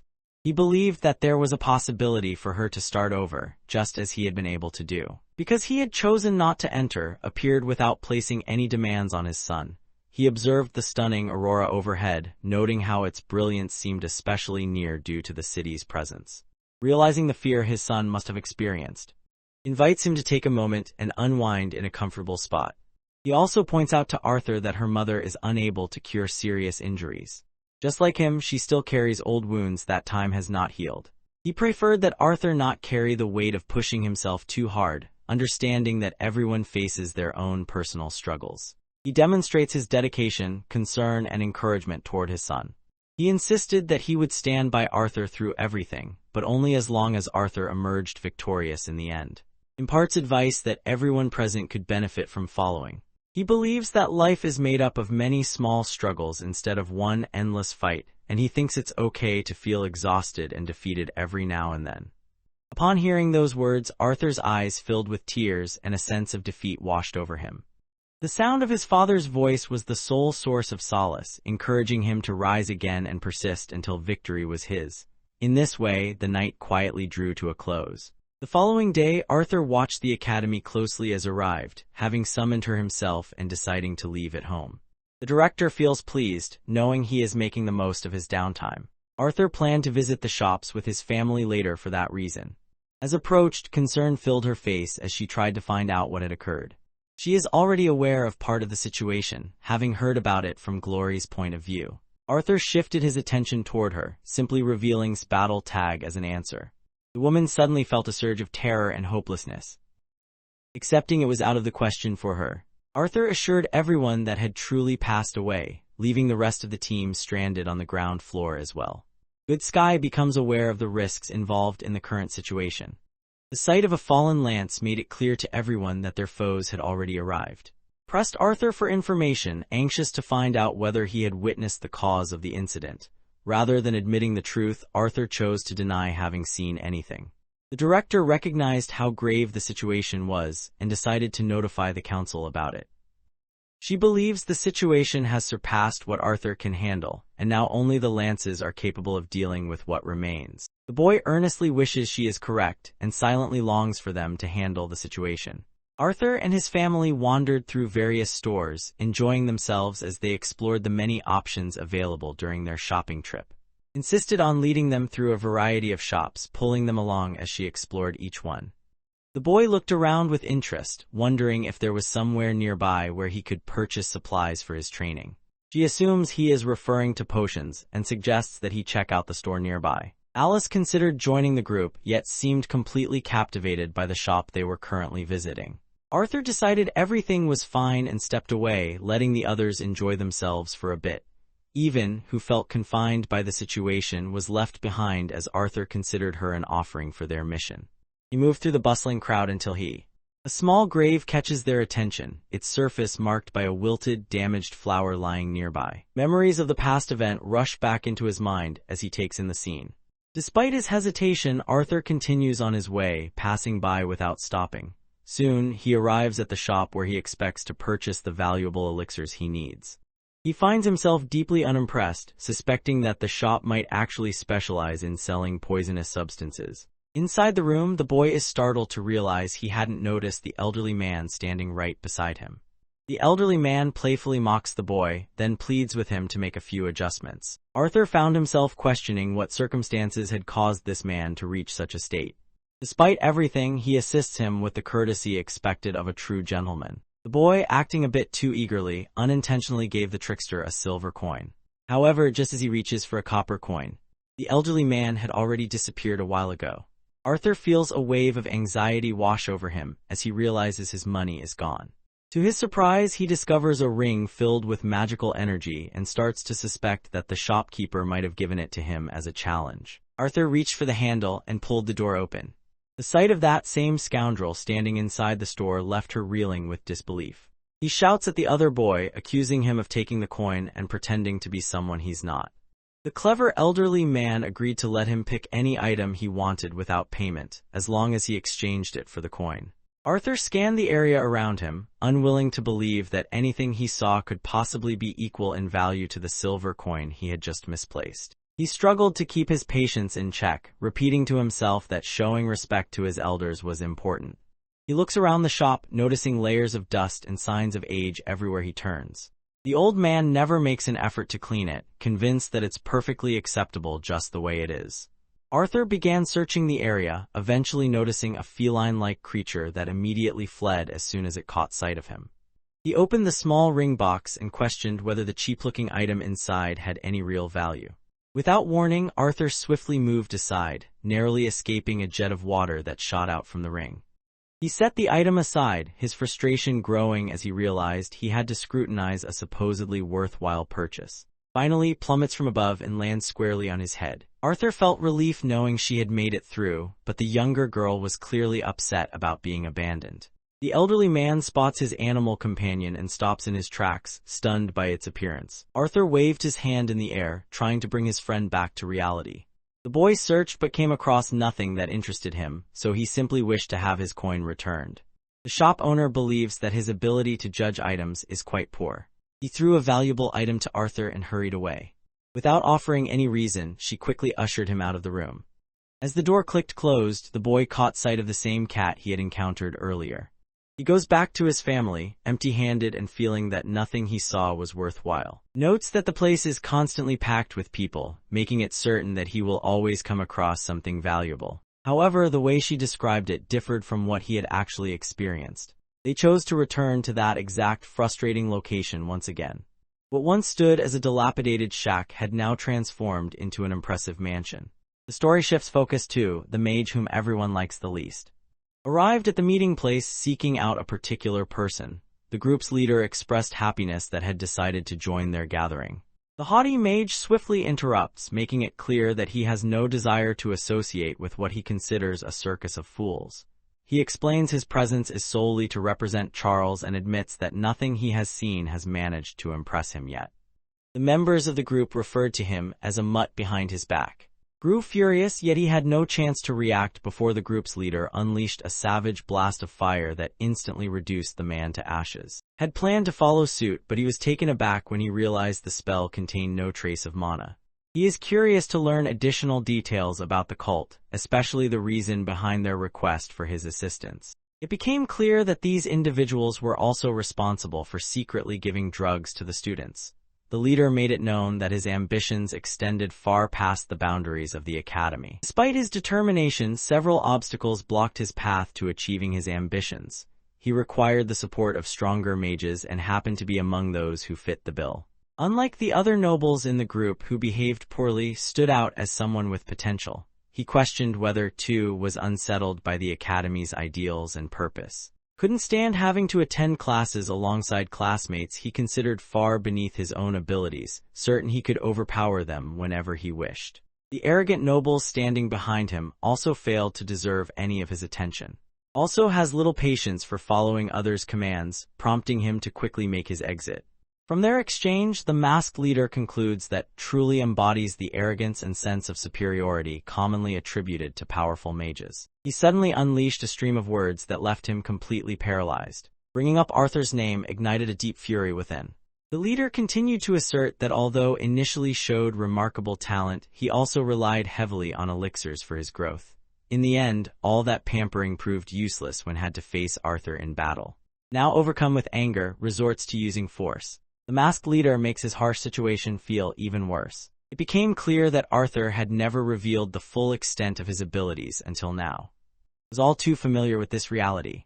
He grew furious as he watched the boy rival Professor Glory's abilities and defeat the monster using his own powers. At last, grew curious enough to wonder who was hiding behind the mysterious mask, orchestrating everything from the shadows. The man modestly reveals his identity, claiming he is simply a supporter eager to assist the city. He assures that this agreement will bring him a straightforward advantage. Felt a surge of irritation and grew increasingly curious about the length of time he had been watched by the other person. The man announces his intention to strike out on his own, declaring that his upcoming actions will inevitably destroy the fragile unity among the three races. At present, he had the Academy's director and the entire council cornered, leaving only a short wait before he put his plans into action. All that remained was to assist in tying up a few unresolved matters. Among these lingering issues was none other than Arthur's own presence. The Fire Mage admits to himself that defeating Arthur is impossible, especially since Arthur has hardly tapped into his true power lately. He had no intention of consuming the same drug that had taken. The masked leader explained that the drug would affect differently, since possessed greater strength than the overweight man who had already died. The abilities that would soon be bestowed upon him promised to surpass anything he had ever known before. Hopes to push Arthur hard enough that Arthur will unleash all of his power. The masked warrior acknowledges that humans instinctively value their families and those they care about most. The individual best suited for this situation happened to be. The princess stood at the forefront, serving as the council president. As an elf guiding a group of humans, she faced disapproval from his loyal supporters. He describes a vivid scenario too, directing him to injure so severely that Arthur would be forced to unleash all of his abilities. A strategy stirred something deep within him, filling him with an intense excitement. The scene comes to a close, shifting the focus to Elijah Knight, who appears for the first time in a while. His eyes reveal signs of fatigue and tension. Arthur opened the door, and Elijah immediately wrapped him in a warm, affectionate hug.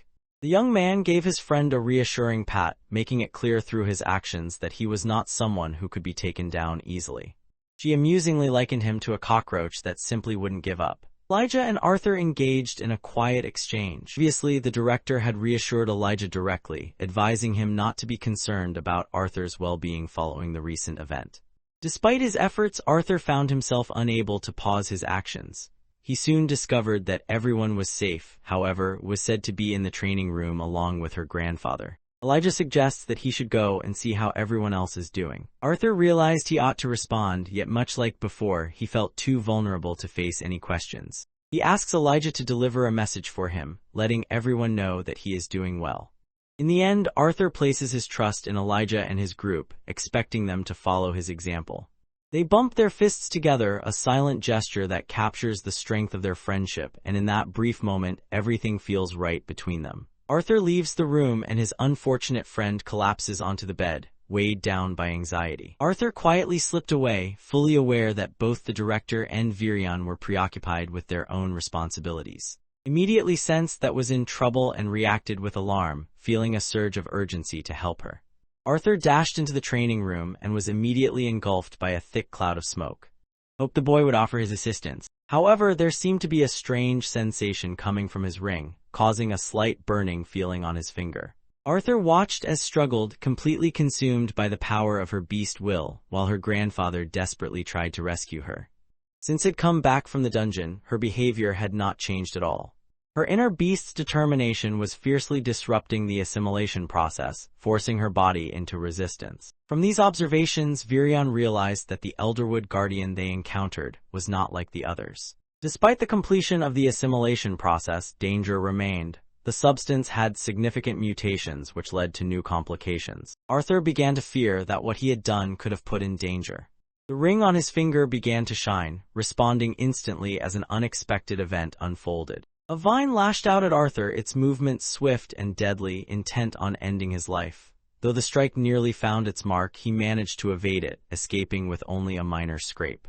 The vines lashed out wildly while Arthur moved swiftly, doing everything possible to avoid their relentless strikes. Monstrous shapes surged up from the earth, separating Virion from Arthur and trapping him within their grasp. The elderly man silently questions whether the young boy is managing to cope. Arthur seemed fine on the surface, yet he couldn't shake the growing sense that was genuinely angry with him. The vines gathered together, twisting tightly until they formed large, pointed drills covered in sharp spikes. The creature launched another attack, aiming to smash Arthur beneath its weight. He skillfully avoided every attack, all the while gesturing to keep Virion safe during the chaos. The group remained determined to protect under any circumstances. Right then, he questioned whether removing the vines would cause any problems. To his astonishment, the sphere he had obtained from the elixir shop began to move by itself. The character extends their hand and slips it through the tangled vines of the cage. A yellow light shone from the sphere as it released from the captors, lifting her into the air while the glowing orb merged into her abdomen. Her hair transformed into a pale green shade, a clear sign that the assimilation was now complete. Arthur gently lifted her and laid her down on the ground. Although Virion could not fully grasp the situation, he recognized that the young boy had rescued her. Slowly opened her eyes, confusion filling her mind as she realized she was lying on the floor. Her eyesight clears, allowing her to see her two cherished companions standing before her. She hurried over and wrapped her arms around Arthur in a warm embrace. The elderly man, hoping for an embrace, instead finds himself reduced to dust. Felt a surge of joy upon realizing that her beloved had survived.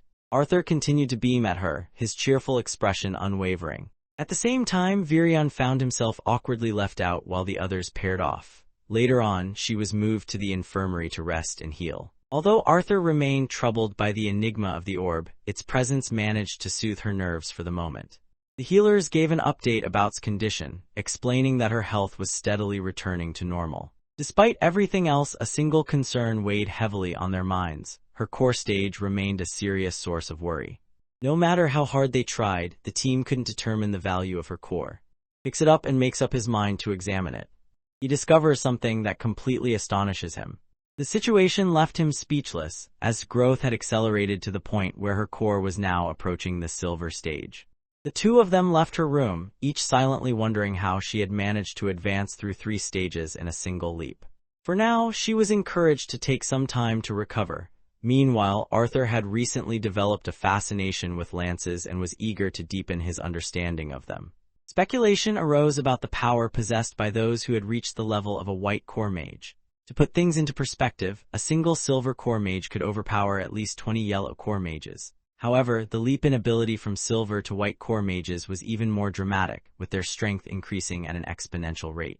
Virion II possessed the strength of a mid-silver mage, yet even a group of 10 mages of his caliber would struggle to match the power of a single white core mage. Arthur made fun of the elderly man, pointing out his frailty. Despite appearances, his strength was not lacking. Rather, the extraordinary power of white mages set them on an entirely different level. Arthur began to question how white mages, still so young, managed to achieve such incredible power. It seemed illogical to her that these men had not already taken control of the kingdom. Explains that lances can only achieve such power once they have been officially recognized as knights. Arthur found the situation quite confusing. He discovers that the royal bloodlines are the source of their power. He was about to share highly secret information with the boy and made it clear that he must not discuss it with anyone else. He proceeded to inquire whether the boy held any belief in deities. During the Beast Era, all 3 races wandered the globe together, living as nomads among their own people. The 2 groups interacted solely for exchanging goods, and their ways of life remained deeply different from one another. Despite their differences, the 3 races got along well. Harmony existed among them as they shared a peaceful coexistence. The Mana beasts suddenly broke through and began hunting the 3 races mercilessly, treating them as nothing more than prey.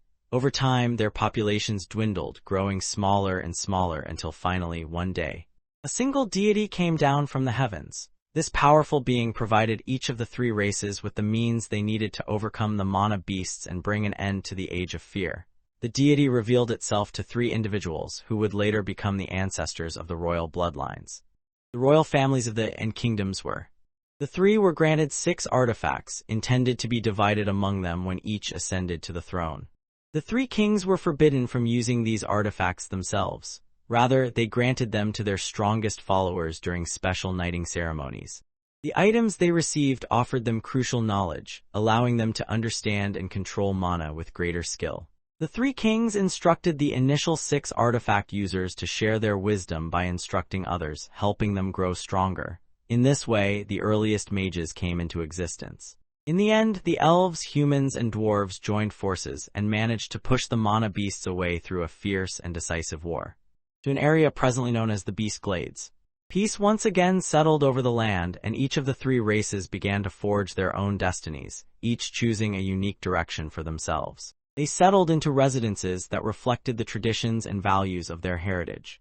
The ruler of the humans guided the western lands, bringing about an era of riches and flourishing communities. The king of the elves ruled over the northern lands, coexisting peacefully with the enchanted woods and the creatures that called it home. The king of the dwarves took charge of the southern lands, driven by a desire to uncover valuable ores, precious metals, and sparkling gems hidden beneath the earth. In time, the trio of kings took charge, wielding their lances as symbols of authority. Under their rule, lasting peace finally settled over the land. Arthur quickly gave a brief overview of the tale, cutting the old man off in a disrespectful manner. The boy wonders what event could have triggered the conflict among the three races. As approached the pivotal moment in the story, he tugged at his ear, frustrated with himself for spoiling the narrative. He chooses not to go into the specifics of the war, believing the boy already understands plenty. What truly matters is that peace endured for only a few generations. During that time, the three races slowly lost sight of their former unity. Eventually, their desires for more overcame them. Regarding the lances, they were never lost or mysteriously disappeared. Instead, these weapons had always been present, carefully maintained and developed by the royal families, who intended for them to be used as powerful artifacts. The lances had only been revealed to the public after the second continent was discovered.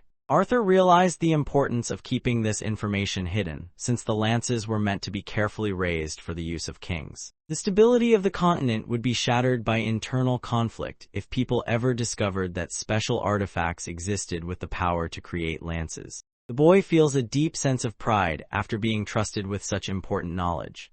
Observes that the child's physical growth has at last caught up with his advanced intellect. Arthur found himself unable to refute what had just been said.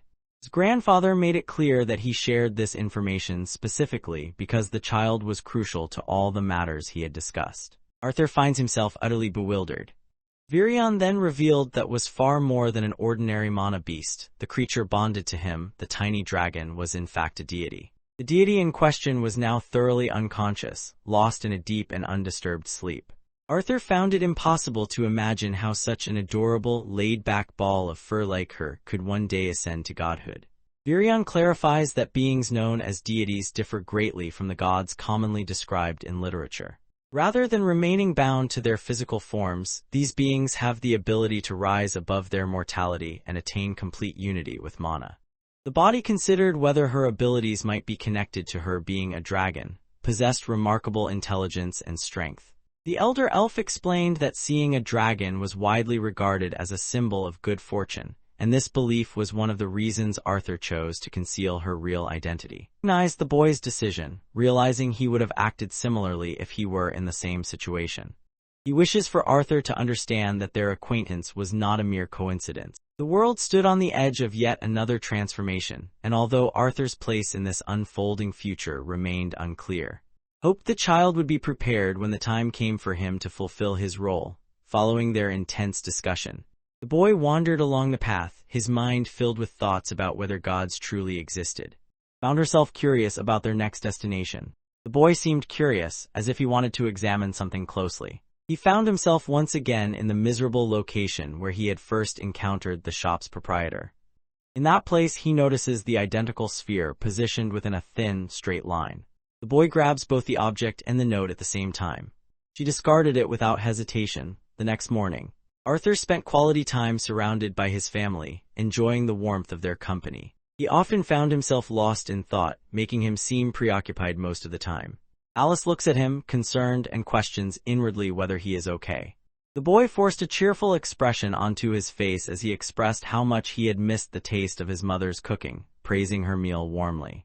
Despite her son's slow eating and attempts to stall, his sharp-witted mother easily sees through his excuses. As he glanced downward, he discovered that was the one enjoying bites of his meal. Alice reassures her son that she understands if something is causing him to feel uneasy. The boy brushed aside any concerns and insisted on his desire to visit the Aurora constellate. Despite this, could sense that his son was troubled by something, so he advised him against making the trip. No matter what the future held, his parents only wished for his safety and happiness. Known for her adorable personality, often requested her brother to bring her souvenirs since she never liked the gifts their father chose for her. His misfortune was evident, but Arthur couldn't help but smile, feeling thankful for how supportive his family was about everything he was going through. At last he says his goodbyes to them. He prepared to leave for his next stop, clutching a note. At last, the contents of the message became clear. The sender expresses a desire to share the entire story with Arthur and asks him to come to the teleportation gate. The scene shifted to a recollection from King Gray's past. In this memory, a loyal follower explained the significance of taking a woman's life, believing it would prove the king's resolve and loyalty to his nation. The people were united in their desire for him to commit the act, convinced it would serve as a warning and protect their homeland from future threats. The only message that reached his ears was the relentless call to continue the cycle of killing. The sound of calling his name jolted the boy back to full awareness. He gently stroked her fur, reassuring her that she had only experienced a bad dream and nothing more. A sudden recollection surfaced in Arthur's mind, leaving him puzzled about why that particular memory appeared out of nowhere. He retrieved the note once more, his mind drifting back to the limited encounters he had experienced in recent days. He feels fairly confident that the shop owner left this note. He had clearly listened in on their conversation, and now seemed eager to share with Arthur a crucial piece of information that the elf elder had overlooked. At that moment, Arthur reasoned that Virion would never overlook something so important. He questions internally how anyone could possess greater knowledge about this important issue than Virion does. The carriage carries him to the entrance, where a guard stops him and asks to see his identification. The elf informs the child that the gateway connects to the realm of, and that permission is required before entry can be granted. Arthur found himself bewildered by the unexpected situation, still unsure of the reason he was being sent specifically to. He displays the royal seal belonging to his family. Even the guard could not help but tremble. Arthur was allowed to pass, stepping confidently into the room just as a streak of yellow light washed over him. Two feels concern, noticing that their bodies hang precariously, supported only by thin strands of mana. In time, they found themselves drawn into a space filled with darkness. Arthur glanced around, trying to understand the situation. The most unsettling part was that, who had never felt fear before, now seemed genuinely frightened. The boy lit a small fire, hoping the light would reveal what was happening around him. He remained clueless about the situation. Without warning, an intense surge of energy coursed through both of them, so strong that enduring it felt nearly impossible. Overwhelmed, squeezed her eyes shut. Arthur wonders aloud about the identity of the person they are looking at. Eyes keen and piercing like those of a serpent fixed their gaze on the group, watching them intently. Fear washed over the boy and his companion, leaving them both frozen in place. A mysterious sound filled the air, pulling the surrounding darkness away and transforming it into a bright, white space. Trembled so violently that Arthur's patience began to wear thin. He spots the cat, the very one he had encountered at the store earlier that day. The cat gazed at him intently, then slowly shifted its form until it stood before him as a humanoid figure. Referring to himself as Winsome, the mysterious figure attempts to ease the confusion by revealing that he is one of the gods. The scene ended at that moment, shifting the focus to Director, who now appeared alone. Inside the council chamber, she listened as the members expressed their deep distress over the loss of the lances. Among them, one individual reacted angrily and insisted on questioning the student who had seen what happened. However, the remaining council members concluded that proceeding with the interrogation would serve no purpose, as it would yield no valuable information. The group carefully considered their next steps, ultimately deciding to send their most skilled mages to investigate the remnants of the dungeon. Stood before the council and refused the request. The group reached a consensus that the headmaster had fulfilled his duties to the council and now should focus on managing the academy. Good Sky found herself lost in thought, reminiscing about moments from the past. She questioned whether her decision to conceal the boy's identity had truly been the correct choice. Her own familiar regarded the boy as an enigma, sensing that the situation would only become more complicated if the council began to suspect he played a role in the events. Felt a wave of relief and happiness knowing that he was out of danger. Suddenly, several launched an attack against her, and one managed to land a blow. She quickly summoned a protective barrier around herself, then unleashed a powerful attack that overwhelmed the four who had ambushed her. She relies on her partner to handle the remainder of the battle. As the monstrous being shifted its form and consumed the attackers, she questioned one of the remaining assailants. Defeats her opponent decisively, showing no sign of pity. Despite being questioned, the man stubbornly keeps all details to himself. He believes that she has seriously misjudged the situation by expecting the continent to survive for several more decades. Spies could be found throughout the entire continent, hiding in plain sight, and many believed it was only a short time before a war would break out before this traitor had the chance to expose the organization he served. Deliberately ends his life, likely due to her prior knowledge of the situation. Found enjoyment as he consumed the flesh of humans. Noticed that her injury was not serious, yet she remained uneasy, unsettled by how effortlessly the fight had ended. She set her sights on making the coast her next objective. She silently wished that her doubts would prove to be true. In a shocking turn of events, a curse mark appeared carved into her back, revealing her past connections with the villains. This revelation brought to mind Arthur's earlier encounter with the divine being. A rush of recollections sweeps over him as he stands in the presence of the charming deity. The creature transformed itself to look like a human, hoping this new form would make their conversation easier. Deities possess power that surpasses even that of white core mages. Arthur struggles to comprehend that it exists right before him. He attempts to steady himself. Prior to their conversation, he hopes to clarify the reason for their journey to the Elf Kingdom and whether it has anything to do with. Winsome explains that his only intention was to help him pass through the gate. He raises his hand, revealing that Virion and are both safe and unharmed, just as usual. The princess's health had improved because of the elixir pearl he had given her just before her core had burst. The boy was allowed to keep the second pearl for himself. Arthur was taken aback upon learning that core might have broken, yet this revelation explained Winsome's decision to bring the child to this place. He initially views the child as a resident of. It had recently been discovered that the world contained a second continent in addition to. Its rule had long been in the hands of powerful beings dwelling in. While the lesser inhabitants referred to these figures as deities, the beings themselves identified as asuras. The same deities who once bestowed magical artifacts upon the three races, enabling them to battle against the magic beasts, were involved again. Winsome reveals that his knowledge of the artifacts comes from Virion, yet he admits that the true nature of the Asuras is beyond what anyone in could comprehend. He notes that the Asuras themselves have long been ruled by a noble class. According to him, the Asuras were never meant to get involved with the three races or the continent, choosing only to act if the peace was in danger. The rule was eventually overturned after split into three separate factions, each made up of various clans from different races. Each faction's leading clan focused on its own interests above all else. Despite possessing great strength, they chose not to use their abilities against those they considered lesser. Everything changed, however, when Rose to lead the clan, driven by ambition, shattered the ancient laws to push his people ahead.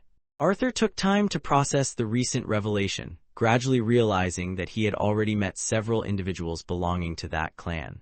Even among the Asuras, the clan held a reputation for infamy. They resembled scientists and researchers, always dedicated to making progress in the study of mana. After Rose to power, the clan experienced a dramatic increase in strength. In time, the deities uncovered that the clan's members had been conducting various experiments on weaker races to boost their own abilities. Upon hearing those words, a wave of revulsion swept over Arthur. Now, uncertainty clouded his mind as he wondered about the purpose of his actions and the part he was meant to fulfill. Winsome insists that the situation does not directly involve the child, yet he believes the boy ought to know the truth due to his ties with the gods. He used his abilities to compel to undergo her transformation, forcing her to show what she really was. For countless years, the gods had been on a quest to locate, and just as they finally uncovered her whereabouts, they noticed a young boy cradling a tiny divine figure in his embrace. Winsome reveals that Arthur shares a special connection with his master's daughter. Stood unrivaled as the most formidable being across all three continents. Her strength was so remarkable that even and Arthur found themselves at a complete loss for words. The elder elf had spoken the truth. Dragons were truly gods and both ranked among the most formidable beings to have ever lived. Most gods usually transform into one of three different shapes. Usually chose to remain in her small, adorable shape so she could save her strength. In contrast, Asuras typically stayed in their human-like forms because it helped them conserve their magical energy. Arthur reacts with genuine astonishment upon learning this news. Had not changed into that form yet, only because her current abilities wouldn't allow it. Her core was less advanced than most, and given the way things were progressing, this limitation was becoming clear. Winsome delivered troubling information, revealing that spies had already infiltrated the continent. The deities could hardly deny it any longer. War was approaching swiftly, and Arthur's involvement would inevitably alter the course of the conflict. Should he choose to side with the gods, they would allow him to keep his connection intact. However, this offer came with an unspoken warning. He was facing a threat at that very moment. If he refuses, his bond will be revoked. Arthur felt the looming danger the war would bring to those he cared about, leaving him with no option except to take action, even if it went against his wishes.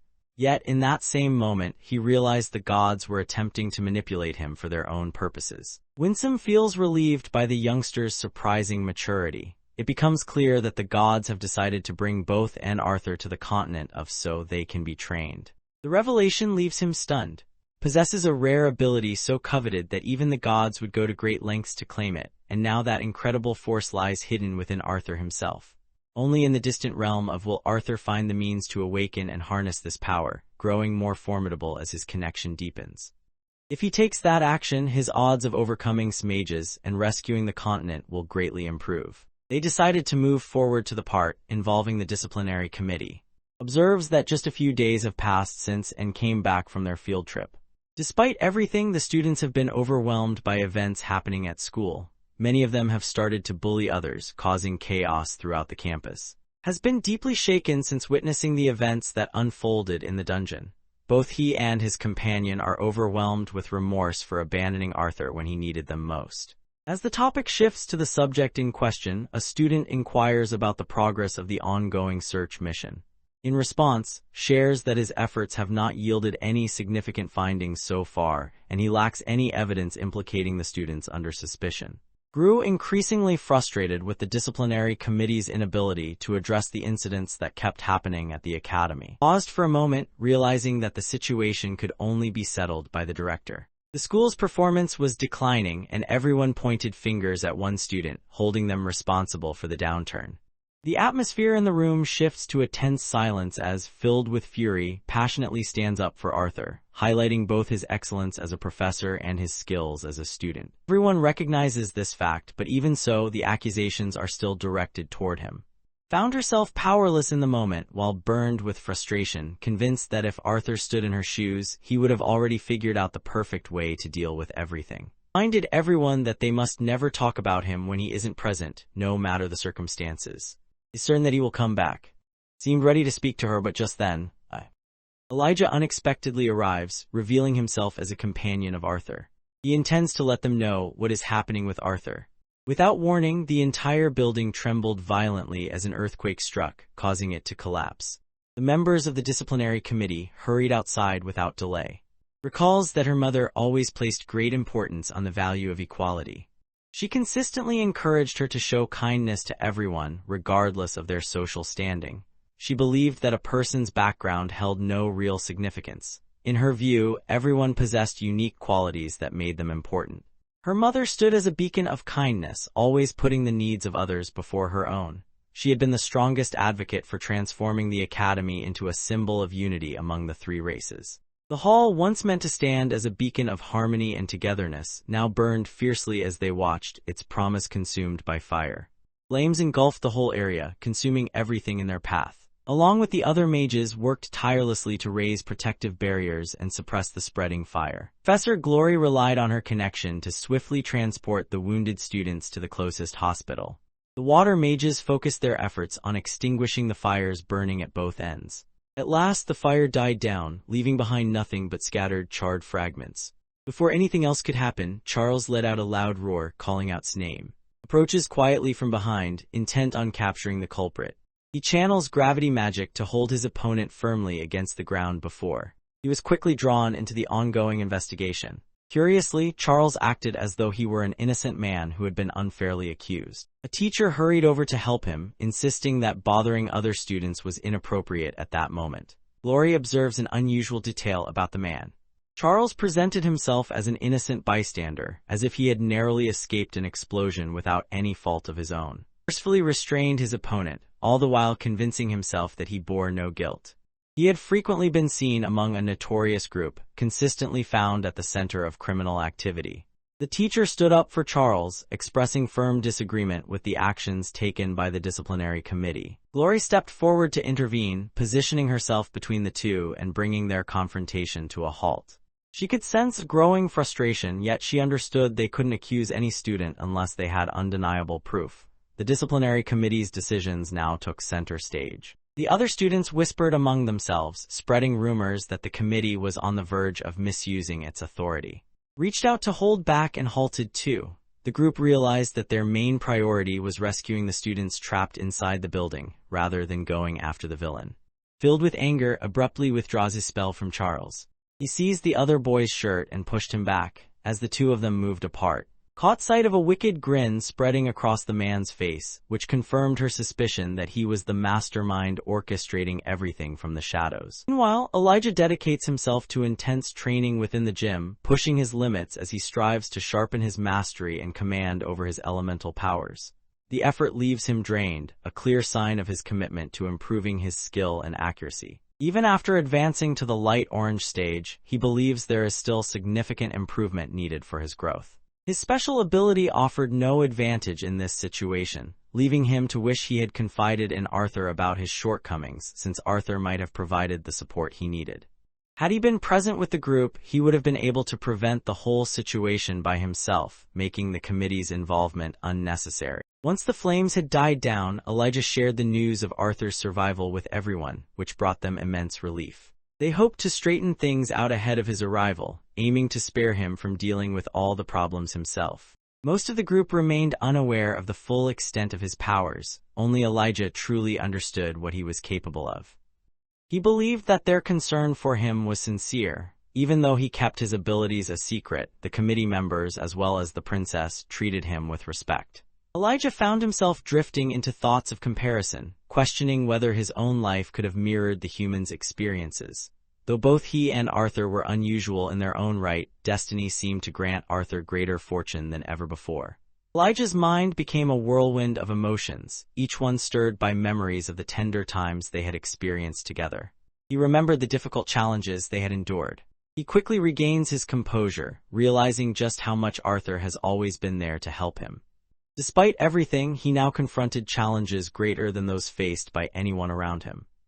Elijah realized that if he wanted to measure up to that person, he would have to grow even more powerful. At the location designated for teleportation, several weary travelers grumbled to themselves, frustrated by the overwhelming amount of tasks they were expected to complete. One of the group noticed Arthur and quickly blocked his path, insisting that Arthur was not actually an elf. He reprimands the boy for straying from his path, and as the woman discusses how vital he is to the kingdom, the man, his face contorted with anger, forcefully pushes her arm aside. Roger felt frustrated that he and his friends had to go through the hassle of getting licensed, while this scrawny newcomer managed to bypass the line without any difficulty. The boy makes it clear that he is cutting in line because he believes the matter is significant enough to justify his actions. Roger resorts to aggressive tactics in his approach this time. He reached out with his magic, seizing the boy firmly. Although he had no intention of ending Arthur's life, he hoped to frighten him into submission. However, this guy failed to realize he had picked a fight with someone he shouldn't have underestimated. Arthur unleashed a burst of blue flames of his own. He looked at the man standing in front of him, overcome with a sense of hopelessness. After making his statement, he turned and left alongside his escort. Now it was time to review the events from his discussion with Winsome. Arthur wondered why the deity had failed to find them after all this time. Whenever he used feathers to cover the mark of his bond, he managed to keep it hidden for an extended period. At last, they had discovered his whereabouts, leaving him with no option except to ready himself for his journey to the distant land of. While making his way forward, Arthur considered where he should head next. He approaches a group of elven guards, presenting the royal family's official pendant that has already been, and greets them swiftly. People's constant doubt about the badge, even though it was genuine, left the boy feeling somewhat irritated. He had been given guidance on what to do next. However, at that moment, a powerful earthquake suddenly jolts everyone, causing them to stumble from their places. The guards quickly moved forward, placing themselves between Arthur and any potential danger. This turns out to be fortunate, as he feels relieved to discover that they are actually worth something. Despite everything, the boy began casting a spell, channeling its power from deep within himself. Virion stepped forward, showing clear signs of exhaustion after struggling against a challenging adversary. The enigmatic challenger reveals herself to be. She had grown so powerful that managing her abilities was now beyond her reach. Arthur could hardly believe it when he discovered that had already bonded completely with an S-class beast. He wondered if the unusual marble played a role in what had happened. Although she remained awake and aware, she still couldn't command the vines. They continued to spread endlessly. At the same time, hoped Arthur would join the battle. She turns away from the royal guards, seeing them only as hindrances to her path. The royal guards could not hide their confusion as Virion dismissed them from the scene, yet allowed Arthur to remain and continue participating in the battle. The reason for this careful secrecy was to ensure that very few individuals were aware of how strong Truly was at this point in time. Prepared herself to take action, yet Arthur insisted that she hold back and limit the use of her abilities. Arthur surged forward, but a vine lashed out and cut him as he passed. He recognizes the danger that comes with casting a fire spell in this environment. The boy chooses to unleash the abilities granted by his beastly will.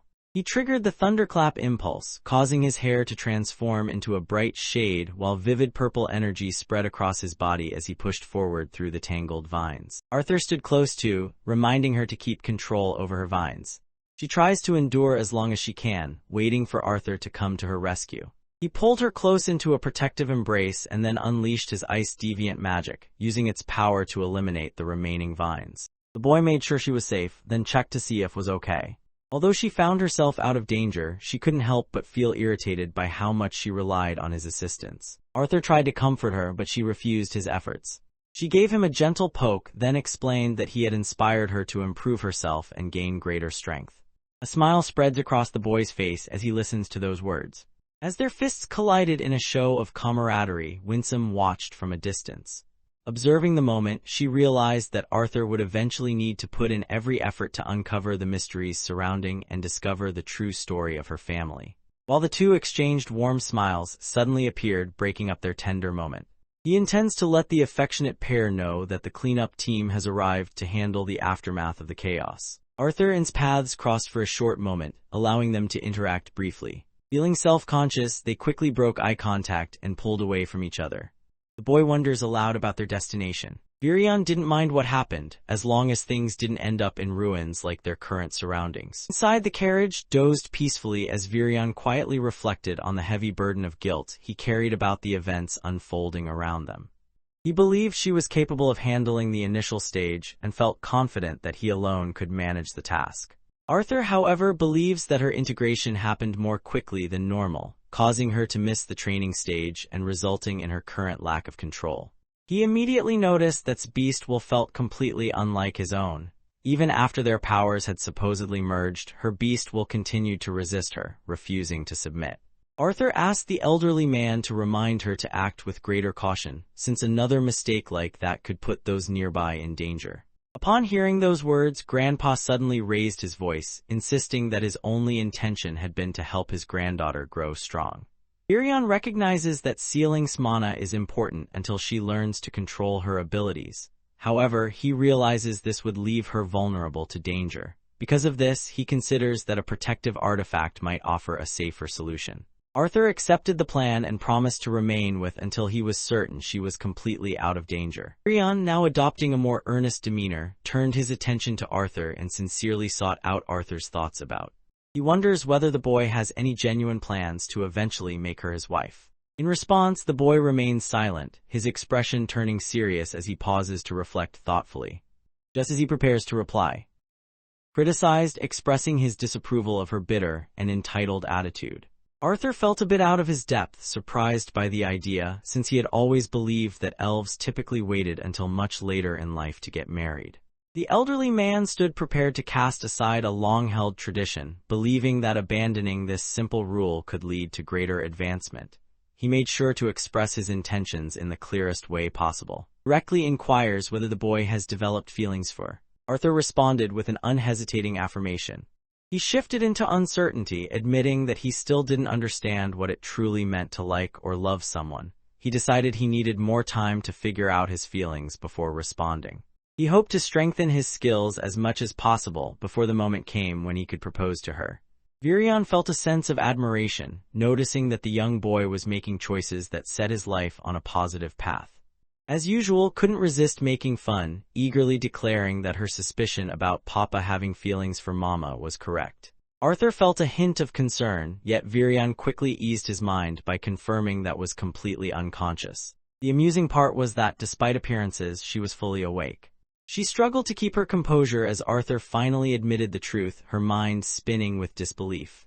Beads of sweat gathered on her forehead while her heart pounded wildly in her chest. Arthur and both question whether the girls are troubled by nightmares during their sleep. Arthur reflected inwardly, realizing that his feelings for were unique compared to how he felt about others. However, keeping her safe was what mattered most to him at the moment, and he believed that an artifact would help with her protection. He also felt reassured knowing that both his mother and sister were already wearing their own pendants. Despite his efforts, the protection remained insufficient, and his sister had not yet regained consciousness. The boy worried anxiously about the looming conflict that Winsome had cautioned him about. An unexpected thought sparked within his mind. He needed to find a bond strong enough to shield his sister from danger. He couldn't help but imagine her pet ruthlessly eliminating any boys who dared to show an interest in her. He always acted so overprotective. They reached the place they had been heading toward. He becomes the first one to exit the car. She rushed toward her mother and embraced her tightly, feeling overwhelming joy at being reunited with her family. Arthur glanced around, his eyes scanning the unfamiliar surroundings with evident confusion as he tried to figure out their location. His parents feel a deep sense of relief and joy knowing he's always around to look after their daughter whenever any problems arise. The crowd was eager to learn the fate of the royal manor. Irion struggled to find the words to describe how had completely shattered it. The unfortunate girl admitted that the event truly occurred, leaving both parents stunned. Acted unfazed as he explained that he had simply been practicing with his granddaughter when the destruction happened by mistake. Arthur found himself puzzled by this version of events, knowing that it was actually who had caused the manor's ruin. Despite his confusion, Arthur went along with the explanation, while remained relaxed and unconcerned about the complete devastation of their once beautiful home. He had wanted to see for quite a while. His grandmother has been exceptionally occupied lately. Her attention has been particularly drawn to what lies ahead for Arthur. The boy remains puzzled, unable to grasp the reason behind it. As he looks around, he realizes he has no memory of seeing this place during his previous visit. His mother remarks that none of them have visited for quite some time. She had decided to keep her distance from others, driven by an unusual motivation. On one occasion, had come dangerously close to losing his life because of one of her traps. The seriousness of her situation had reached that extreme. He hopes they realize she might be in hiding because she is being pursued by dangerous individuals. Arthur felt a sense of unease as he tried to figure out the identities of those mysterious individuals. As they continued on their way, skillfully interrogated various forest creatures, showing no difficulty in getting the information she wanted. Each time his father looked at her, he found himself in awe of the connection they shared. He wished to express his gratitude to the two of them for consistently looking out for and ensuring she stayed out of trouble. He discovered that she had survived perilous moments solely because he had come to her aid. The boy responded with a casual attitude, unfazed by the mention of assistance since he had benefited from her help as well. This caught the attention of her father, who, curious about the situation, inquired about the details of how it happened. The boy glanced upward, silently acknowledging that her support had been what kept him from losing his mind. His reaction was remarkably uncommon for someone his age, especially a 13-year-old boy. He acknowledges that Arthur gives off the impression of being more mature than his years. The boy interprets the remark as praise directed toward him. However, the elf leader suddenly halts and insists that there is more to his words than just a compliment. He explains that parents prefer their children to stay young, hoping to shield them from the challenges and responsibilities that come with adulthood. Arthur reflects inwardly, realizing that almost 30 years have passed since his days of youth came to an end. To everyone's surprise, the only reason the TBATE Council existed at all was because of that boy. His father held a deep and unwavering hatred for humans. After the war ended, their actions left others feeling deeply let down. He could never forgive the humans for what they had done, especially after the war took his mother away from him. At that point, he almost lost his daughter as well, but everything changed when a young boy appeared in their lives. A human boy had saved his daughter and returned her safely. He rescued her from the hands of the slave traders and showed courage by challenging the authority of the Elven King. During that period, the young boy managed to help the king regain his composure. Even this man acknowledged that he would accept Arthur joining their family. His wife, Moral, also revealed that the king had been wanting to meet the boy for some time. The exchange between them had been overheard by the entire group, leaving little room for secrecy. After some time had passed, raised his hand, gesturing for everyone to settle down and be silent. As impatience grew, her actions became more forceful, while the boy gripped his sword, readying himself for any commotion that might arise. Each individual themselves to confront the looming danger. An elderly woman stepped out from behind the thick bushes, but their attention remained elsewhere. The boy, acting recklessly, attacked the helpless elderly woman before she could defend herself. Had it not been for Virion's timely intervention moments earlier, she could have been cut completely in two. The woman shouted angrily at the man, furious that he had attempted to harm an older lady, rushed forward and wrapped her arms around in a warm embrace. She cherished him just as much. As the group moved forward, had anticipated finding her waiting at the entrance, yet instead, she had already set out to look for them since they were running behind schedule. In a playful, grandmotherly fashion, she reached out to pinch Arthur's cheek, joking that if she were younger, she might have found herself smitten by someone like him. He nearly had a heart attack when she suddenly appeared from behind the bush, leaving him completely startled in a way no one expected. Granny misunderstood his words, believing he was insulting her looks, and looked too, hoping he would recall and describe how beautiful she had been in her younger days. Even was considered no more than ordinary. Makes an inappropriate remark about the fact that Virion's wife has passed away. Everyone responds with expressions of disappointment. Virion offers an apology, expressing his understanding of the emotions shared by those around him. Abruptly changes the subject, mentioning that they will arrive shortly. Just as Arthur is on the verge of asking about the location. For reasons he can't quite explain, his sense of right and wrong holds him back. The group continued their walk until she pointed out a stunning waterfall waiting just ahead. The breathtaking view left everyone frozen in astonishment and wonder. She invites the group to enter the cave and advises against using any spells that produce light. They continued forward through the darkness. At last the group arrives at its house. She had many topics on her mind to share in this familiar setting. Within the warmth of her inviting home, they sipped their tea and took in the peaceful surroundings. Yet, Arthur found himself baffled by the unusual magic employed, which made the interior of the space seem far more expansive than its outward appearance suggested. Granny had a few clever tactics hidden away, but it wouldn't be long before they were revealed. The tea causes everyone to lose consciousness, leaving them all knocked out. The boy takes another careful sip from his cup of tea. Was encouraged to observe that he showed no surprise while sipping the tea, even after witnessing others collapse from drinking it. The boy reflected on his past experiences, thinking that after everything he had endured, nothing could catch him off guard anymore. Meanwhile, already seemed to know what was going on. The boy sets his tea aside, realizing that the words she is about to share are highly confidential and meant for his ears alone. Prior to anything else, announces her identity as a diviner and states that she needs to provide a more thorough explanation of her abilities. Despite gaining extensive knowledge about magic during his time at the academy, Arthur still could not uncover any information pertaining to divine magic. He finds it hard to grasp that he is about to receive important wisdom directly from a diviner. Noticed his interest and decided it was the right moment to start her explanation. She explains that some deviants must draw their strength from sources beyond the traditional four elements. Unlike ordinary mages who typically draw in particles from the environment, these individuals possess a unique approach. A clear example was the boy's mother, an emitter who possessed healing abilities. Throughout her life had met many kinds of unusual people, yet every one of them shared a single common trait. They possessed their own reserve of mana, which allowed them to strengthen their magic whenever they wished. In contrast, the boy's abilities worked differently, as he was considered an elemental deviant. Diviners experience the emergence of their abilities in unique ways, with their powers sometimes surfacing unexpectedly at various stages of their lives. Glimpses of the days ahead appeared before them, but these visions were so unclear and mysterious that making sense of them proved challenging. Strangely, witnessing these signs didn't demand any of their magical energy. From what had explained, she believed this ability would be a curse rather than a blessing if someone was unable to master it. The boy wanted to know more about the spell she had used when he was a child. That magic allowed him to find his parents and talk with them face to face.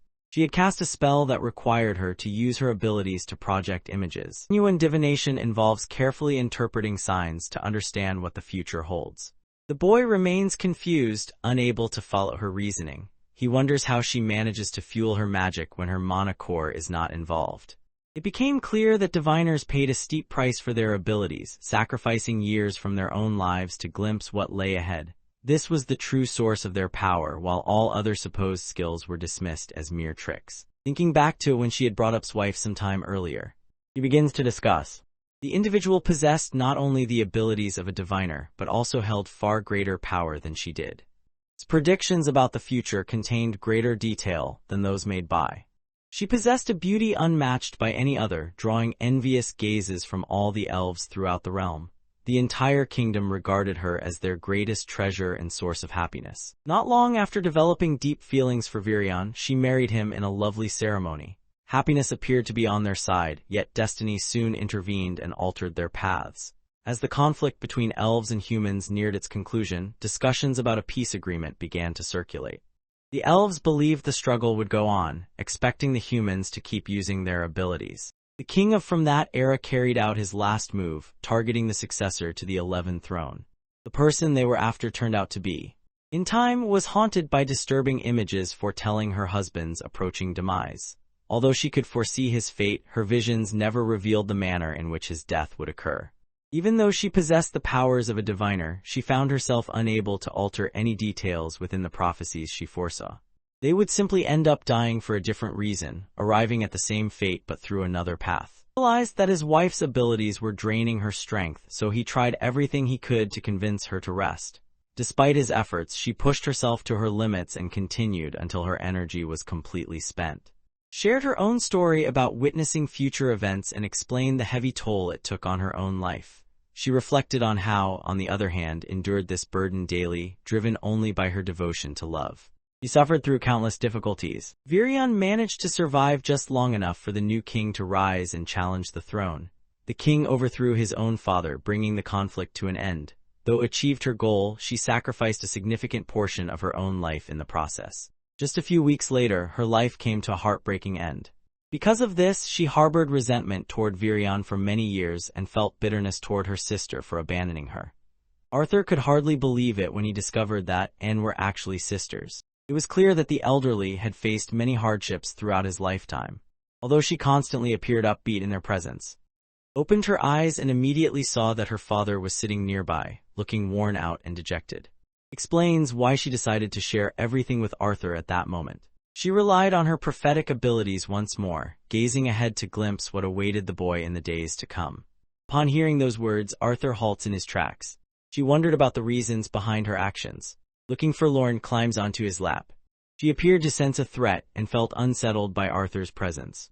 He gently pats the young girl's head, reassuring her that he is unharmed. Reveals that she has seen fleeting images of the boy in her mind long before their first actual meeting. Such an event was completely unprecedented among all diviners. Despite everything, was moving into a new era. A lot was shifting, and soon the boy would become the center of it all. Arthur is curious about the reason, yet even cannot fully grasp the answer herself. She worries that revealing too many details might alter what lies ahead. Meanwhile, avoiding the truth would only leave him unable to take action. Arthur notes the extent of her dedication, observing that she is willing to risk her life for the sake of the visions, which compels him to offer his support in return. At that moment, he realizes that Even remains unaware of her abilities. She had hidden the truth from him for a long time, insisting that her experiences had already filled a lifetime. By looking into the boy's future, she accidentally drew many adversaries toward herself, leading her to live in isolation. The choice had been made for personal reasons. Finally, discloses what lies ahead for the boy. No matter what lies ahead, challenging choices and struggles are certain to fill his future. He would encounter numerous adversaries and challenges, yet his hope would lie in having a final purpose to strive toward. The ultimate purpose remained unknown even to Arthur himself. In fact, the future depended entirely on which path Arthur would decide to pursue in his life. She leaves the boy behind, offering him two crucial suggestions before she goes. She hopes he will realize that countless individuals commit harmful acts, all believing they serve a greater good. She also hopes he will pay attention to threats that are less obvious, those who are isolated, desperate, and have nothing left, rather than directing all his concern toward more powerful figures. Other than that, is unable to focus on any particular details. The boy worries about the consequences he might face if he chooses incorrectly when the critical moment arrives. Reassures him, explaining that making the right decision doesn't always mean choosing the absolute best option. At this moment, she advises him to take some time to rest and come back the following day. The scene shifted back to the Sinister, who now held a vial filled with a mysterious green liquid. It was the very object that had seized before causing it to detonate upon himself. Charles still had not attempted to use it, while realized that he had been judged unfit to handle the vial at all. Gazes at the green liquid, quietly realizing that the strength of everyone else's cores falls short compared to his. Even brief exposure to this uncomplicated substance could prove fatal to them. Charles lost his temper and insisted that immediate action was necessary, particularly since the disciplinary committee had begun enforcing stricter measures. Bonded by summoning a surge of fire, he sends the boy tumbling to the ground, making it clear that the kid is merely a messenger with no further purpose. Twisted off the cap of the tube and swallowed its contents. As soon as he moves, tension tightens his entire body. He collapses onto the ground. Charles feels a surge of happiness as he observes current condition. Meanwhile, the other clowns mock, pointing out that much like he is unable to handle the effects of the drug. Even Charles acts superior, referring to as merely a worthless mutt. He pushed his boundaries further by daringly resting his foot atop his own head. Reached out and seized Charles, sending a sudden jolt of electricity shooting through him. He was launched through the air, his foot brutally cut off, while his entire body crackled with waves of wild, unstoppable energy. Memories of a recent argument with his brother resurfaced for him. His brother had harshly criticized him, calling him weak and accusing him of always depending on the family's influence to get out of trouble. In that heated exchange, his brother had urged to stand up for himself without anyone else's help. Now consumed by this sinister energy, burst into laughter, his happiness overflowing in a way that almost seemed monstrous. The red-haired troublemaker attempts to flee, but with one quick burst of energy from his opponent collapses immediately. The group's soul healer ignored Charles's wounds, choosing instead to rush over to Juno in a desperate attempt to preserve his life. However, when she finally arrives, it is already too late. The man had already been reduced to nothing but a pile of ashes. She faced the creature responsible for his death and she unleashed a barrage of water bullets, aiming them directly at. The man was losing his grip on reality, showing no remorse for his actions. He lunged forward and slammed her against the tree, his grip tightening around her neck until blood streamed from her eyes. Desperate, she pleaded for mercy, but her cries went unanswered as ended her life, now with both of them lifeless. He glances over at Charles, noticing that tears stream down his face as he sobs uncontrollably from the pain.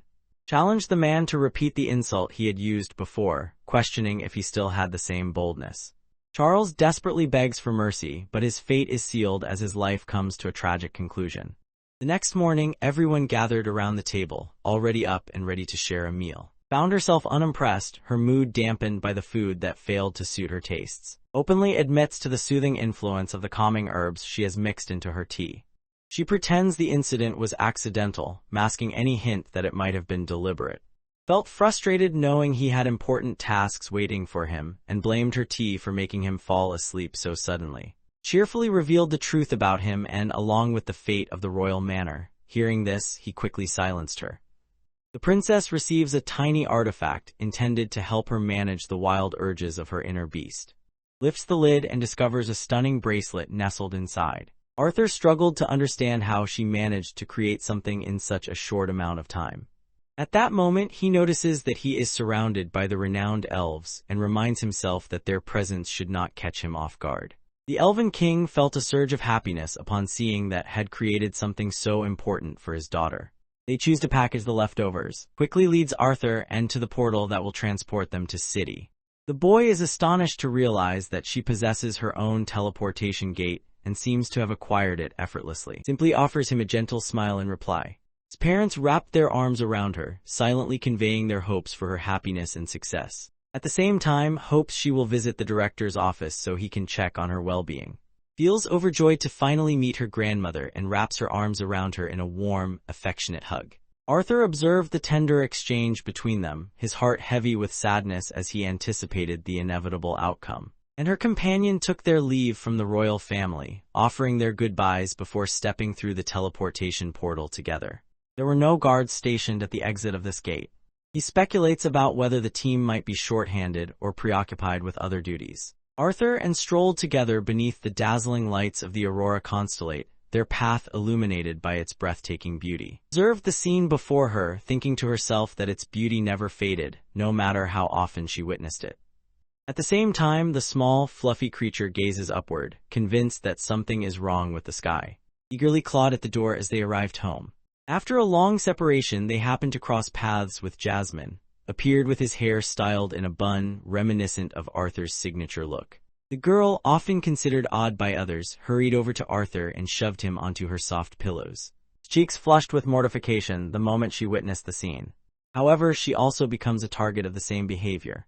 The boy returned to his house where his family greeted him warmly and everyone agreed to head indoors together. Prepares to depart, having stopped by just to greet everyone. With responsibilities awaiting her and Arthur expressing concern, she knows she must attend to other matters. However, had responsibilities that required her attention. She feels guilty about having fun, believing that the other students are likely struggling with challenges at school. Arthur recalled the vow he had made to Virion to remain by the princess's side and ensure her safety. Now, as he prepared to leave her alone, a wave of guilt washed over him.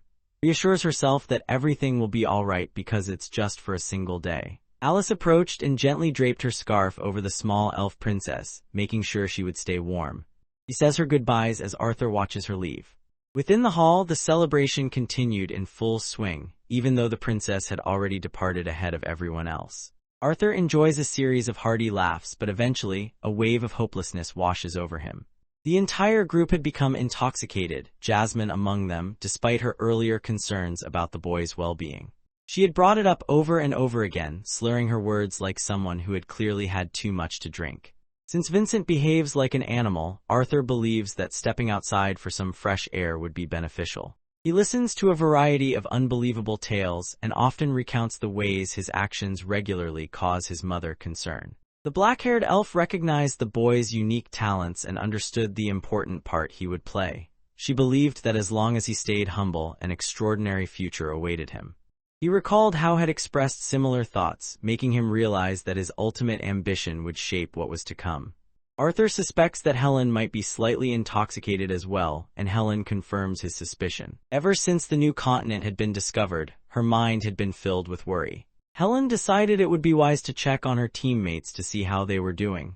Arthur expressed his gratitude for her presence, and she suggested that he should take some time to rest as well. After she departs, the child is left alone, filled with questions about his purpose and the reason for his existence. He refused to believe that there might be a serious and intentional reason behind his arrival. He had come to treasure the joyful expressions of those he cared about deeply. The boy paid no mind to gods or any creatures that threatened him. His only concern was keeping his loved ones safe. That was the future he was determined to build. At the same time, the cult's primary leader completed his preparations at last. The character calls forth a vast array of unusual creatures to launch the concluding assault. Glanced toward the disciplinary committee as he focused on assembling an artifact. He insisted on handling everything himself, even though everyone else understood that the cultists were preparing to unleash a vicious assault on the academy. Strongly insists that pushing themselves with additional training would eventually cause them more harm than good. The athletic girl hurried over, carrying resistance bands to begin her workout session. The characters stumbled and lost their balance, crashing to the ground.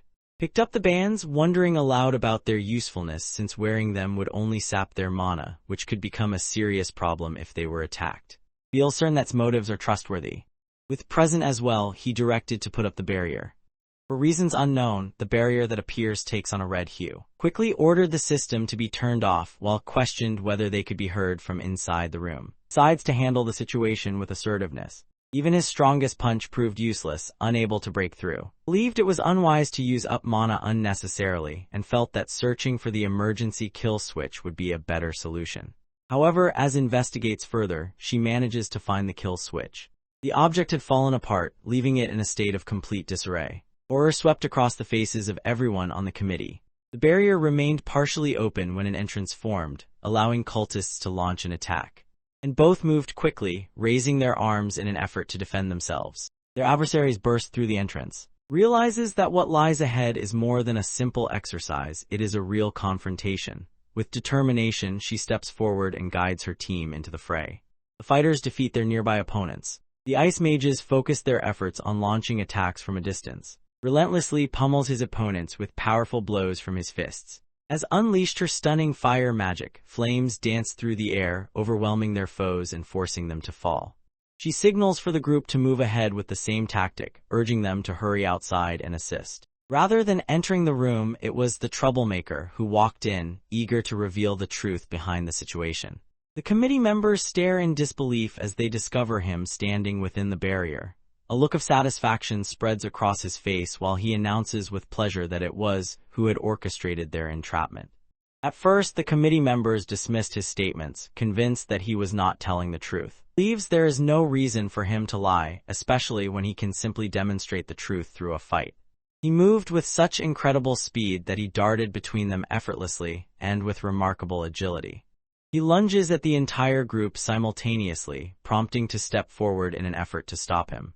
He summoned a fiery creature that almost brought her to her knees. Fortunately, she remains unharmed and has discovered a gap where one of the resistance bands slipped off the edge of the barrier.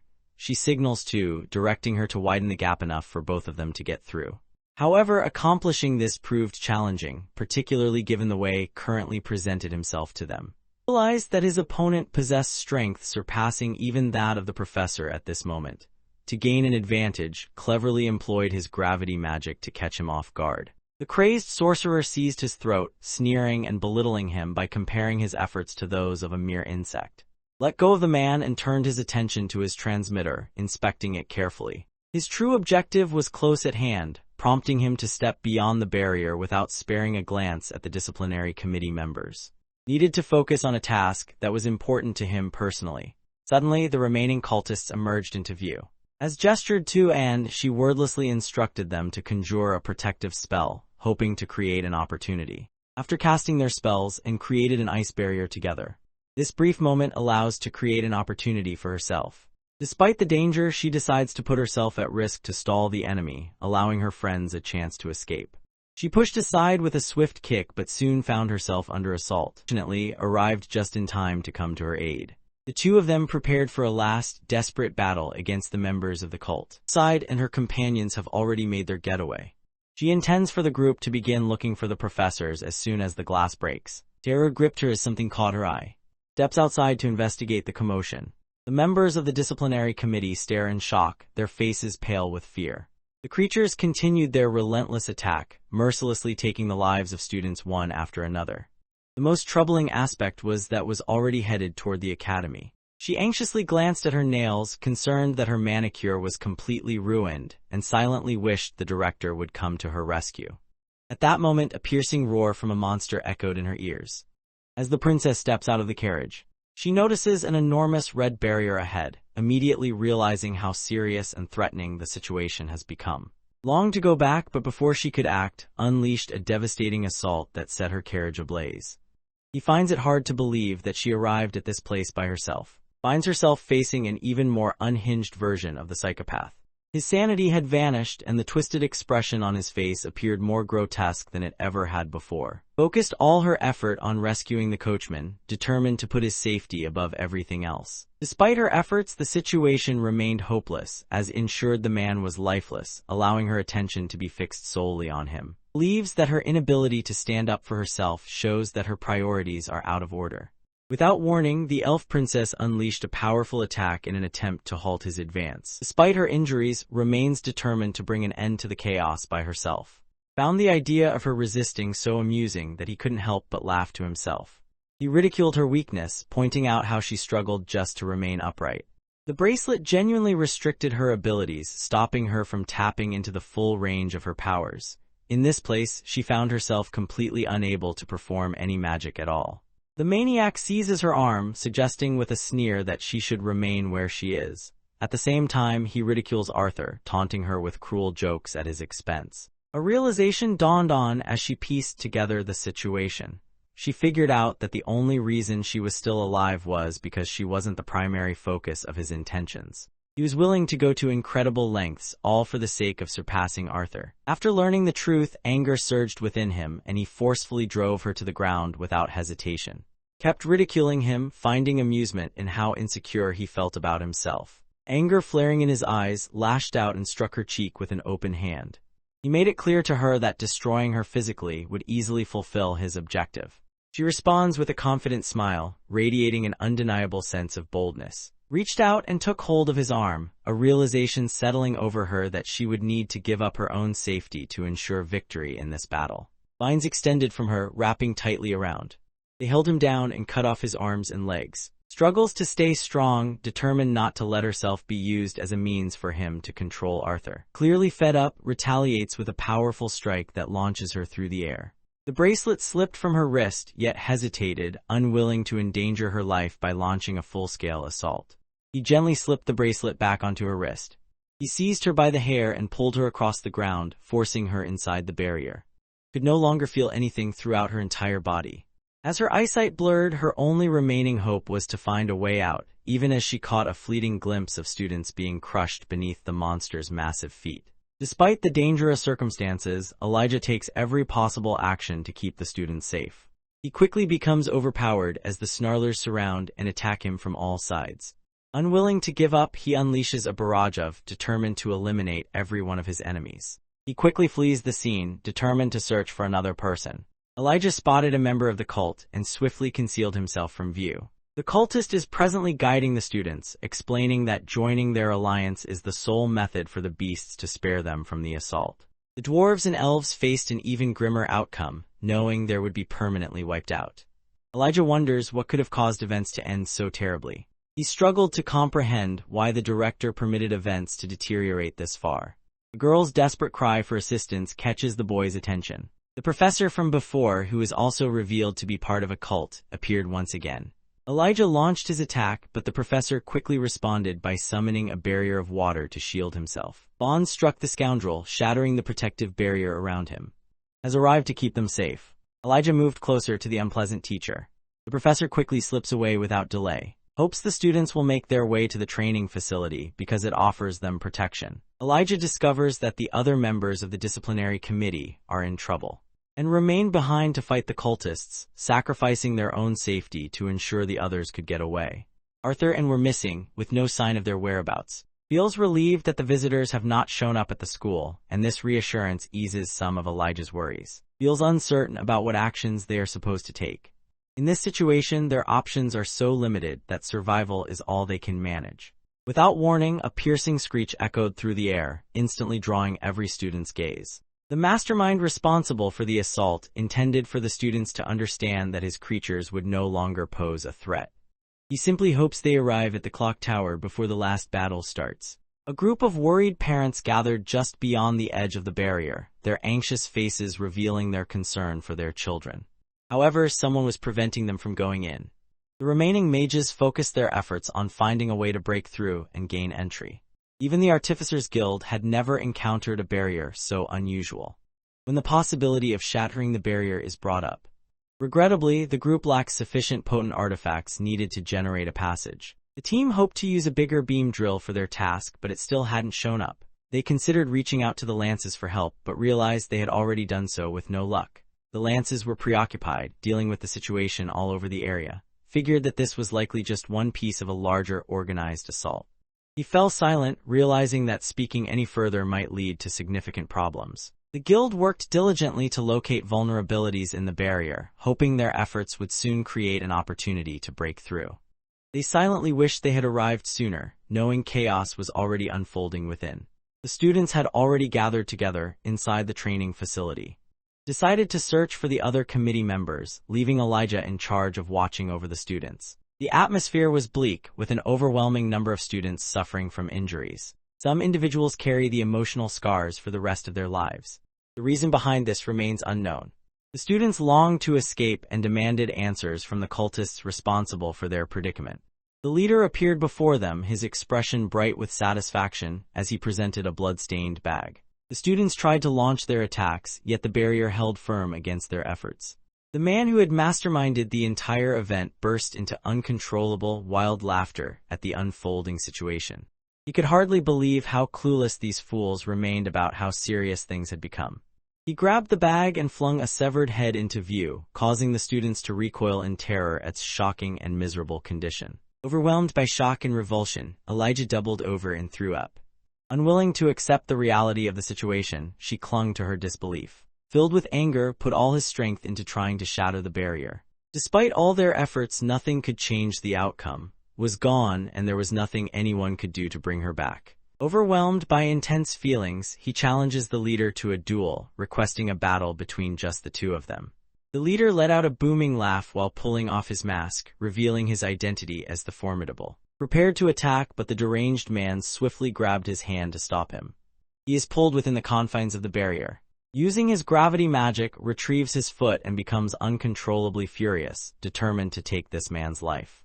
Stands ready, anticipating the moment when his opponent will make a move. Unleashed his initial strike, causing the earth to tremble and sparking hope among the students who had faith in his abilities. In the end, however, he suffered the most severe injuries. Pressed his foot down on his head, doubting whether his words held any real substance. Unleashed a powerful incineration spell, scorching his body until it was charred completely black.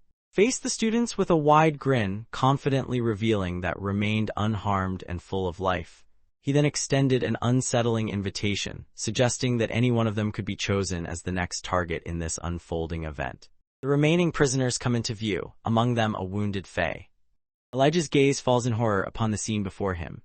The limp form of the council president was being pulled along, completely unconscious. Flames engulfed the academy as chaos unfolded, with signs of death and destruction everywhere. Body showed clear signs of severe burns. Struggled to restrain, using every bit of strength she had. She recognized how aggravating the circumstances were, yet she prevented him from entering. Seethed with anger while hesitated, unwilling to take the chance of losing him as well. Despite the danger, finds it impossible to stand by and let his friends perish. In an attempt to assert dominance over the situation, lifts her hand toward her brother. He was reminded of the urgent need to come up with a plan to keep the students safe. However, if he lets go of his emotions and sense of self, it will mean the end for everyone.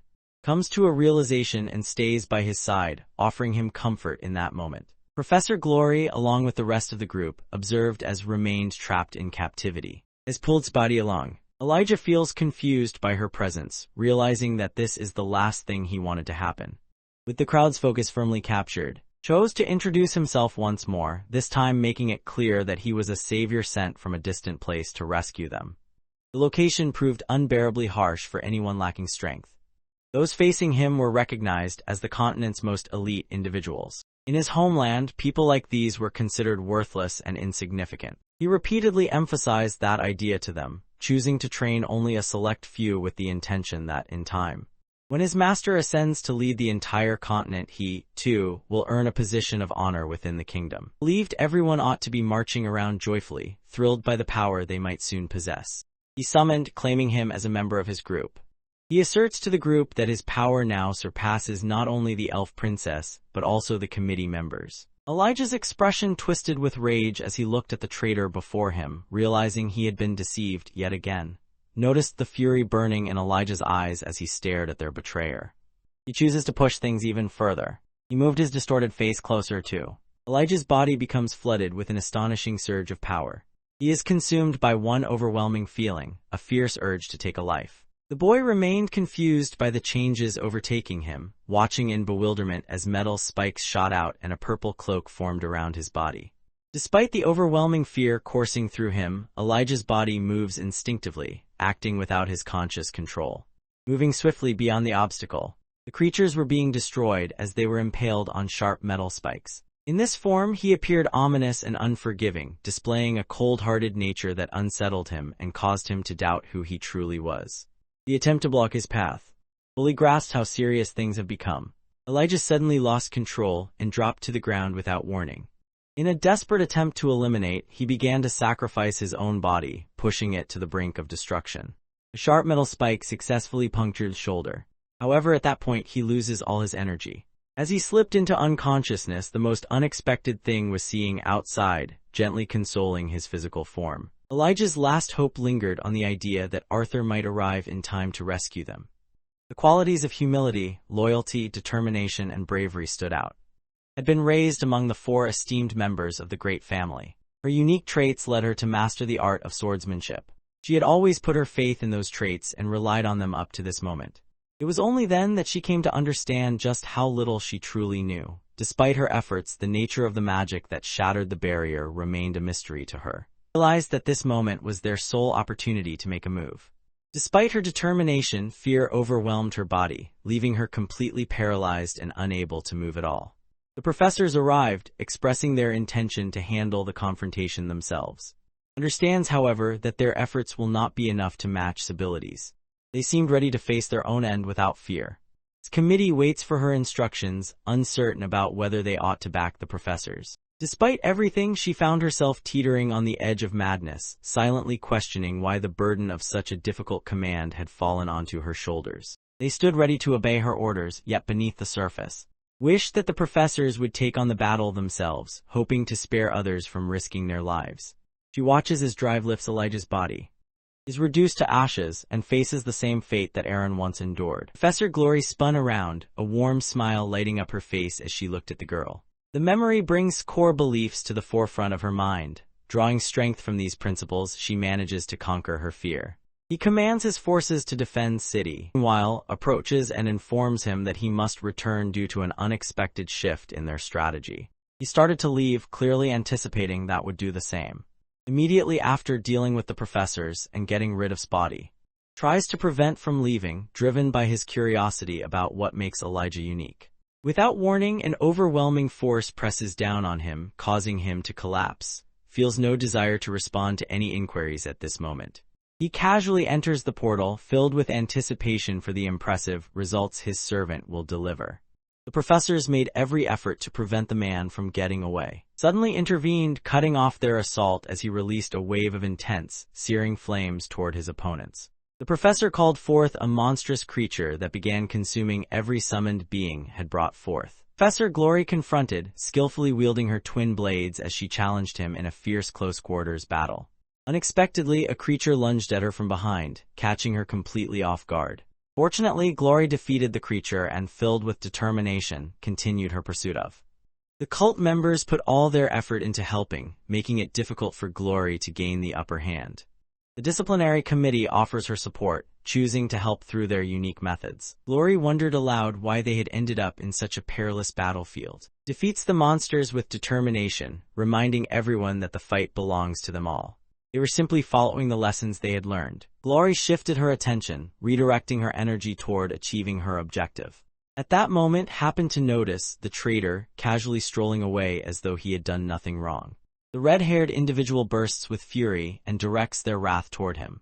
She darts through the chaos and launches herself straight at. Despite her efforts, metal strings surrounded her on all sides, leaving no path for escape. She attempts to uncover the motive behind his betrayal, but he remains unresponsive. He focused solely on finding a way out. Felt uneasy about the situation. Confusion filled her mind as she watched her friends approach her, even though it was the one they should have focused on. A devastating series of events unfolds next. His body hung motionless, pierced by a sharp spike that struck her when she least expected it. The situation appeared grim for the heroes, but then the battlefield fell silent as a legendary dragon unleashed a mighty roar, commanding everyone's attention. Stood frozen in disbelief, his expression a stark contrast to the joy radiating from and the rest of the group. Into the heart of the battle strode Arthur, his eyes blazing with intense determination, accompanied by his dragon, now revealed in her magnificent true form. The crowd gazed at the horned beast, struck by the intense and wild look in its eyes, a fierceness unmatched by anything they had ever known. Yet it was not the mighty dragon that impressed them most. Beneath the surface, the true embodiment of terror revealed itself in the form of a child. With every stride, he radiated an otherworldly assurance. As seconds passed, fury visibly swelled within him, threatening to burst forth. Wished she had noticed the defeated expression that clouded face when the fight was finally over. All the teachers stood wounded, while began to speak at length. He possessed an endless reserve of magical energy, and a physique that set him apart from everyone else. With the aid of his potion, he managed to surpass the mortal world, leaving the elites feeling insignificant in his presence. Without warning, an unfamiliar sense of unease washes over him, leaving him puzzled. The deranged sorcerer considers whether Arthur's companion might be the key to winning this battle, a battle so difficult that even the professors had failed to defeat him. Arthur simply continues on his way, moving past the other person without stopping. In an instant, she dismissed him completely, acting as though he wasn't even there. He walked over to where Lay, preparing to lift her gently. The remaining cultists stood frozen in disbelief, paralyzed by fear as they faced an actual dragon. Struggled to understand how anyone could overlook him so completely. Arthur approached to assess her state, soon discovering that she had been sedated and kept unconscious by the effects of a drug. He felt relieved to see that she was safe, at least for now. Decided to taunt him by mentioning that had been desperately pleading for his assistance, tears streaming down her face. Found himself unable to resist, even though their leader had strictly forbidden him from touching her. He was driven by a desire to torment Arthur after finishing off both him and the princess. Infuriated by his harsh language, let out a furious roar. Yet, despite the bold statements he had just made, the boy pays no attention to him and acts as if he isn't there. Decided he would not hold back any longer and unleashed a surge of fire. He continued to utter inappropriate words, unaware of the consequences that would soon unfold. A crushing heaviness settles over him as if a wild, frenzied demon is trapped within, desperately trying to tear its way out.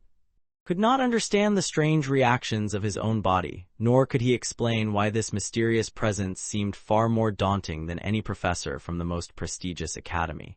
Arthur's attention lingered on his brother more than anyone else. Finally, a single word slipped from Arthur's lips. He contacted and reminded him that he had dismissed him as nothing more than an insignificant insect long ago, someone not even deserving of notice. Arthur remained vigilant, ready to crush the pest at the first sign of aggression. Freezes in fear as the warning sends a chill down his spine. He notices several dark, ghostly arms stretching out above him.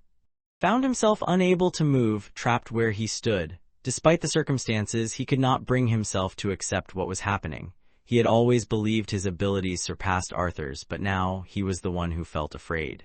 He struggled to grasp how many people Arthur must have killed to develop such an intense craving for blood. Desperate, he decided to make one last attempt. Unleashed Hell's Rain, demonstrating the immense power of one of his most devastating attacks. The figure pointed the weapon directly at Arthur, causing to watch with growing worry. The young man, no longer interested in games, immediately calls forth his inner beast.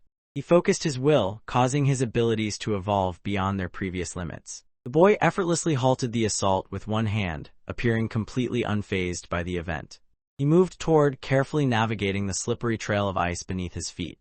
For the first time, the clown witnessed Arthur wielding both ice and fire magic together.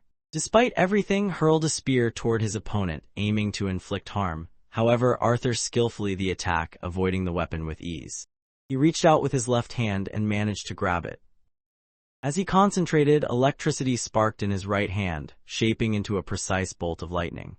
He unleashes a surge of electricity, sending a crackling bolt hurtling toward. The bolt hits its target with devastating force, knocking to the ground and brutally tearing off his arm. Lay defenseless on the ground as Arthur drew closer. Overwhelmed by pain and disbelief, cried out, stunned to discover that Arthur possessed the ability to wield lightning magic in addition to his other powers. The boy used his only arm to pull himself free. Encasing it in a layer of ice, Arthur shot a piercing look at, silently acknowledging that was telling the truth about himself. Putting all his power into his next move, Arthur broke arm clean off, leaving no doubt about his strength. The boy's defiled body collapsed lifelessly onto the earth. Could barely get any words out before tears streamed down his face. As he stood there, he tried to remind Arthur about his ties to the family, but in that moment, the reminder seemed almost meaningless. Arthur steadied his leg, then unleashed a surge of downforce gravity magic that shattered the limb and left it drenched in blood. As the agony overwhelmed him, released a piercing scream. There is uncertainty about whether is the one who caused the chaos at the academy. Maintains his pride, refusing to humble himself even as his final moments approach. The situation made it clear that had participated and was responsible for removing Elijah. Arthur moves quickly, shattering his last remaining leg and leaving him helpless, sprawled on the ground like a broken shell. In that moment, comes to terms with how much the world is shifting around him, realizing there is almost nothing he can do to change it. He was determined to ensure that someone as despicable as would not survive the day. Arthur planted his foot firmly on his groin, causing to cry out in distress. Overwhelmed by the pain, pleaded desperately for Arthur to let him go. Although Arthur knew it was useless, he still hurled a curse at the mage, wishing misfortune upon him even in his next life. With downforce engaged, he utterly destroys in a manner so revolting it defies belief. The mage who had been vanquished now lay lifeless, his passing marked by a lack of dignity or valor. The witnesses to the slaughter found themselves gripped by terror. Although a few people looked on in awe, Arthur ultimately found himself facing his solitude once again. He had just used more of his strength than he should have. The situation weighs heavily on him, and the most difficult aspect is yet to come. The man's brother showed up, flanked by two others carrying lances. Baron's anger burned fiercely as he stared down at his brother's motionless body. His anger boiled over until he launched a fierce assault. The force of the attack leaves Arthur stunned, while narrowly manages to evade it. Arthur crashes hard against the wall. ignored Arthur's caution and launched herself at the lances, determined to fight. She, like the others, found herself immobilized by the overwhelming power radiating from Lance. Summoned his lava golems, sending them to assist the students and handle the chaos that had erupted. Arthur, still reeling from the severe wounds inflicted during the last assault, summoned his remaining strength as he struggled to transition into the second phase. Baron, having lost his grip on reality, struggled to accept that a mere boy had driven his brother to endure such unbearable suffering. Intervened, blocking his attack and attempting to assert authority over the unfolding events. Baron had completely lost his grip on the situation, failing to realize that it was who had intimidated everyone present. Clarifies to those around him that Arthur should be seen as their savior, rather than as a danger. Despite receiving that information, he remains undeterred and begins plotting revenge against Arthur, determined to make him suffer as mercilessly as his own younger brother had. Decides to intervene, commanding his golems to block the other's path and bring him to a halt. Baron, unable to contain his rage, unleashes all of his power, disregarding the fact that his opponent is also a lance. Arthur stood motionless, bracing himself for whatever would come next, while Baron prepared to unleash his most powerful attack against him, and find themselves powerless to prevent the situation from unfolding. Lance stepped in, wielding her ice magic, and managed to force Baron to drop to his knees. She makes it clear that she and the council hold the authority to determine what will happen to the boy and his dragon. Baron regains his composure and carries out the instructions given to him. At long last, order is restored when the students are saved and the academy is made safe once more. Numerous people perished as a result of the event. Arthur received care from the healers, their hands working quickly to tend to his wounds. As they finished, approached him with concern, wanting to know if he was okay. Although he was mostly unharmed physically, he had nearly exhausted all of his mana. Temporarily gives him a pair of handcuffs. She realizes that these restraints are not strong enough to hold him back. She moves forward and brings an artifact crashing down. Holding his hand close to his chest, Arthur considered obeying their directions, all the while wishing they would also respect the connection he cherished. Could hardly believe her eyes when she realized the boy had formed a bond with a whole dragon of his own. She lets the magic flow from her grasp. Arthur commanded her to shift back into her fox form, felt a surge of anger over their actions. At that moment, even Arthur could see that the lances held the upper hand against them. Agreed and immediately shifted back into her fox form. She hurried over to Arthur, anxiety filling her mind as she imagined the possible dangers awaiting them. Arthur is unsure as well, yet he believes that everything will turn out fine. The boy and his companion remained shackled side by side, trailing behind the lances who led the way. Both were being escorted to the Mage Guild camp where they would wait for additional instructions. In this place, a crowd whispered among themselves about the recent passing of a noble belonging to the family. Although the real circumstances remained hidden from most, people began to question the harsh ways Arthur dealt with his enemies. At the same time, many criticized him simply because of his social status. His family soon appeared at the location, their faces filled with concern. He requested a private moment with his family and allowed it. Baron found himself the most enraged by the decision. Despite having heard countless accounts of what happened, the older brother couldn't keep his emotions in check. Arthur stood before his family, a gentle smile on his face, even as a barrier kept them apart.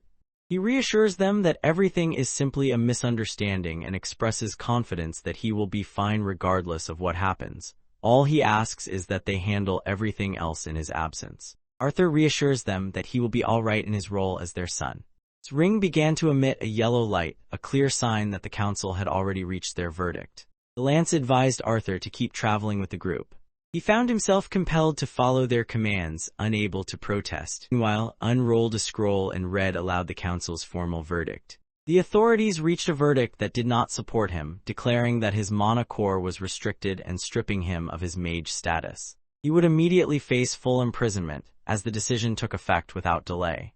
The boy positioned himself in the heart of the academy. His family began to cry as the verdict was announced against their son. Several students could be heard whispering, with some speaking positively about him while others expressed their disapproval. Chose to assert her rights on her own, handling the situation independently. She struggles to understand why they are blaming the very person who rescued everyone.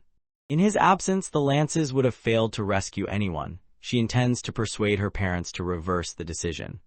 The truth came to light in a startling twist. Both the human and families had supported the decision.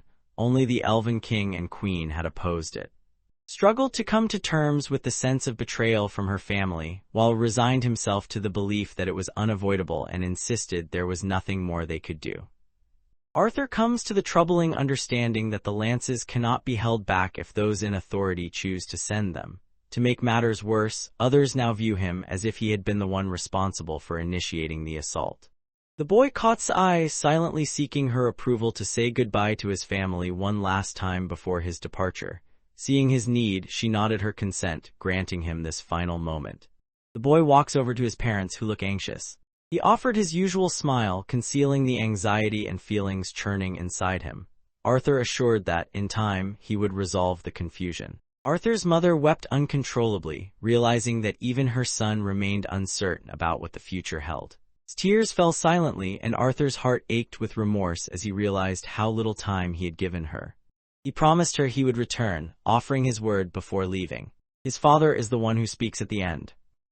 Wishes to reassure the boy that, regardless of what unfolds, his family would never stop standing by his side, offering their unwavering support. The admiration felt for him seemed to fall short of what he truly deserved. He promises Arthur that their care will never fade, and hearing this leaves the boy feeling vulnerable as he departs.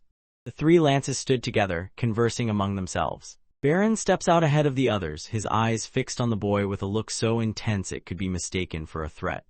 He collected his brother's body and departed. Summoned a golem made of molten lava, intending for it to help him control flight.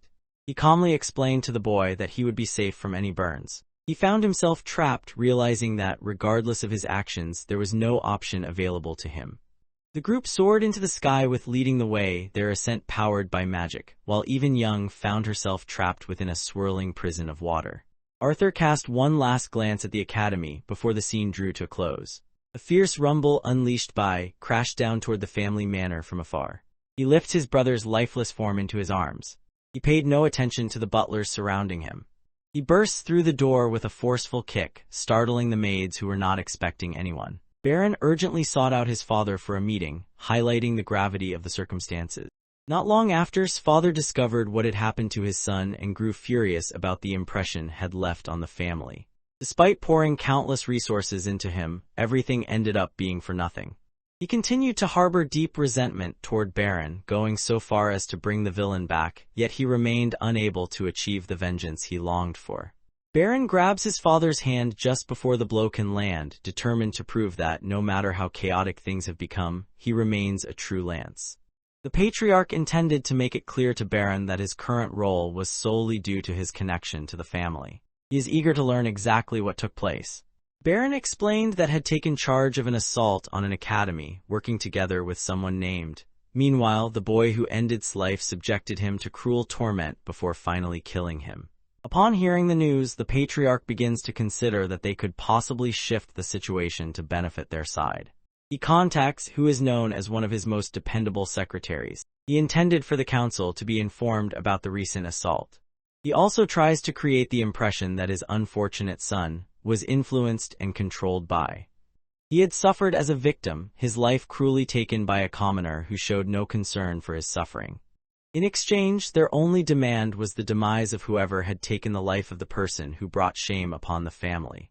While the council deliberated, preparations for his funeral began, with everyone placing their hopes in the council's upcoming verdict.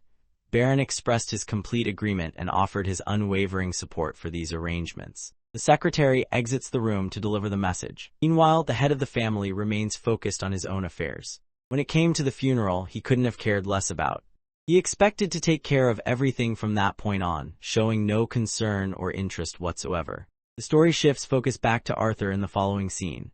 Someone in the group wonders exactly how much effort will be required. He believes the handcuffs are unnecessary since he clearly stands no chance against two skilled fighters in an aerial confrontation. However, their concern isn't about him escaping. Their real fear is unpredictable mana beasts suddenly turning on them.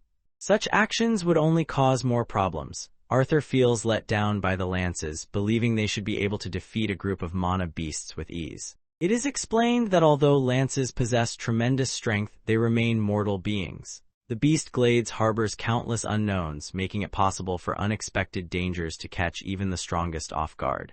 Catches himself realizing he is addressing a child, yet Arthur subtly points out that he remains a captive. He was an easygoing person who simply enjoyed having conversation.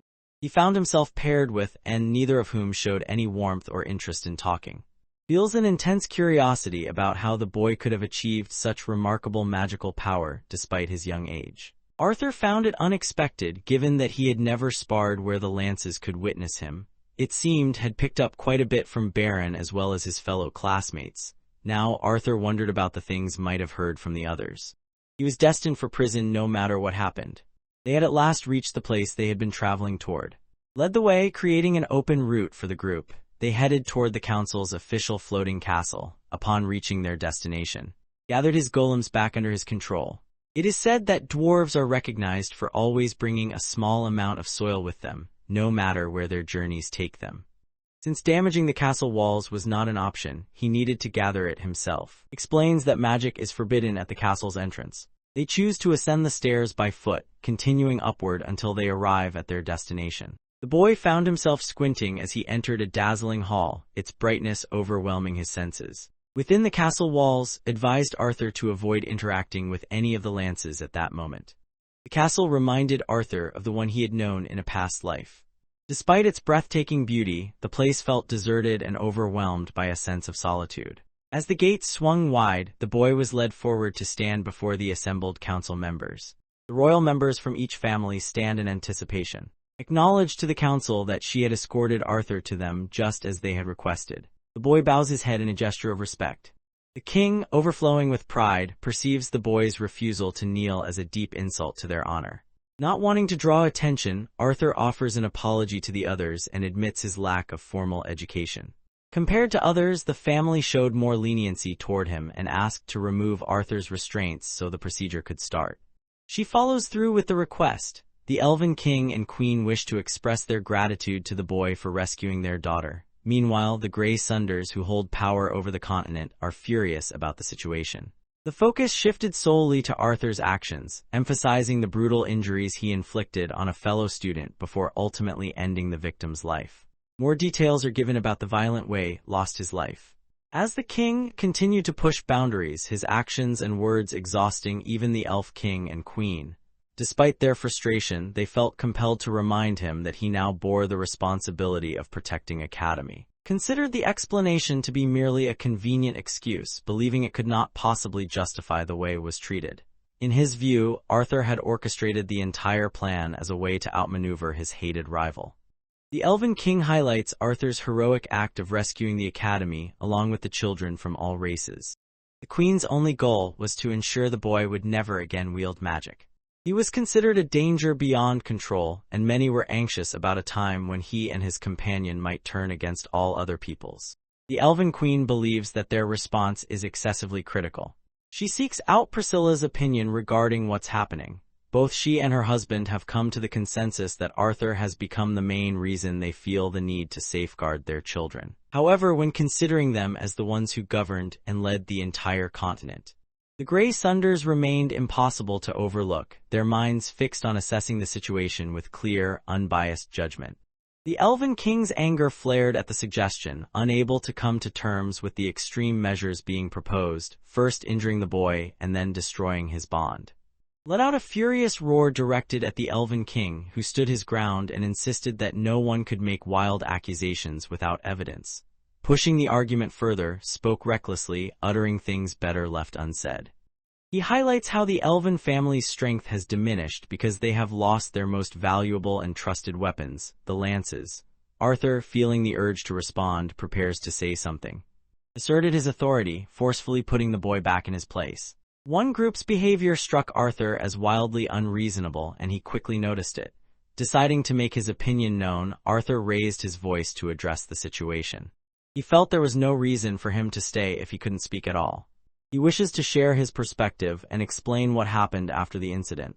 The loud and stubborn Queen completely ignored his attempts to speak and immediately commanded to imprison him until she gave new instructions, insisting that Spet should be locked away as well.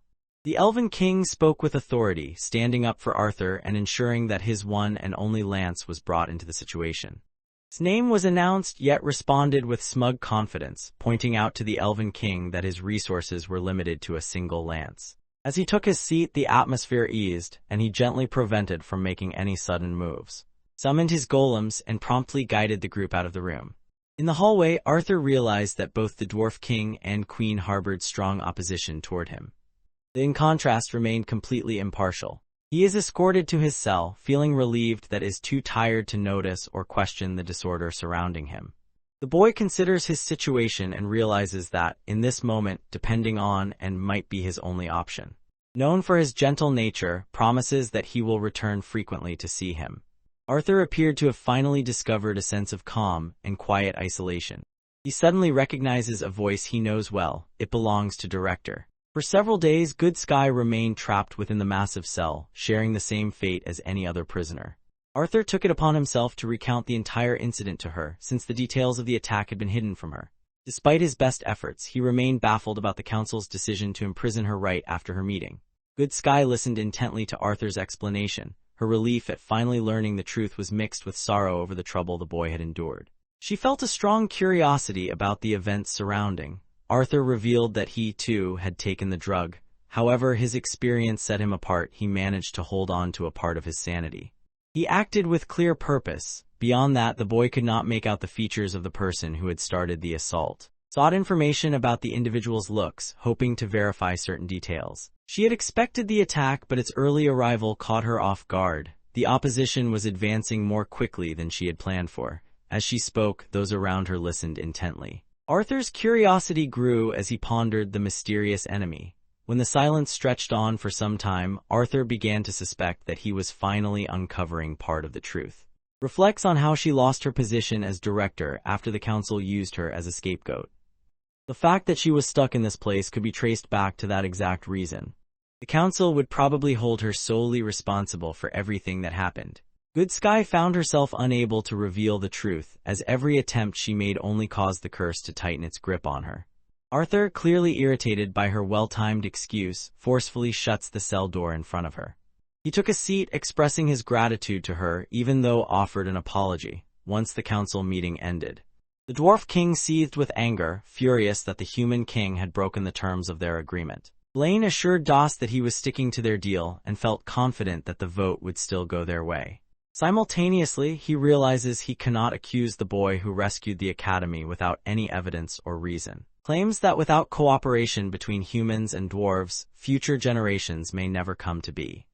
He forcefully brought his hand down on the table, declaring with certainty that surrendering Arthur was the continent's sole chance for survival. Blaine grasped the seriousness of the situation and felt it was important to caution Dost that their choices would amount to a betrayal of the people. Dost believes their actions are reasonable, given that the continent is already on the brink of ruin. The only option left is to preserve whatever can still be saved. Blaine believes that his explanation is just a weak justification, since they are still leaving everyone else behind in order to protect themselves. The Dwarf King seemed content to give up power in exchange for promised advantages from across the sea. Meanwhile, both Blaine and remained uncertain about the future that awaited their lands and citizens. Doust believed the elves cared more about proving themselves correct than showing the qualities of a real leader. He encourages them to imagine the advancements in technology that will experience after they agree. They imagine themselves gaining immense wealth and influence, eager to display their newfound fortune to everyone around them. Blaine had grown tired of listening to the man nervously ramble on about his dreams of becoming wealthy. He pursued the enigmatic adversary purely out of devotion to his family.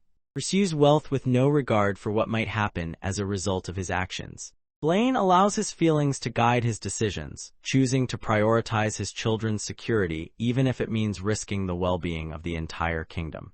He is determined to succeed, driven by the sacrifices he has already made in pursuit of the throne. Blaine silently wished that his ancestors would show him mercy and pardon the wrongs he had committed. Doust leaves him alone as the Human King pays no attention to the wealth that had been promised in their agreement. From a young age, he devoted himself to mastering magic, driven by a desire to surpass all others and honor the legacy of those who came before him. Despite his considerable talent, he saw no results, and even with the aid of powerful elixirs, he remained unable to surpass the red stage. Compared to him, his wife and children possessed far greater talent. The boy realized why his father was so intoxicated by having control over others. Because of this, he decided to focus on what mattered most and made a promise to himself to always look out for his loved ones. Even with a pair of lances within reach, he finds himself overwhelmed by uncertainty and a sense of helplessness. Blaine wondered whether his motivation truly stemmed from loyalty to his family or if he was simply intoxicated by the lure of power. Meanwhile, the human king, overwhelmed by too much wine, lost his balance and fell to the ground, lying motionless. He remembered when he met the boy for the very first time. He burst into laughter, finding the situation incredibly funny. Arthur possessed an extraordinary strength, yet it was matched only by his remarkable misfortune. Blaine looked upon the child with deep sympathy, convinced that the boy's sacrifice must happen for the sake of the continent. Holding on to this belief, Blaine continually reassured himself that his actions were justified. The boy scanned the area, confusion flickering across his face as he tried to figure out his location and wondered what had attracted the crow's attention. He puts all his effort into scaling the castle walls. His hands were covered in bruises and smeared with blood. He wonders about the strange situation unfolding around him, only to be confronted by the terrifying sight of his friends and family impaled on spears. All at once, they whipped their heads around and let out cries of pain, revealing themselves as the very family Arthur had once held dear. From that instant, he begins to plummet toward his demise. The boy opened his eyes, startled after escaping the grip of a troubling dream. His body continued to tremble, a lingering chill from the recent cold ordeal. He suddenly catches sight of who is known as the Lance. A woman's mere presence unsettles him. She silently commands him through her thoughts to remain quiet, then passes him a letter for him to read. Arthur paid careful attention to the directions and took his time reading through the letter. The boy discovers that the council's true plan is to accuse both him and the director of being responsible for the terrorist attacks. The Elven King overheard and Dost discussing their intentions and realized that they were planning to hand over both Arthur and to another individual. Virion had already received orders to escort the boy's family to a safe place, ensuring they would not be put in danger. The king recognizes the hardships the boy has endured to protect their daughter and expresses regret that offering this gesture is all he can do in gratitude. Once the boy finishes reading the letter, it disappears into nothingness. Baron arrived on this occasion, his purpose clear as he sought out the boy to escort him to the council. In the following scene, they are positioned beside the door. Looks forward to the trial with eager anticipation, determined to repay the boy's family for the loss of his own brother in the massacre. Arthur made a light-hearted joke at the man's expense, teasing him about attempting to pick a fight with someone who was only 13 years old. Seized the boy's collar, warning him that he was meddling in matters far beyond his understanding and had no idea how serious things were about to become. Meanwhile, Arthur taunted, accusing him of targeting harmless families just to get back at a dangerous killer who had already taken the lives of students. He goes on to point out that had made the conscious decision to side with the villains, taking it upon himself to end the lives of the students and even allying with the forces of darkness. As these words sink in, Baron, seeing no alternative, forcefully pushes the other person down to the floor.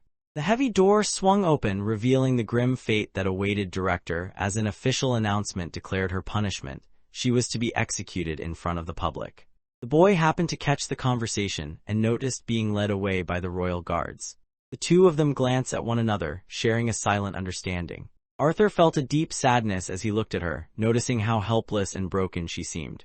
The boy is then led to stand before the council. The statement began with an announcement about the council's act of mercy. Arthur's choices had placed him in such grave danger that they could have easily resulted in his execution. Despite everything, the group eventually concluded that the boy's choices had benefited everyone in the end. Because of this, part of his severe punishment would be the removal of his title. The decision was made to withdraw HSI benefits, at last. He would remain behind bars until additional instructions were given. Arthur became noticeably more attentive when he heard the last part, prompting him to ask for further explanation. Blaine notes that officials are keeping a watchful eye on the families of the victims at the moment. He believes that once the public's attention shifts away from the tragedy, the boy will be quietly released from captivity. Rather than facing a full prison sentence, the situation resembled a short-term detention. There is no confusion in his mind. He knows these men have no intentions of being generous. Their true intention is to hand him over alive to another person. Because of this, they are subtly encouraging him to consider the possibility of his own release in the future. Accepting this logic, the boy wonders about the fate of his connection. Queen Grey Sunder seethed with anger, unable to believe that he would dare to focus on his bond during such a critical moment. The Elven King clarifies that when someone is stripped of their status as a mage, they also become disconnected from the bond they once shared. Despite how harsh it may seem, Arthur grasps why things are the way they are. Displays a haughty attitude, confidently assuring everyone that his pet will receive excellent care and attention. Blaine instructed his lance to escort the boy back to his cell and ensure he remained securely chained. During this encounter, Arthur realized that the Grey Sunders were motivated purely by self-interest, as shown by their decision to join forces with the clan. Baron escorted the child back to the prison cell. Arthur found himself pushed inside and the door slammed behind him. As he considered his surroundings, he realized the place actually felt rather calm, so long as he could overlook the fact that he was being held captive. He found this place an improvement over his last cell, which had been nothing but a stark white room. It appeared that Winsome had already arrived.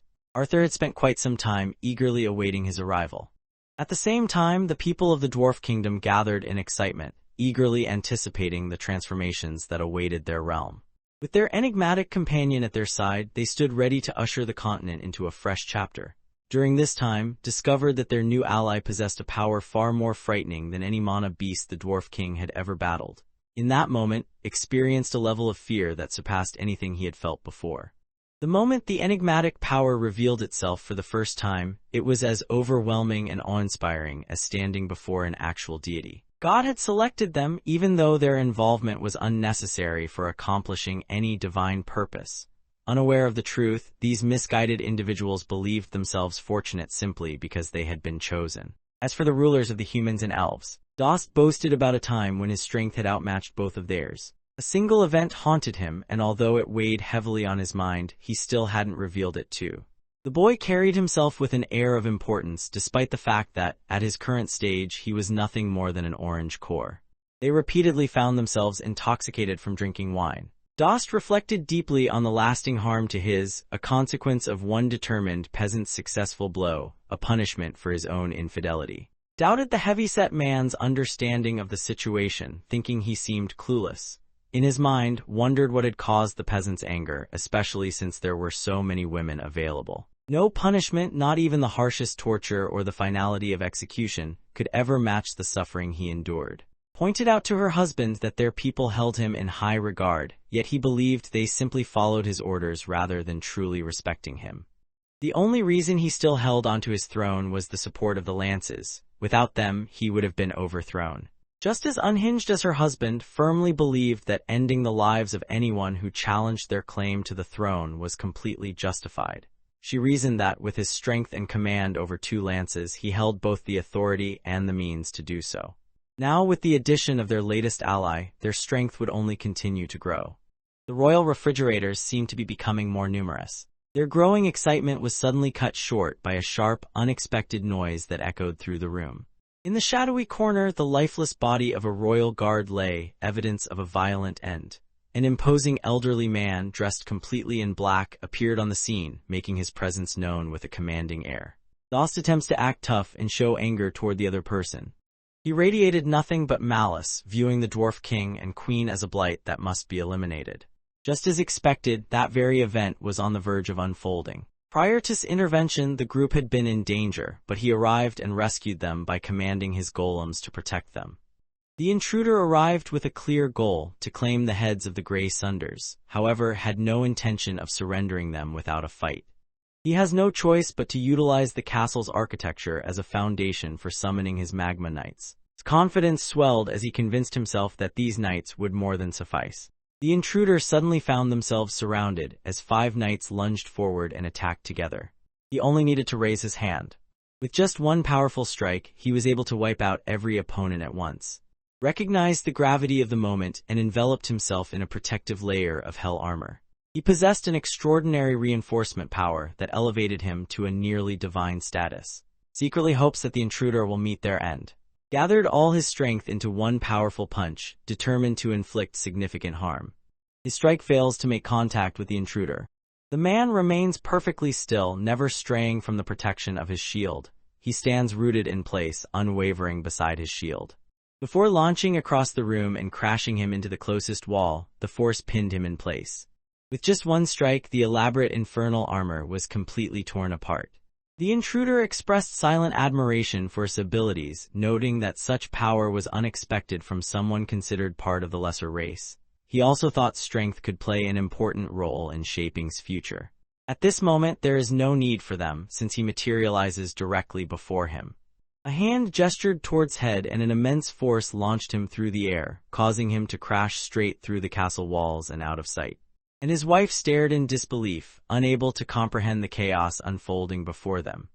The man slowly shifts his gaze and expresses regret for having kept them waiting. At that moment, the dwarf's second lancer charged forward, swinging a heavy mace with fierce determination at his opponent. The man effortlessly struck, his demeanor unfazed and collected. Meanwhile, announced her position as the second lance and offered a polite apology for her tardiness. She assures everyone that she will handle the intruder using her abilities. Micah's curiosity surged forward, striking with compelling force. She possessed remarkable skill in manipulating gravity. Though impressive, it seemed insignificant when compared to the divine being standing before her. Struggled to understand how he moved so effortlessly, even while his body was forced to bear a weight of over 4 tons. Micah pushed past every boundary, forging an enormous mace with the determination to bring his opponent down. In turn, the man simply extends his finger, repeating the same action as before. With just one strike, he completely overwhelms her, even though she possesses immense strength.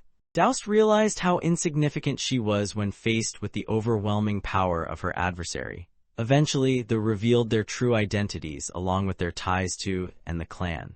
Forced her head downward, making her kneel in submission, knowing they stood no chance in this situation. The intruder made it clear to them that deities did not exist in this world, only Asuras held power here. Changed his demeanor suddenly, looking as desperate as someone with nowhere left to escape. Despite this, he was not the type to be underestimated. In his mind, he was convinced that had made a poor decision by selecting people as feeble as and his kingdom. The dwarf king insists that he has never come across and explains that he surrendered solely because of the immense danger posed by the intruder. Hoping for mercy, he pleads for forgiveness from this formidable stranger. The intruder demanded that the group break their pledges to their lances, an order that felt deeply offensive. Despite the disrespectful request, the old man's expression made it clear he was not joking. Although Doust had always been instructed to honor the oath above all else, self-preservation now drove him to consider betraying that solemn promise. He hurriedly lets go of both and pleads desperately for mercy, yet this is the moment he enjoys the most.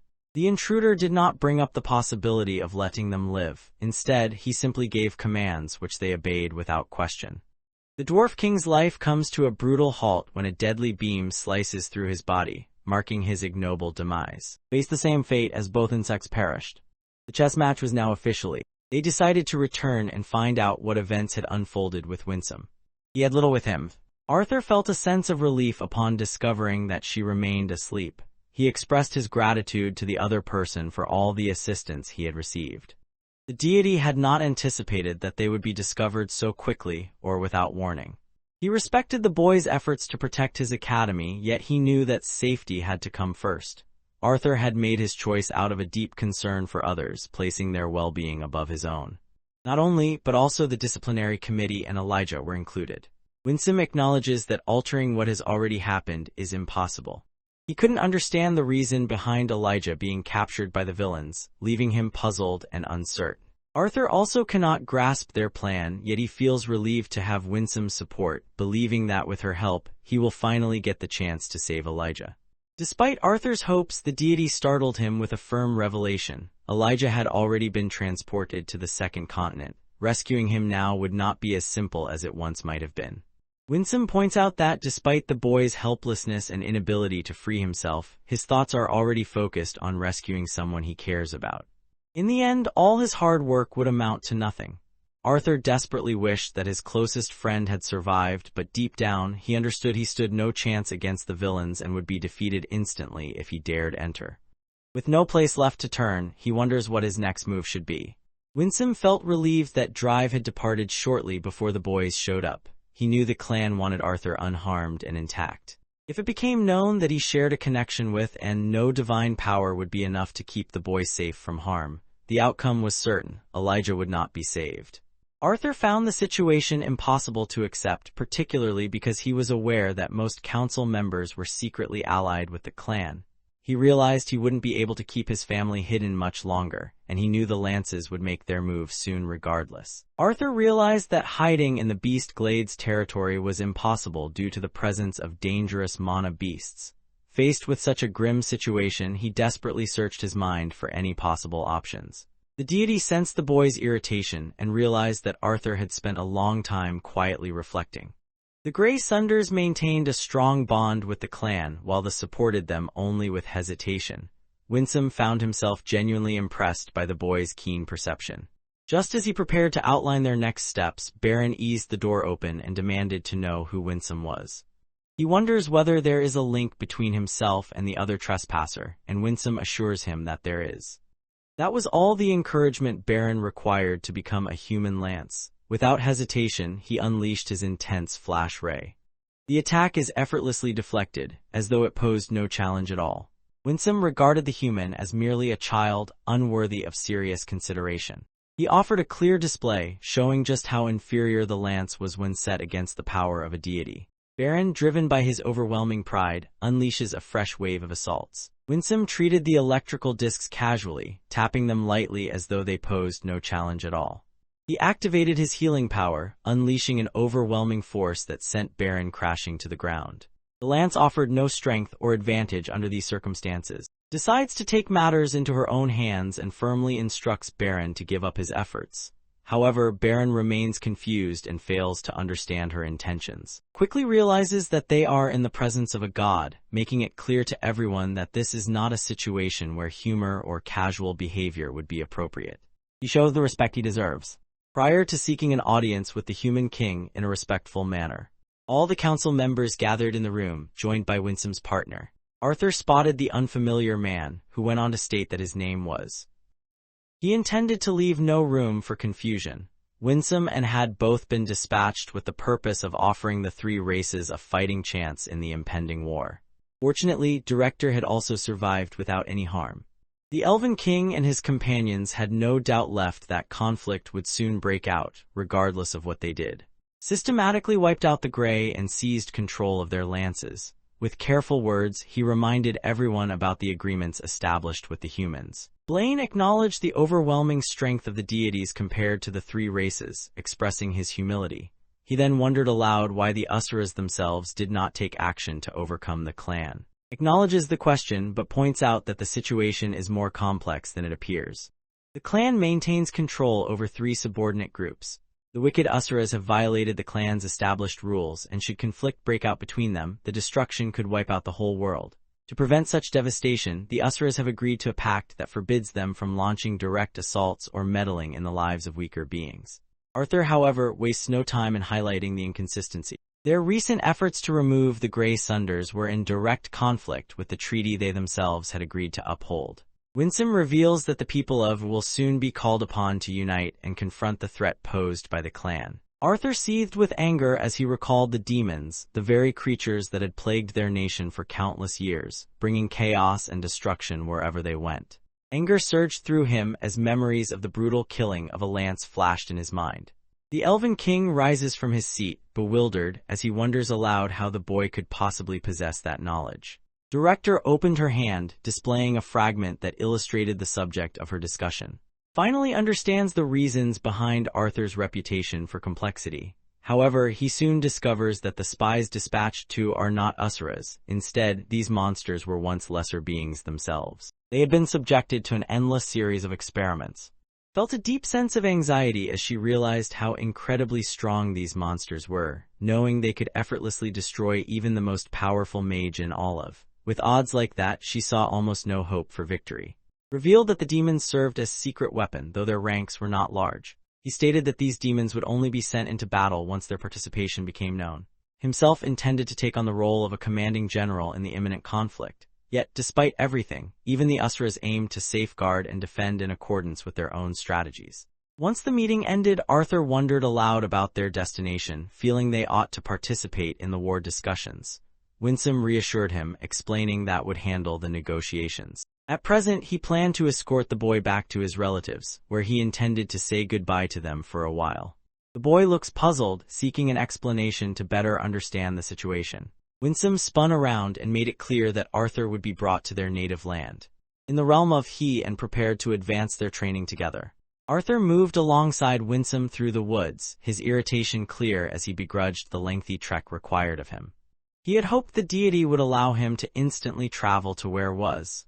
Although he possessed the ability to do so, using it would break the protective barrier shielding his family. Arthur finally realizes the truth. The conversation shifts to the subject of the 8 Asura races that inhabit the realm of. Although every race was made up of many different clans, just a single clan from each race held membership among the High 8. The clan belonged to the Basilisk race. Despite everything, the boy continued to struggle with the fact that the other clans had attempted to assassinate independently. Since maintaining the treaty was supposed to be their main concern, he had assumed they would be committed to preserving peace. Posed such a terrifying danger that even the Asuras felt compelled to set aside the treaty for the time being. His motives and what he planned for the future remained a mystery to them. In the end, the clans chose to eliminate, using the method they believed was most appropriate. Although Arthur tried to piece everything together, he still couldn't understand how his bond with fit into the story, nor could he figure out the reason why Smother had ended up on the continent of. Winsome paused, preparing to share a valuable secret known to just a select few within the clan. Long ago, embarked on a journey alongside the elite division, determined to confront on her own.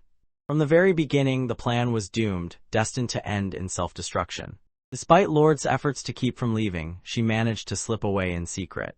By the time she unveiled her abilities, it was already too late for her to make her way back. Additionally, there were no details available about how she was apprehended or the reasons behind her decision to stay concealed. The boy recalls his past encounter with the dragon. She wonders about the fate of the Asuras who once walked beside her. Winsome's irritation grew as he noted that none of them had anticipated the would be ready for their trap. He had assembled a massive force made up of basilisks and numerous lesser races. In the shadows, the clan had begun to mix their bloodline with those of the weaker races across. Arthur stood in shock, his jaw dropping as he discovered the truth behind these experiments. The armies differed greatly in size, with one side vastly outnumbering the other. Nearly all the inhabitants of met a grim fate, either being slaughtered without mercy or forced into slavery. Made his presence known to Face directly, choosing that moment to inform him of his passing. Upon learning this, Lord himself for battle, while the other clans sought a peaceful resolution through a treaty. The treaty strictly prohibited the Asuras from intervening themselves to stop the planet from falling apart. The 7 Asura races realized that their ongoing war could bring about total destruction, so they decided to hold the basilisks responsible for the conflict. However, they soon understood that blaming the entire race for the actions of a few leaders would be unjust. Arthur found their tactics horrifying and almost impossible to describe. He considers how the other clans might have chosen the same path as the clan, using experiments to produce warriors, yet they chose instead to hold on to their ethics and compassion, unwilling to sink to ruthless standards. Given that had indeed spent those years on the continent, it was reasonable to believe that his forces had expanded to an astonishing size. In addition to the overwhelming disparity in strength separating the two continents, there was now the pressing threat of a vast military force looming over them. At that moment, a thought struck Arthur. He recalled the 6 legendary relics that had been entrusted to the inhabitants of. The items had been distributed solely to allow the 3 races to assist one another and balance the ongoing conflict. At this moment, Arthur made his own entrance. He served as a crucial piece for the Asura clans during the Great War. Winsome reflects that imagining his family and friends gives him a clearer reason to keep fighting. Regarding that matter, Winsome wonders what the boy intends to tell everyone before he leaves. Arthur nodded, his expression tinged with sadness, yet his decision remained firm. The scene shifted to focus on his family's point of view. Make sure everyone is cared for and comfortable. Arthur's unexpected arrival startles the crowd, prompting everyone to rush in his direction. The family gathered their cherished son into a warm embrace, coming together for their last reunion. His worries centered on above all else. She knew her brother's stubborn determination meant he would always return safely, no matter how tough the battle. Without warning, an overwhelming force surrounds the trio, striking fear deep into their hearts. Arthur hoped that Winsome would relax and feel at ease in the calming atmosphere he brought with him. He tells them that the man is his teacher. The deity fixes a piercing gaze on them, exuding an intense and intimidating presence. She expressed her gratitude to him for rescuing their son. Alice feels a strong curiosity about what type of teacher Arthur might be, but just as he is about to respond, she no longer worried about those matters and instead wanted him to enjoy a good meal before they discussed anything further. After changing their clothes, they spent some time enjoying themselves and having fun. Winsome eventually gives Arthur a discreet signal to let him know the moment has arrived. The boy gives a nod, then asks to step out so he can have a private conversation with his family. They trailed behind him and before stepping through the doorway, paused to cast a meaningful glance at. Wonders aloud whether the boy's teacher will be attending as well.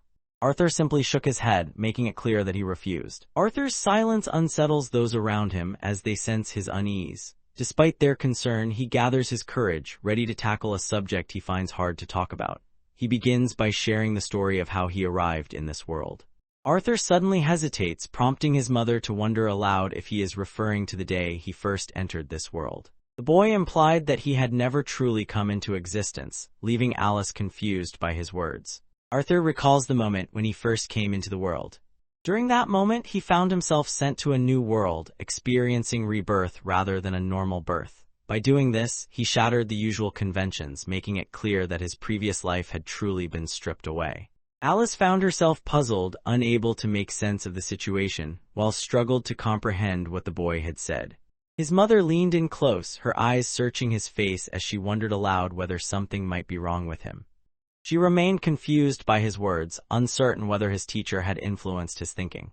Arthur, however, rejects the accusation, insisting that the secret has only ever been known by his parents until now, as he reveals it himself. He was just as baffled by the events, but the only explanation he could offer was to compare what happened to the concept of being reborn. Alice wonders once more whether the boy might have experienced something unusual during his absence.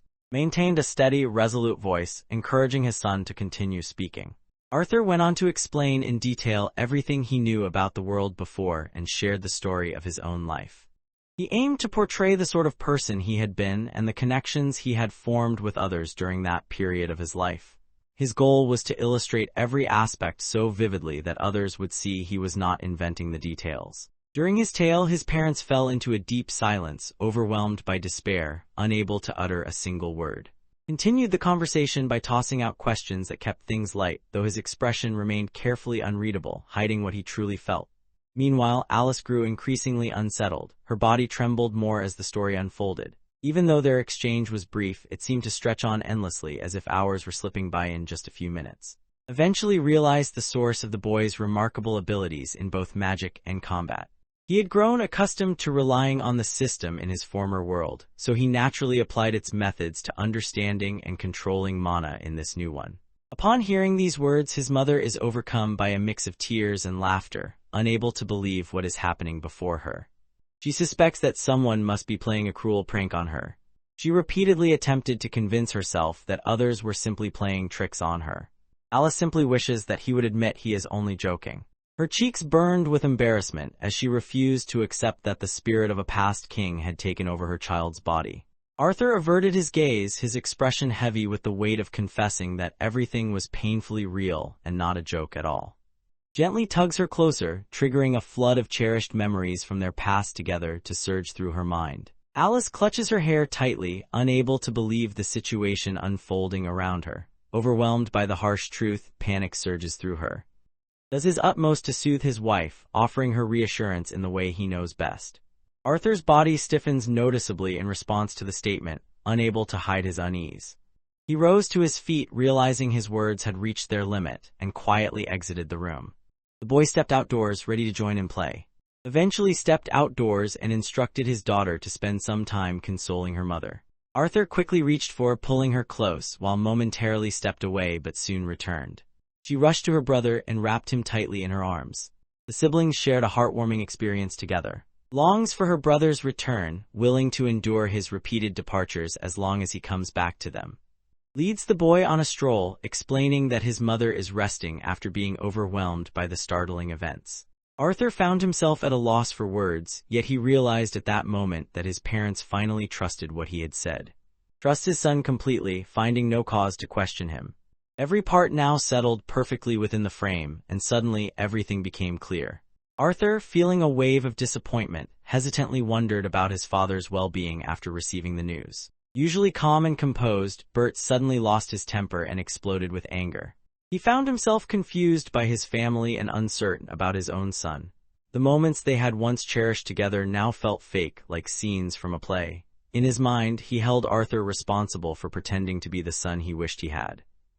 Felt uncertain about how to behave around the child, knowing that King Gray's real age was even greater than his, despite the fact that the boy's appearance was that of a 13-year-old. Grew increasingly frustrated as he realized that Alice had taken care of an adult man, all the while truly believing he was her son. His anger boiled over, leading him to punch the wall beside them with such force that he hurt his own hand. Desperately yearned to learn whether Arthur was genuinely his own son or if the process of reincarnation had stolen away his real child's mind. After taking in everything that had been said, the boy stood quietly, offering no response. Realizes he let his anger get the better of him and admits to feeling confused by this unexpected news. Arthur always catches himself just before he accidentally calls Dad, choosing instead to address him by his proper name. A sense of burden pressed down on him, yet the actual circumstances remained a mystery even to himself. He couldn't tell whether he had taken the place of their child. In truth, the way it all happened was still unclear to him. He hadn't wanted to pretend any longer, yet now uncertainty crept in as he wondered whether the tough decision he made was actually the best one. For years, he had hoped to share this secret with his family. Arthur felt uncertain about the way forward, unsure of the steps he needed to take. At last, he revealed the true reason behind sharing his secret. He decided to go, believing that stepping away for now would be the right choice for him. Discovers that his son will not return home for several years. The truth weighed heavily on him, filling him with sorrow. While others might feel differently, the narrator believed remained the greatest father and that the way he responded made perfect sense. Arthur strode by the other person without pausing, reflecting aloud that not a single memory remained of the family he once had in his previous life. He grew up in a place devoid of affection, which forged him into a relentless warrior while also shaping his harsh character. Once he entered this world, he reunited with his parents and felt a special closeness with his sister. These feelings were new to him, ones he had never known before. Even though he wasn't the most powerful person in this world, his character had grown much stronger than it ever had in his previous life. Arthur expresses his remorse for the hardship and distress he caused them. He sincerely expresses his gratitude, too, for guiding him into becoming a competent individual. The character appreciated being cared for and accepted as a son. Both men's eyes filled with tears as they listened to those painful words. The boy reveals his true feelings to Winsome, and she immediately senses that their conversation has reached its end, signaling that it is finally time for her to walk away forever. Couldn't believe the boy intended to leave without saying goodbye to a single member of his family. Arthur believed his words sufficed, so he simply entrusted them to her and walked away. Halts the boy and notices how much his face shows his struggle, looking nothing like the gentle person she knows him to be. She silently wishes that all his effort and determination will finally pay off. He avoids falling back into his old habits, knowing that if he lets himself slip that far, escaping will become even more difficult.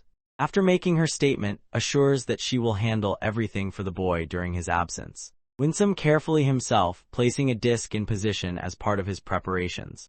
He activated it by using his own blood. The disc activated, creating a swirling portal. Arthur wondered if his face showed any signs of discomfort or unease. The deity observes that his face mirrors the cold, determined look of those legendary warriors known for suppressing their feelings to unleash astonishing power in battle. He hopes the boy will concentrate completely on the future once he finishes his tasks here. Arthur's eyes shone with determination as he mentally prepared himself, signaling that he was ready. The story shifted to a response to the aftermath of the scene. Deep inside, was filled with self-loathing because he hadn't managed to assure Arthur that he was still regarded as family. Yet what troubled him most was the regret he felt for ever revealing the harsh reality to them. Emerged carrying the weight of defeat as a father, yet with a newfound understanding that he had always recognized his son's uniqueness and individuality. Accepting the truth proved difficult for him, as his pride made him cling to the idea that he had nurtured a prodigy. All the evidence seemed to support this belief. From an early age, the boy stood out for his peculiar nature and remarkable skill with a sword. As he grew, he also unveiled a remarkable aptitude for magic. He informs everyone that the boy has left. To his surprise, she possessed knowledge of the boy's previous existence. She constantly dreaded the moment when he might finally reveal everything. She had given up so much in her efforts to understand Arthur. However, with the discovery, now believed he had his childhood. Regarded him as a child since at her age, nearly everyone seemed young to her. She often found it amusing that others praised the wisdom that supposedly came with getting older. They also assumed that those with high intelligence were expected to be unemotional and driven purely by logic.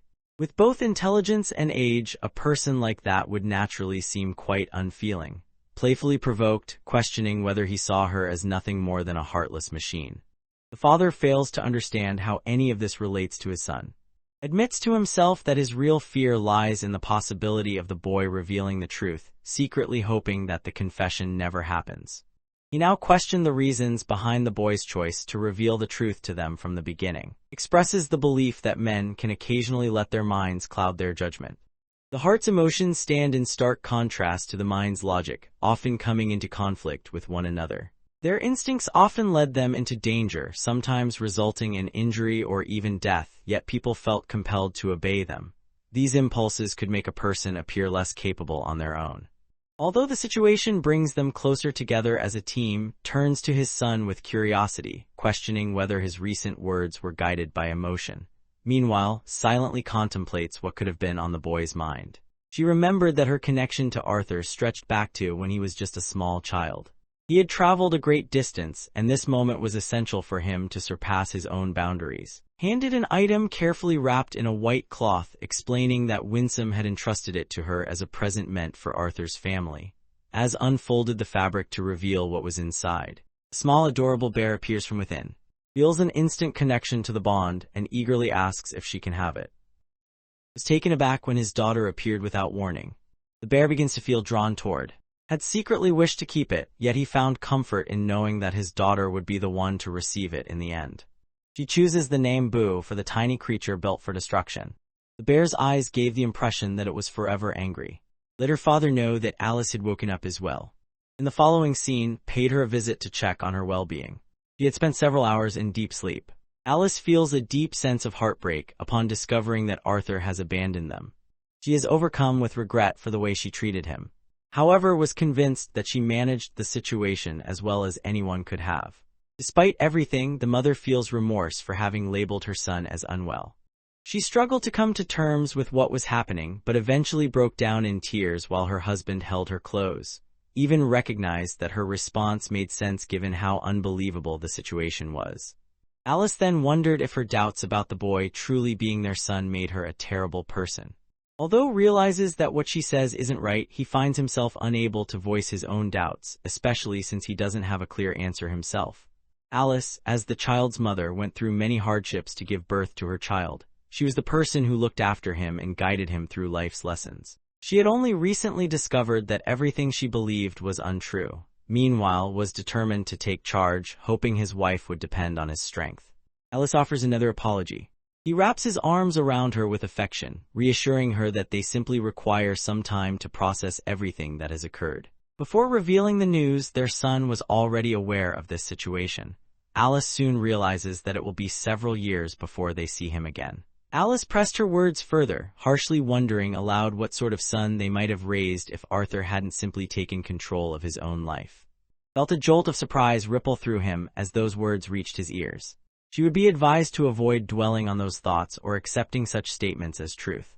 Alice lay motionless, her mind swirling with imaginations of what their real child might have been like.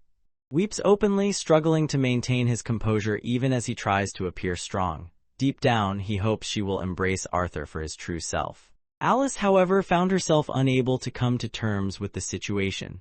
She felt a strong urge to point out to her husband that ever since the discussion started, they had stopped referring to the boy as their son.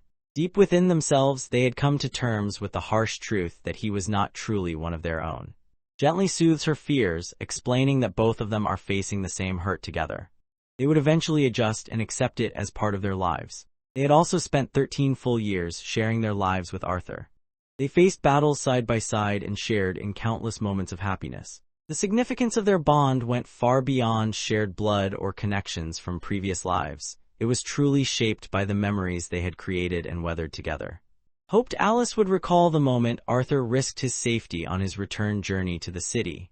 That act alone proved Arthur cared deeply for them, since he would not have taken such a risk otherwise. He hopes his wife realizes that both of them are doing their best and that neither one is to blame, though he knows it will be a while before they both come to terms with how delicate things have become. Alice, struggling with her emotions, brushed the tears from her cheeks. She believed she appeared pitiful as tears streamed down her face.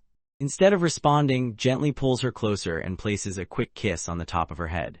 He reminded her that her beauty hadn't changed at all. The way they interacted showed a strong, natural connection, as if they truly belonged together. At that moment, walked over and asked her mother to check out her new pet. Alice is completely unaware of Boo's existence. Despite the circumstances, the two found a way to bring humor and happiness to the moment, celebrating together with another joyful embrace. Meanwhile, attention shifted to Arthur to reveal how he was coping with everything on his end. He had only recently set foot in a continent known as the home of the Asuras. The entire area possessed a striking beauty in every aspect. Winsome greeted the boy as he entered the clan's castle, a building that stood apart from all others in its uniqueness. The boy wandered through the mystical pond, surrounded on all sides by enchanting beauty. He observes that there are no security guards present. Winsome insists that they have been vigilant since the moment they crossed over. According to Winsome, it is crucial for them to rendezvous with Lord. Within the building, the boy's gaze is immediately drawn to an enormous hall, its surfaces gleaming with lavish gold decorations. Arthur came to the understanding that this place was truly where it belonged. Before facing the powerful, he turned to Winsome, hoping to receive some helpful advice. In this situation, however, he found himself uncertain, unable to predict what might happen due to how unusual everything was. The group is led into a room, where they notice two figures with human-like appearances standing guard. The group called Winsome an elder and expressed their relief at having brought the human boy back. The group is guided to the private quarters of Lord. As Arthur stands filled with anticipation, the door swings open and the others step into the room. The Supreme Leader lounged at ease atop his grand throne. Winsome dropped to his knees in front of his master, while Arthur lowered his head in a swift, respectful bow. The initial detail that catches his attention about Lord is the complete absence of any noticeable aura surrounding him. Without warning, a sudden, intense force presses against the boy's body. A searing sensation spread within him, and his marks glowed more vividly than ever before. He suddenly finds himself forced down onto his knees, pressing against the ground. Paused to inhale, while Arthur's attention shifted to the unexpected absence from his side. He struggled to comprehend just how fast truly was. In just a few seconds, someone managed to pull the child away from him. Longs for the joy of seeing his granddaughter again, wishing for a heartfelt reunion. He feels a sense of letdown upon realizing that Arthur never provided her with any training, leaving her with only the most basic control over her mana. Observing her as she rests in her dormant state, concludes that the boy has merely hindered her progress. Winsome expressed regret that he couldn't help with her training while he was in. Decides to take direct responsibility for it at this time. The boy becomes deeply angered, feeling a strong connection to her. The man gently tapped the top of her head, startling her awake as she suddenly sat upright. Fixed her gaze on, meeting his eyes with unwavering focus. She wonders about her current location. Arthur found himself at a loss for words, so instead, he quietly inquired about her well-being. The child felt sleepy and wished to go back to bed, so Arthur allowed her to do as she pleased. He then faces Lord and shares that Winsome has already clarified his responsibilities. He remained uncertain about how he should spend his time in this place, realizing that if training alone was needed, a dungeon inn would have been enough, making it unnecessary for him to be brought to the land of. Announces that he has recognized Arthur as one of the select few.